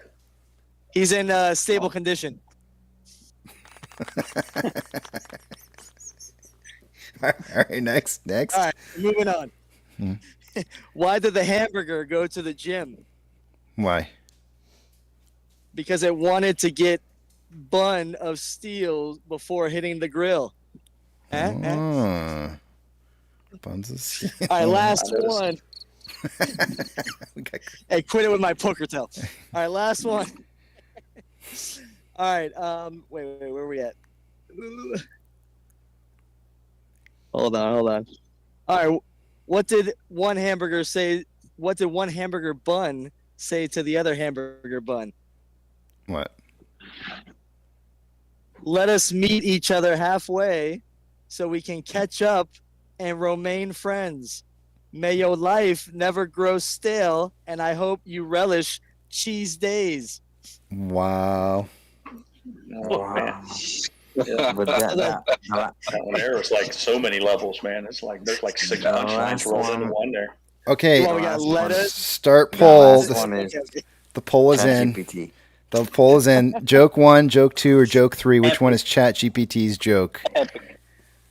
3. Now my goal today. I don't want to ruin it. Never mind. I'm trying to stump you guys. You're trying to stump us. Okay. I'm trying to stump you. Yeah. Danny, I was Yes. listening in yesterday as I was working, and I heard the one with the unicorn, and The you're like, "Hey!" I just started laughing. I heard Pirate start laughing. Casey was cracking up. I'm like, "Oh my god!" Yeah, they made me say it a second time, and I couldn't even hardly control myself.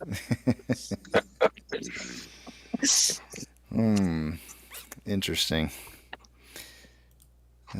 Should we have him tell a joke It's one more funny time? because he threw himself under the bus for his poker tell. He was like, as soon as he said the hey, and he didn't do it on the first joke, he was like, oh, there goes my poker tell. Yeah. All right, let's go through them again. First one, did you hear about the man who got ill from eating a horse burger? He's in stable condition. Okay. I I laughed harder the All right, first time, second but one. okay. All right, second one. Damn it. All right, why did the hamburger go to the gym? Because it wanted to get buns of steel before hitting the grill. Okay. And then the last one, what did one hamburger bun say to the other hamburger bun? Let us meet each other halfway so we can catch up and remain friends. May your life never grow stale, and I hope you relish cheese days. Okay. This poll's got to end quick because I have so many questions.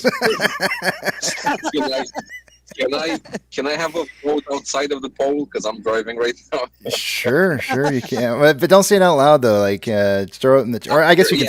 After it's done. You can say it out. You can say it out loud. after it's done. Everybody else is putting numbers in the poll in the box, so you can put one in. Why not?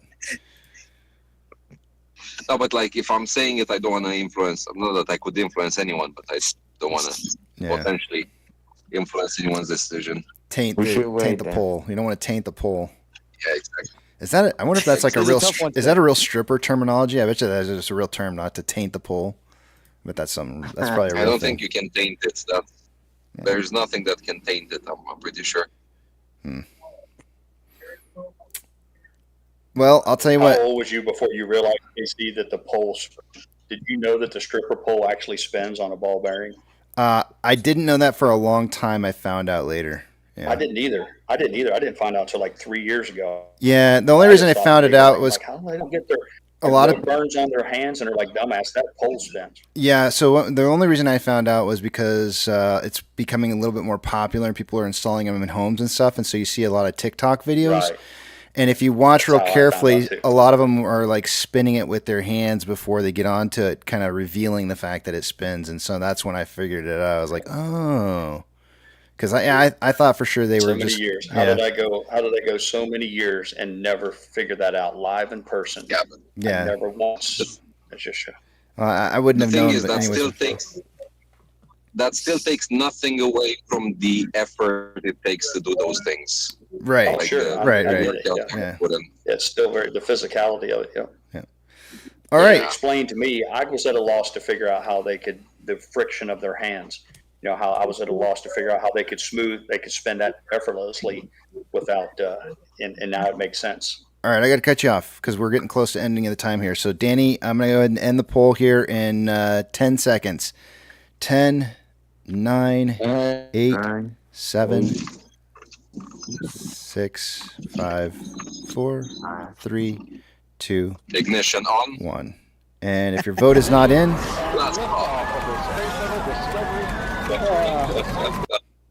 Is censor content in here? see, censored content. Allowing the main I engine don't know. nozzle to pivot. I guess he's not in here. He's not in because here. You know.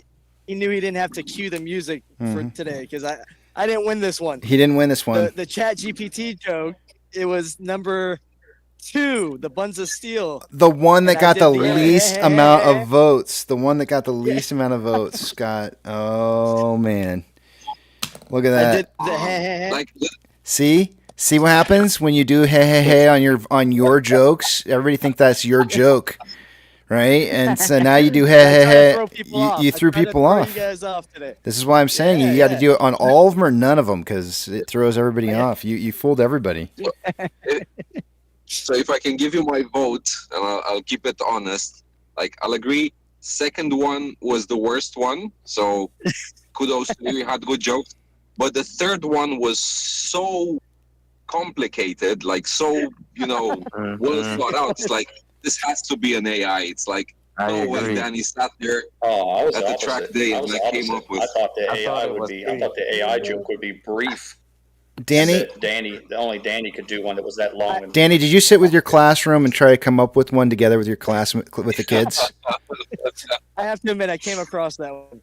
Okay, So I had to I- use. Are you I kidding, was like, oh, this KC? is It's like so. a This is so He's running a little ChatGPT-ish. sweatshop. He probably give him extra credit if He everybody is. wrote a joke He and is. then turns it into his desk and then he reads it. Yeah. How do you think he's coming up with all this? This is sweatshop work here.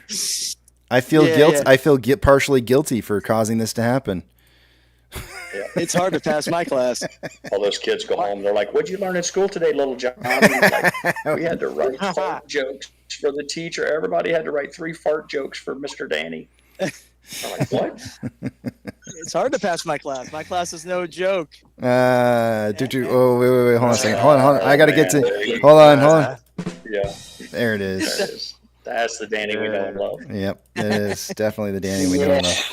All right, my undefeated streak is over, but It's all right. You got 2 It's points on always fun. ChatGPT for the week already, Good though, run so while you're you good. lasted, man. You're good. Hey, Hey, that's right. Hey. All right. I gotta cut out of here. I love you guys. I'm not gonna come back to the back of the big tramp. So I'll very good day. see you guys tomorrow morning, bright and early. So have a good night, guys. See you later. You too, man. Have a good one. thank you. Well, guys, it is that time of the day, unfortunately, and as usual, all good things must eventually come to an end. Eat, sleep, drink, get plenty of rest. Tomorrow is another trading day. Spend time with your family, spend time with your friends, take your pets out for a walk because they like getting outdoors too, and for crying out loud, go see an AMC movie because after all, that's what we're here to do is support AMC. But above all else, don't have a good night. Have a great night. Beep, beep.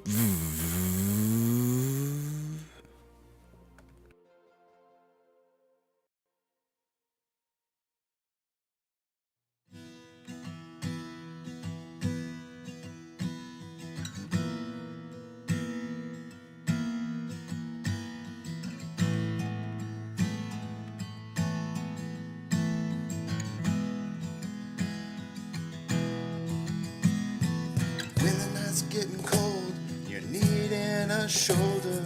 Puff out your chest and be a little bolder. All we do is we buy and hold. There will be shills who wanna steal your thrills. There will be friends who hold till the end. There will be doubt, fear and cloud, but it's all in your head. Those hedgies are dead. Panic and fear really are near, but it's not ours to own. We have shown that all we do is buy and hold. Oh, there will be shills who wanna steal your thrills, and there will be friends who hold till the end, and there will be doubt, fear and cloud, but it's all in your head. Those hedgies are dead. So when the night's getting colder and you're needing that shoulder, these apes got your back. We got each other. All we do is we buy and hold. T-minus 90 seconds and counting. All systems are go. We're about 90 seconds from the launch of Space Shuttle Discovery.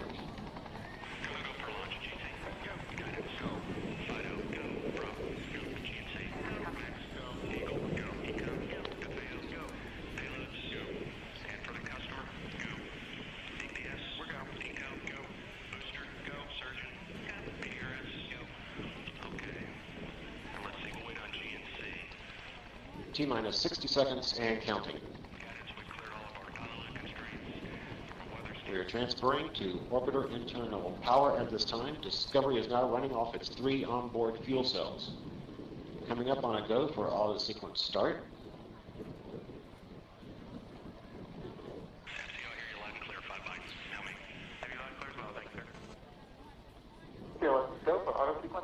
And we have a go for auto sequence start. Discovery's onboard computers have primary control of all the vehicle's critical functions. T-minus 17 seconds and counting. 15, 12, 11, 10, 9, 8, 7, 6, start, 2, 1, booster ignition, and liftoff of the Space Shuttle Discovery, returning to the space station, paving the way for future missions beyond.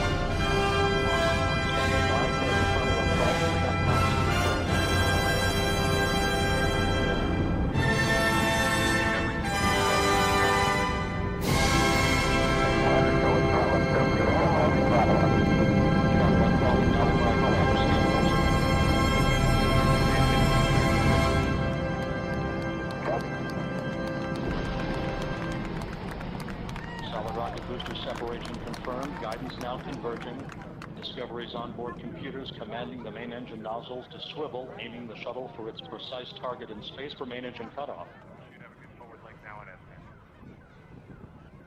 You sound good.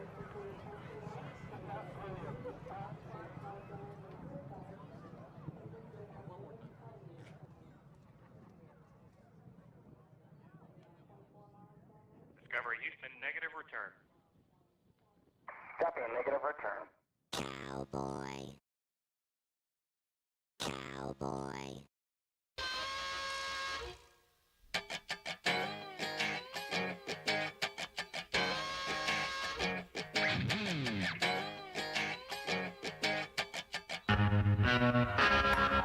Well, I'm packing up my game and I'ma head out west, where real women come equipped with scripts and fake breasts. Find a nest in the hills, chill like Flint. Buy an old drop top, find a spot to pimp. Then I'm a kid, rock it up and down your block with a bottle of scotch and watch lots of crotch. Buy a yacht with a flag saying chillin' the most. Then rock that up and down the coast. Give a toast to the sun, drink with the stars. Get thrown in the mix and tossed out of bars. Sip to Tijuana, I wanna roam. Find Motown, telling fools to come back home. Start an escort service for all the right reasons. And set up shop at the top of Four Seasons.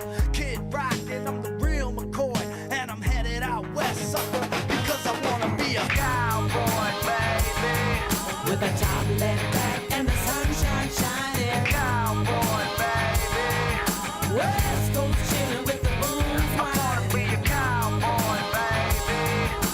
Riding at night 'cause I sleep all day. Cowboy, baby. I can smell the beat from a mile away.